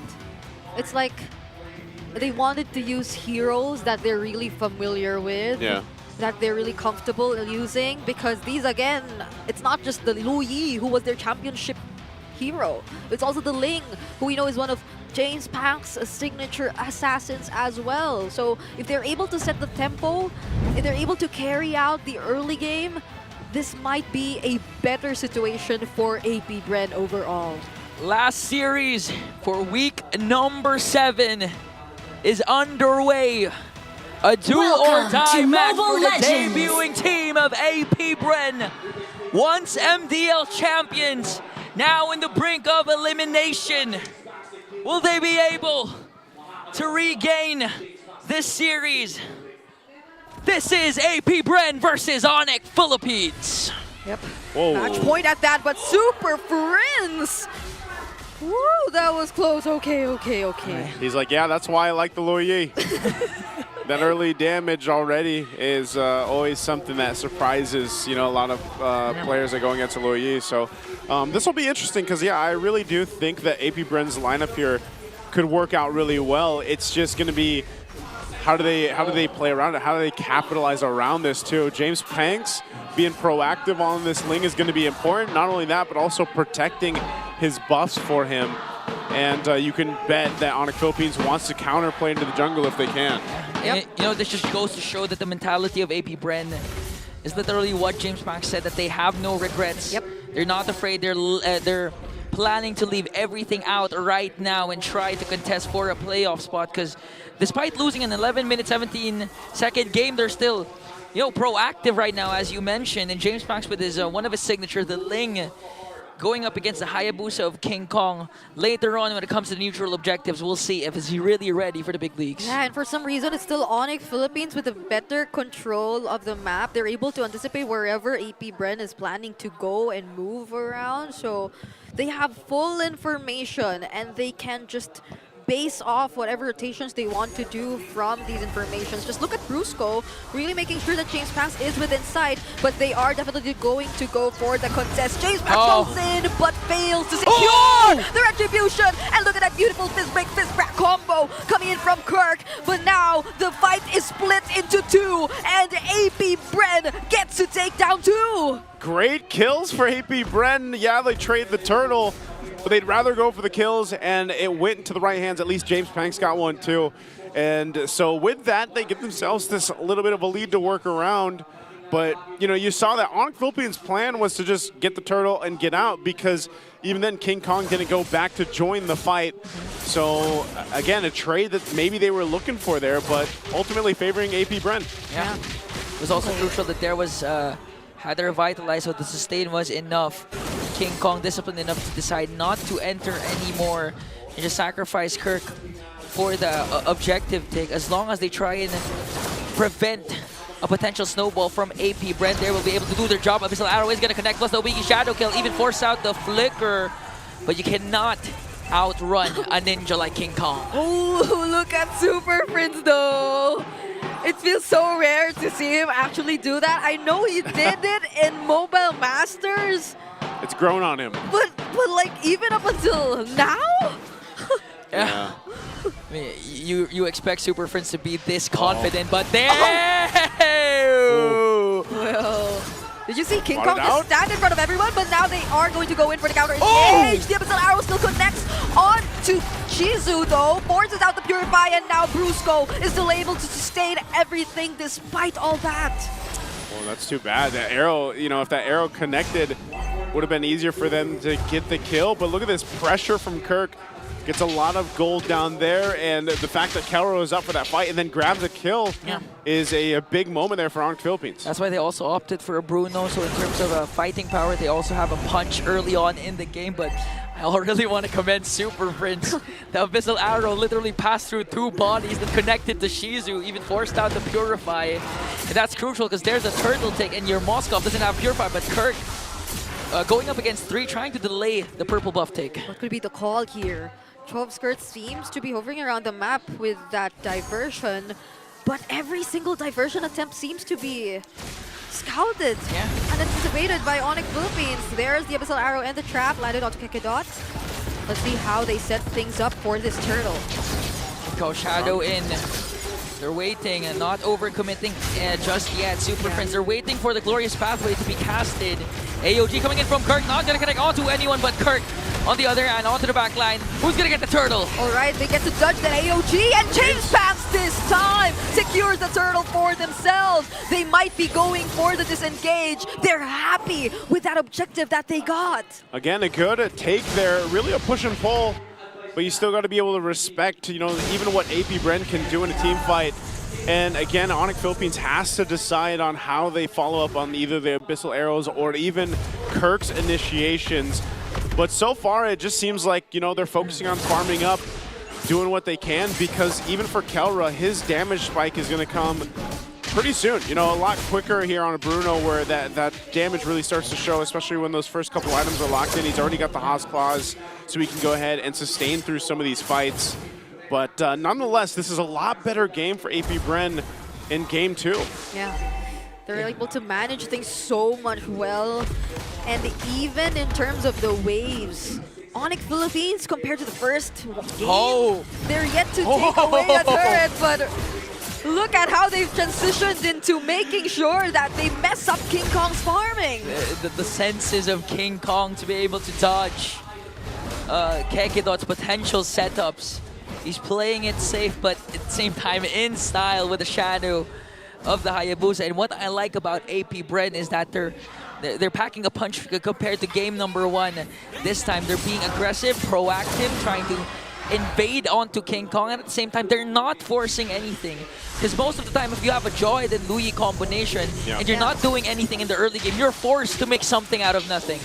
Yeah, they can kind of also just respond to Onic Philippines, because they know that Super Friend's going to spend a lot of time, you know, scouting out with the traps, but also throwing out the arrows.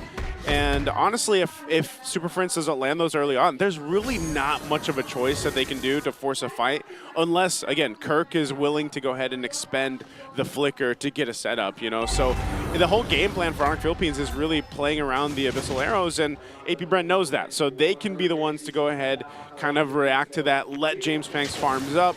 You have a lot more options to start fights if you want to, if you're AP Bren, especially with being able to go ahead and reposition the way you want to around having a Luo Yi. But now this turtle is up here. It's the last one of the game. They'll go ahead and get ready to fight for it. And we see the Infinix hand cam of JamesPankgs on the link too, while they prepare for this upcoming take. But it seems like they scouted Kekedot, and they're yet to actually go in. AP Bren, they're just waiting for their timing. Shizu opting to go for a top lane trade instead. JamesPankgs wants to go for the red resteal, but King Kong will secure the turtle. Yep, they did go for the retribution, but they did not get to secure the objective, and now the Abyssal Arrow lands onto Chop Skirt as well. Not even on a Brave Smite will be able to stay for long. There's the only one left toward the bottom lane, but he gets caught in the fist break, and that'll be enough for AP Bren to look for other things across the map. Great push, though, from Shizu, despite it all. You know, at least able to get that tier 2. But these are now the pressure points from Onic Philippines to go ahead and work on this, even in the buff.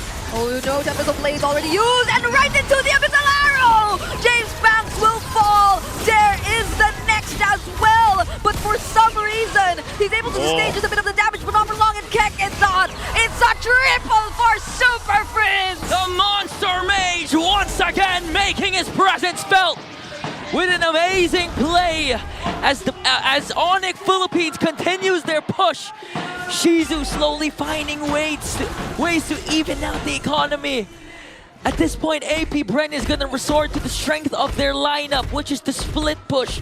Whether it's JamesPankgs, whether it's Shizu, they have to do it because again, they're in the brink of elimination up against Onic Philippines. Oh my goodness, I just have to say it's a 6-0-1 for Super Friends. It's kind of impressive when you see a game of a Selena in the hands of Super Friends, because he's able to make things happen like that. And you don't see that all the time, because a lot of the times the Selena players are just playing around those arrows and letting the team follow up. But no, it's Super Friends that's getting the triple kills and the kills in between all these angles in the jungle even.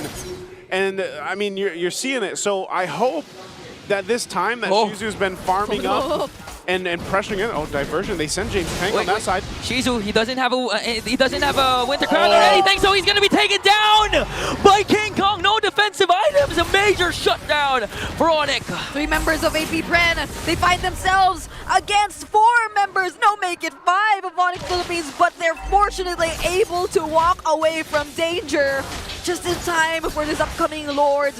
But still, they have to consider that was Shizu that got taken out. Oof, and he's going to lose the purple buff here. Now for JamesPankgs. As I was just saying, I hope that time that Shizu's been pushing around the map, it pay off. But he gets picked off instead, and now this Lord is up. We're going to see if AP Bren actually wants to try to contest this. It might come down to a retribution battle. Oh no, Kekidot gets blasted! Kelra takes the kill. That's the SOD coming in from Shizu, and they decide to fight. Now everyone's in the middle of the mist break, and Kelra finds his double kill, but Shizu gets to take down Brusco! Kelra up against 2, he's working on there, he might be able to take him down, and a triple! Again, Kelra up against Softguard! A maniac for the god in the gold lane! It's a wipeout for Onic Philippines, and they get to secure the Lord! Cool, Kelra's positioning, and you saw even with the Haas Claws able to stay in that fight.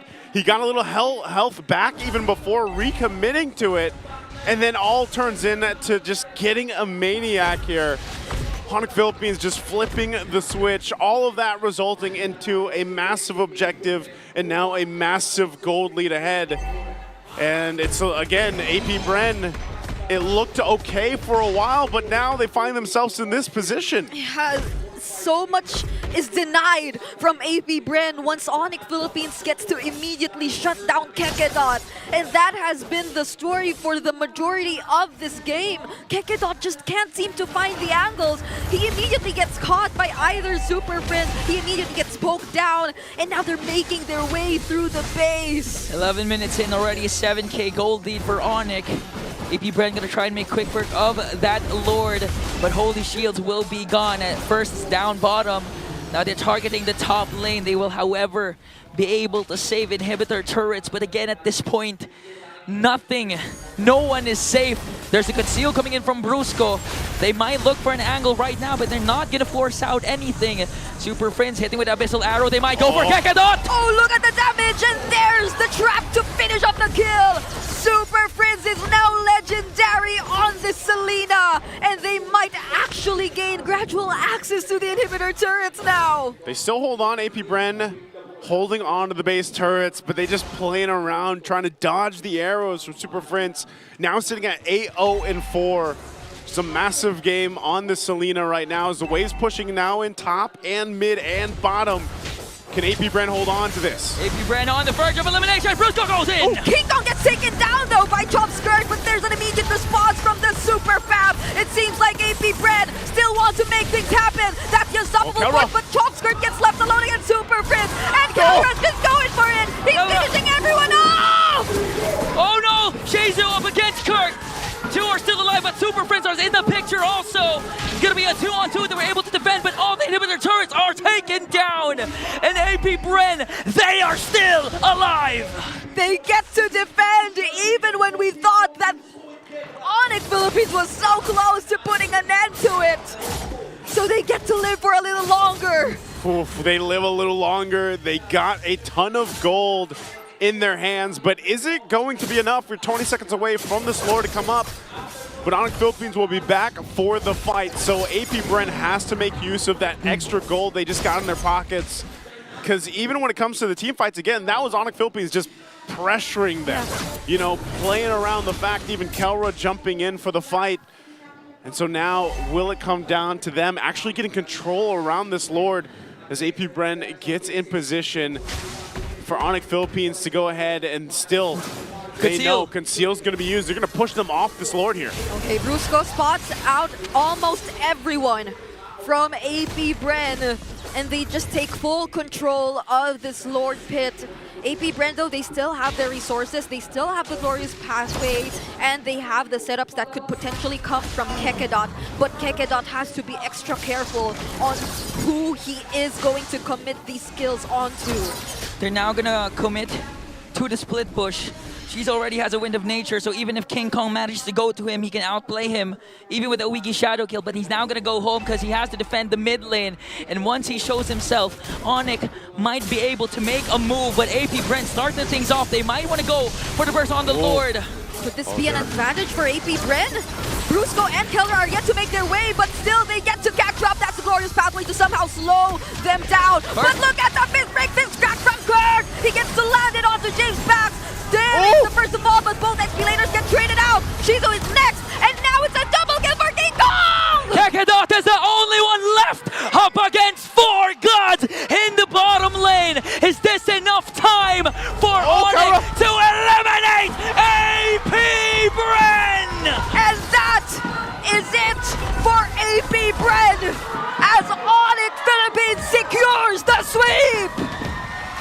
The Super Fam will come through again on a decisive victory. 2-0, sweeping AP Bren and their hopes for the playoffs. That was clearly AP Bren wanting to hold on. They did their very best up until the very last moment. AP Bren, rookies in Season 15, champions of MDL.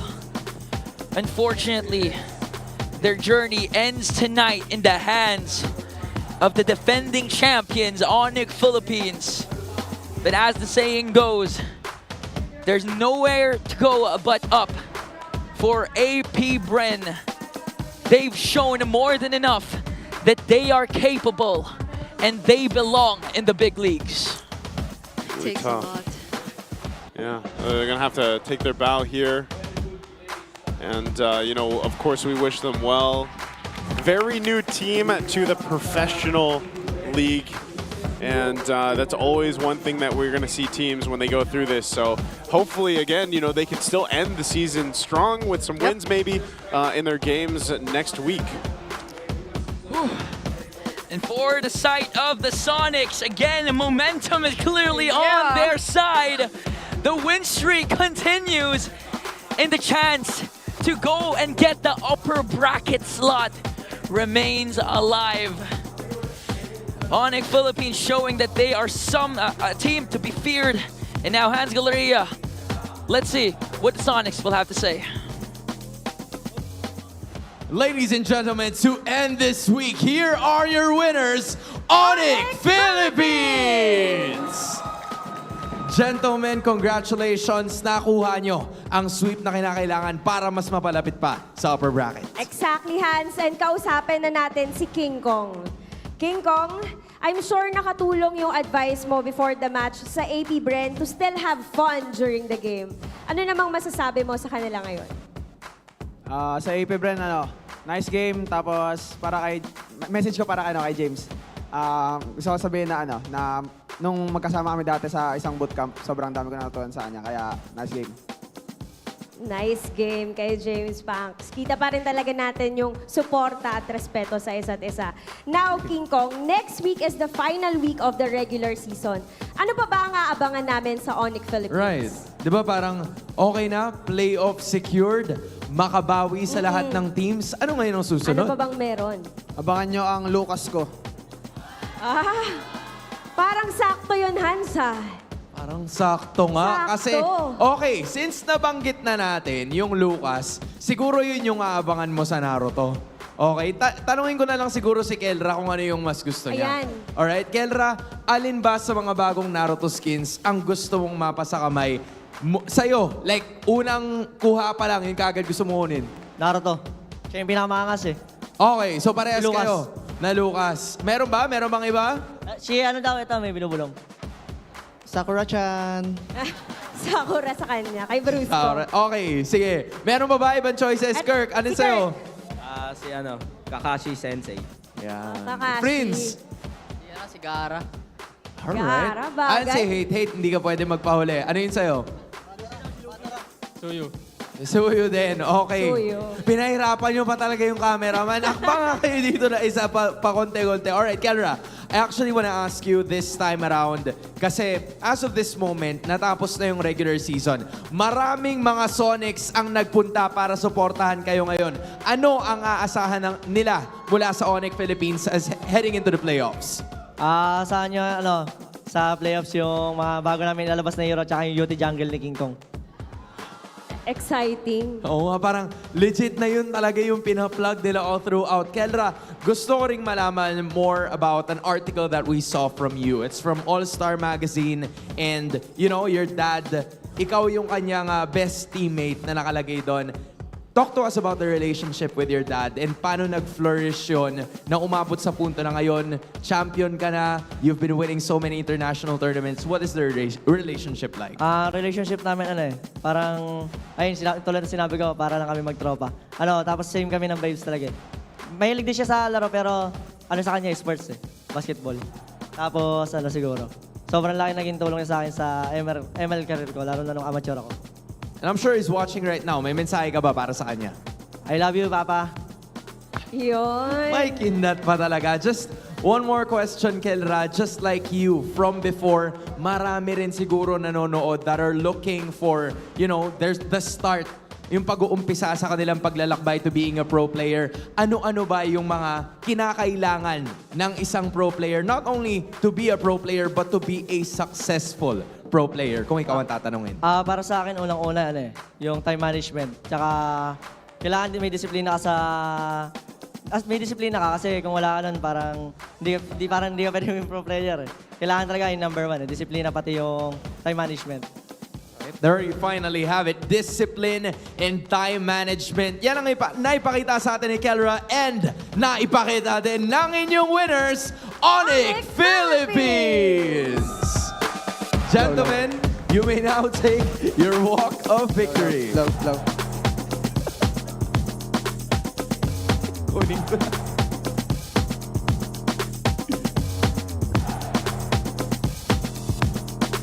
And with that win, you may now take your bow. A sweep ang nakuha ng Onic PH. Unfortunately, they had to end a hope of one team, pero patuloy pa rin ang kanilang paglalakbay.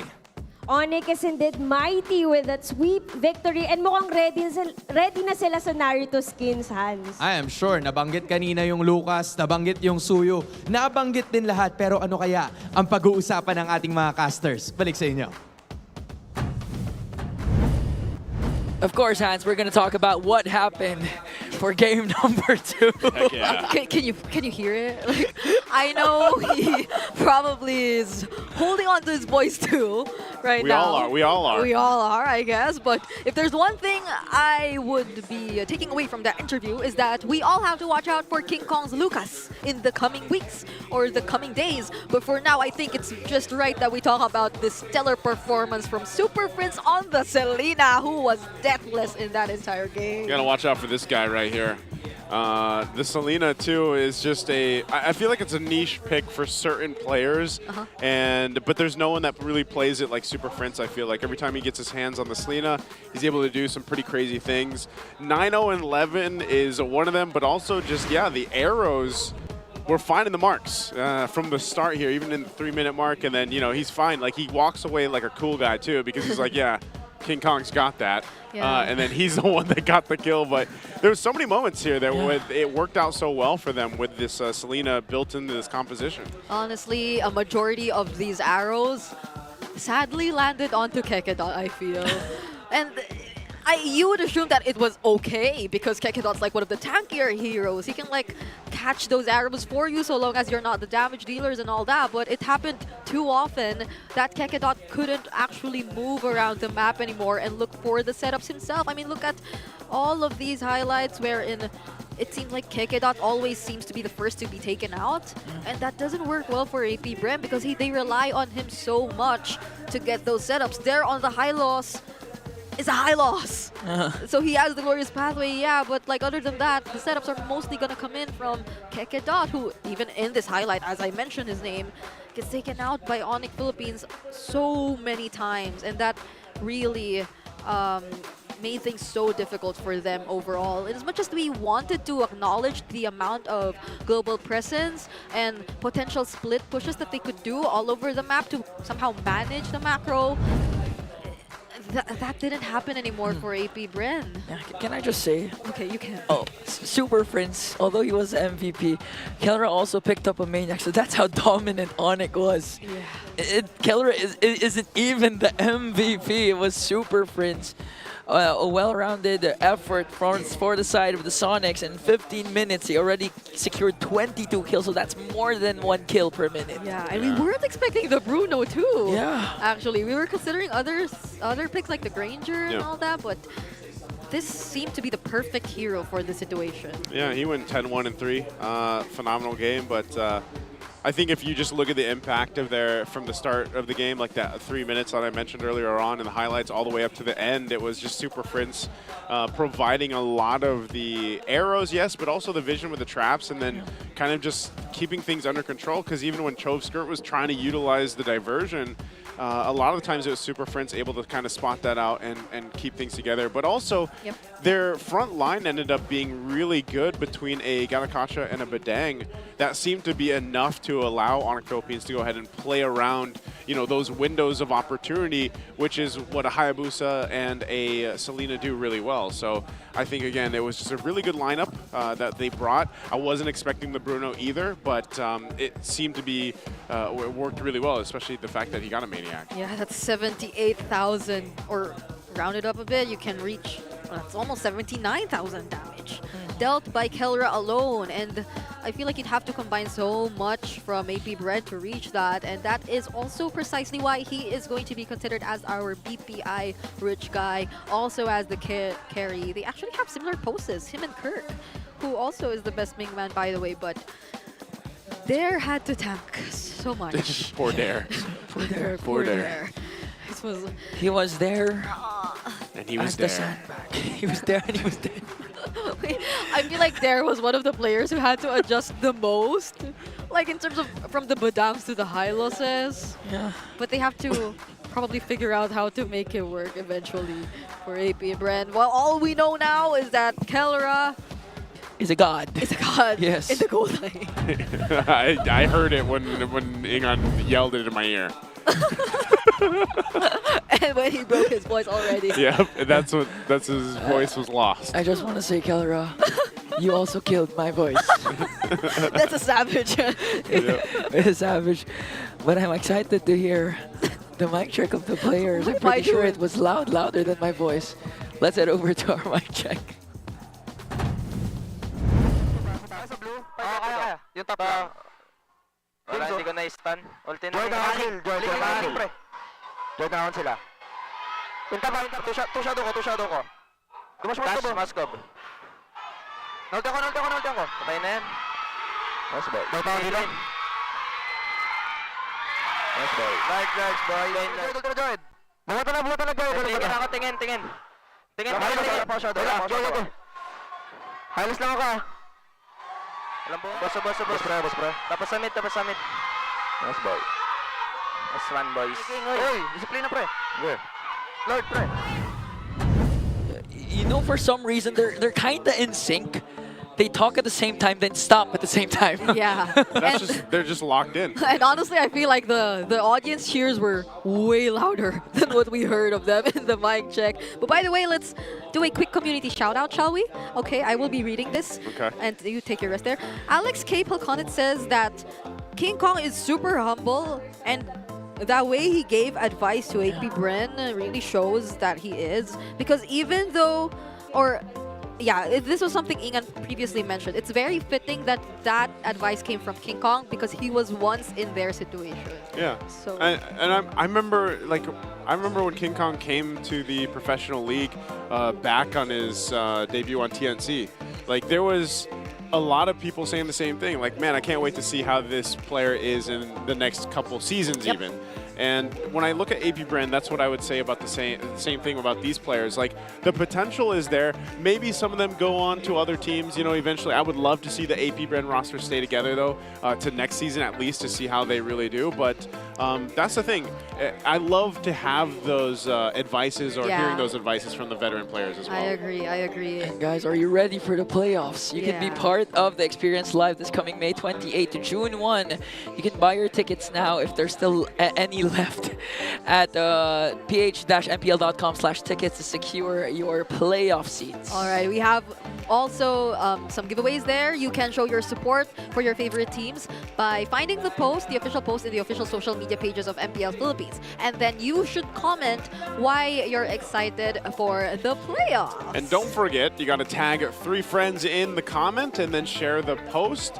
The best entry has a chance of winning an in-game code, and entries will be accepted until May 5th. So, comment away. If you don't have friends, you can tag me, Brigida, and Naisu, and welcome to our family. I hope you win, guys. And again, this has been an amazing week, I mean, we already saw a lot of changes in terms of in the standings, but it's nice because even up until week number 8, as we approach that week, we're still not sure. We aren't. Who's going to secure the first side, the last slot, and again, that 2 upper bracket slots, so that's how close MPL S15 is. There's only one thing that's sure after today. What's that? What's that? It's that the battle for the top 6 spot is only between Twisted Minds and Smart Omega. And there's also one more thing. What's that? TNC in 5. TNC in 5. Literally. Because they are 5th. They are 5th. Yeah, that's the only sure thing from the standings in terms of like their placements. Yeah. So you can see it there. It hurts to see this, especially if you're a member of the Bees, but it is what it is. So this also, doesn't this also, because of the other condition for Aurora, they can secure one of the top seed spots. Because they, right? Wait. The second condition was that, I don't know. Am I just rambling over here, or like, am I right? No. I think You're right. There's 2 conditions, right? So they completed their to-do list, basically. No, wait. Or is that next week too? The condition is if Onyx loses versus AP Bren. So Yeah, that's what I was thinking. So they won. They won. They should have. Anyway, we'll get that confirmed later, but I think that does mean Aurora is one of the teams to secure one of the upper seed spots. We'll figure that out later. For Fansik Laban, though, this is what we got going on. After day 3, the Mines are sitting at top, and then the Bees, they're there. They're 2 right now, second place. Kabarangay, basically it's flip-flopped. It is. It's like the fans here are just like, Yeah, I mean, you can't blame them, especially for the Sonics. They're used to whenever they're in the arena, they're watching actual games because they have drums. Yeah, their teams are winning. So, they don't have time to play around. I mean, they were even the Sonics, mind you. Were even practicing their own choreography before we started the match. They were doing this with some yellow mini flags. I was actually part of the crowd yesterday. What they were doing that's why was, his voice is there. And so what did we learn this weekend, Ingan? My final thought is... No, what did we learn? For us, it's good to be fans, but please save your voice. And I blame Rose. Especially if you're a caster. It's Rose's fault why my voice is like this. And also Kelra's Maniac. That's my final thoughts, guys. You can end the show. My final thoughts are a bumpy road, even on a boat. Yeah. It's very interesting. Hey, a bumpy road, a bumpy boat on a road cannot sink, technically. Oh, yeah. That's true. Those are my final thoughts. I enjoyed today. Family Sunday. I hope you guys also. We're never going to sink with you, the captain. I'll just leave it at that. That's it. Those are our final thoughts, I think, for today. And I will be officially ending the last day of week 7 since my friend here apparently has lost his voice. So it has been a pleasure to serve as your casters for this day. We're looking forward to seeing you next week as we close off the regular season. And now we will be throwing it over to our hosts, Hans Galleria and Kalusi.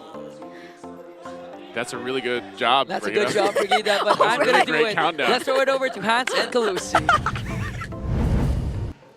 And with that, week 7 has finally come to an end. This is an opportunity na halos patapos na tayo sa ating regular season. Kalusi, how does it feel na nandito na tayo sa puntong ito? Because I cannot believe it myself. 7 weeks so far, pero parang ang bilis ng panahon, Hans. Grabe yung excitement na nararamdaman ko for our teams. But of course, pati na rin yung super fans natin kasi marami pa silang masasaksihan. And Hans, hindi pa tapos ang karera for the final playoff spot and yung top 2 sa upper bracket. You know what? There will be teams at the end of the day that we will have to say goodbye to. Pero hindi ibig sabihin nun na hindi nila pinakita ang kanilang A-game because every single team brought that for this season. 100% agree with you, Hans. Kaya next week, I can't wait to see everyone here ulit sa MPL Arena. Bring your family, your friends, kasi next week, sabay-sabay natin maglalabasan tayo dito ng special jutsu. Ipapaalala lang namin sa lahat ng ating mga manonood that the Naruto skins are gonna be available next week. So come over here at the MPL Arena and do your draws here. Malay mo, dito yung buff mangyari mismo, di ba? Aabangan ko rin yan, Hans. Kaya super fans, kita-kits ulit tayo sa Week 8, the final week of the regular season para tuhayan ang Lakas ng Pinas! See you sa Week 8!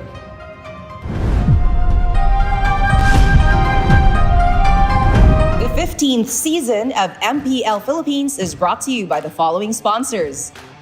Infinix, the MPL official tournament phone. Lakas sa laro with Infinix. Smart, the official telco partner of MPL Philippines. BPI, the official bank partner of MPL Philippines. Mas magandang bukas, buksan sa BPI. Our partner in esports, Time Zone. Join the fun at Time Zone. TT Racing, for those who dream, work, and play. TT Racing has your back. Don't miss any MPL action by following our official Facebook and subscribing to our YouTube channel. Follow MPL PH on TikTok for more content.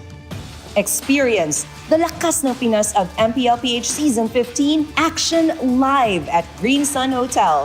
Grab your tickets now via official MPL PH website. All the regular season tickets are now available at 200 pesos. MPL Philippines is monitored and supervised by the Games and Amusement Board.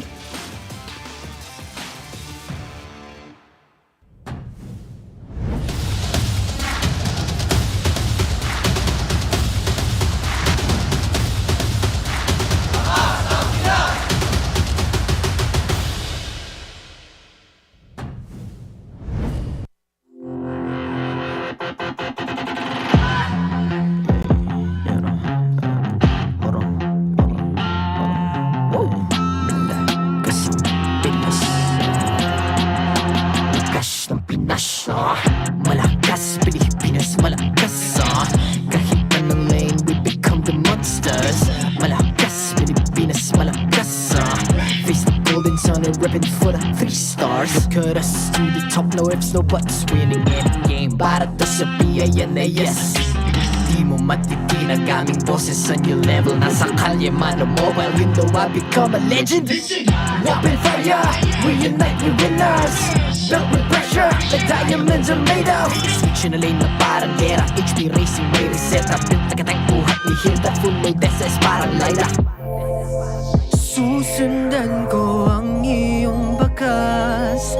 Kasama patas, tagumpay natin to. Dahil tayo'y malakas. Para sa Pinas. Nasa amin ang alas, hindi tuwa atras. Kinikilala sa taas kasi kami ang malakas. Para sa Pinas. Nasa amin ang alas, hindi tuwa atras. Kinikilala sa taas, ganito kami sa Pinas. Wow! Hold on. Yeah, malakas ang Pinas. We are laging every beat, no surrender, no retreat. Pag nagsama-sama, just imagine what we can achieve.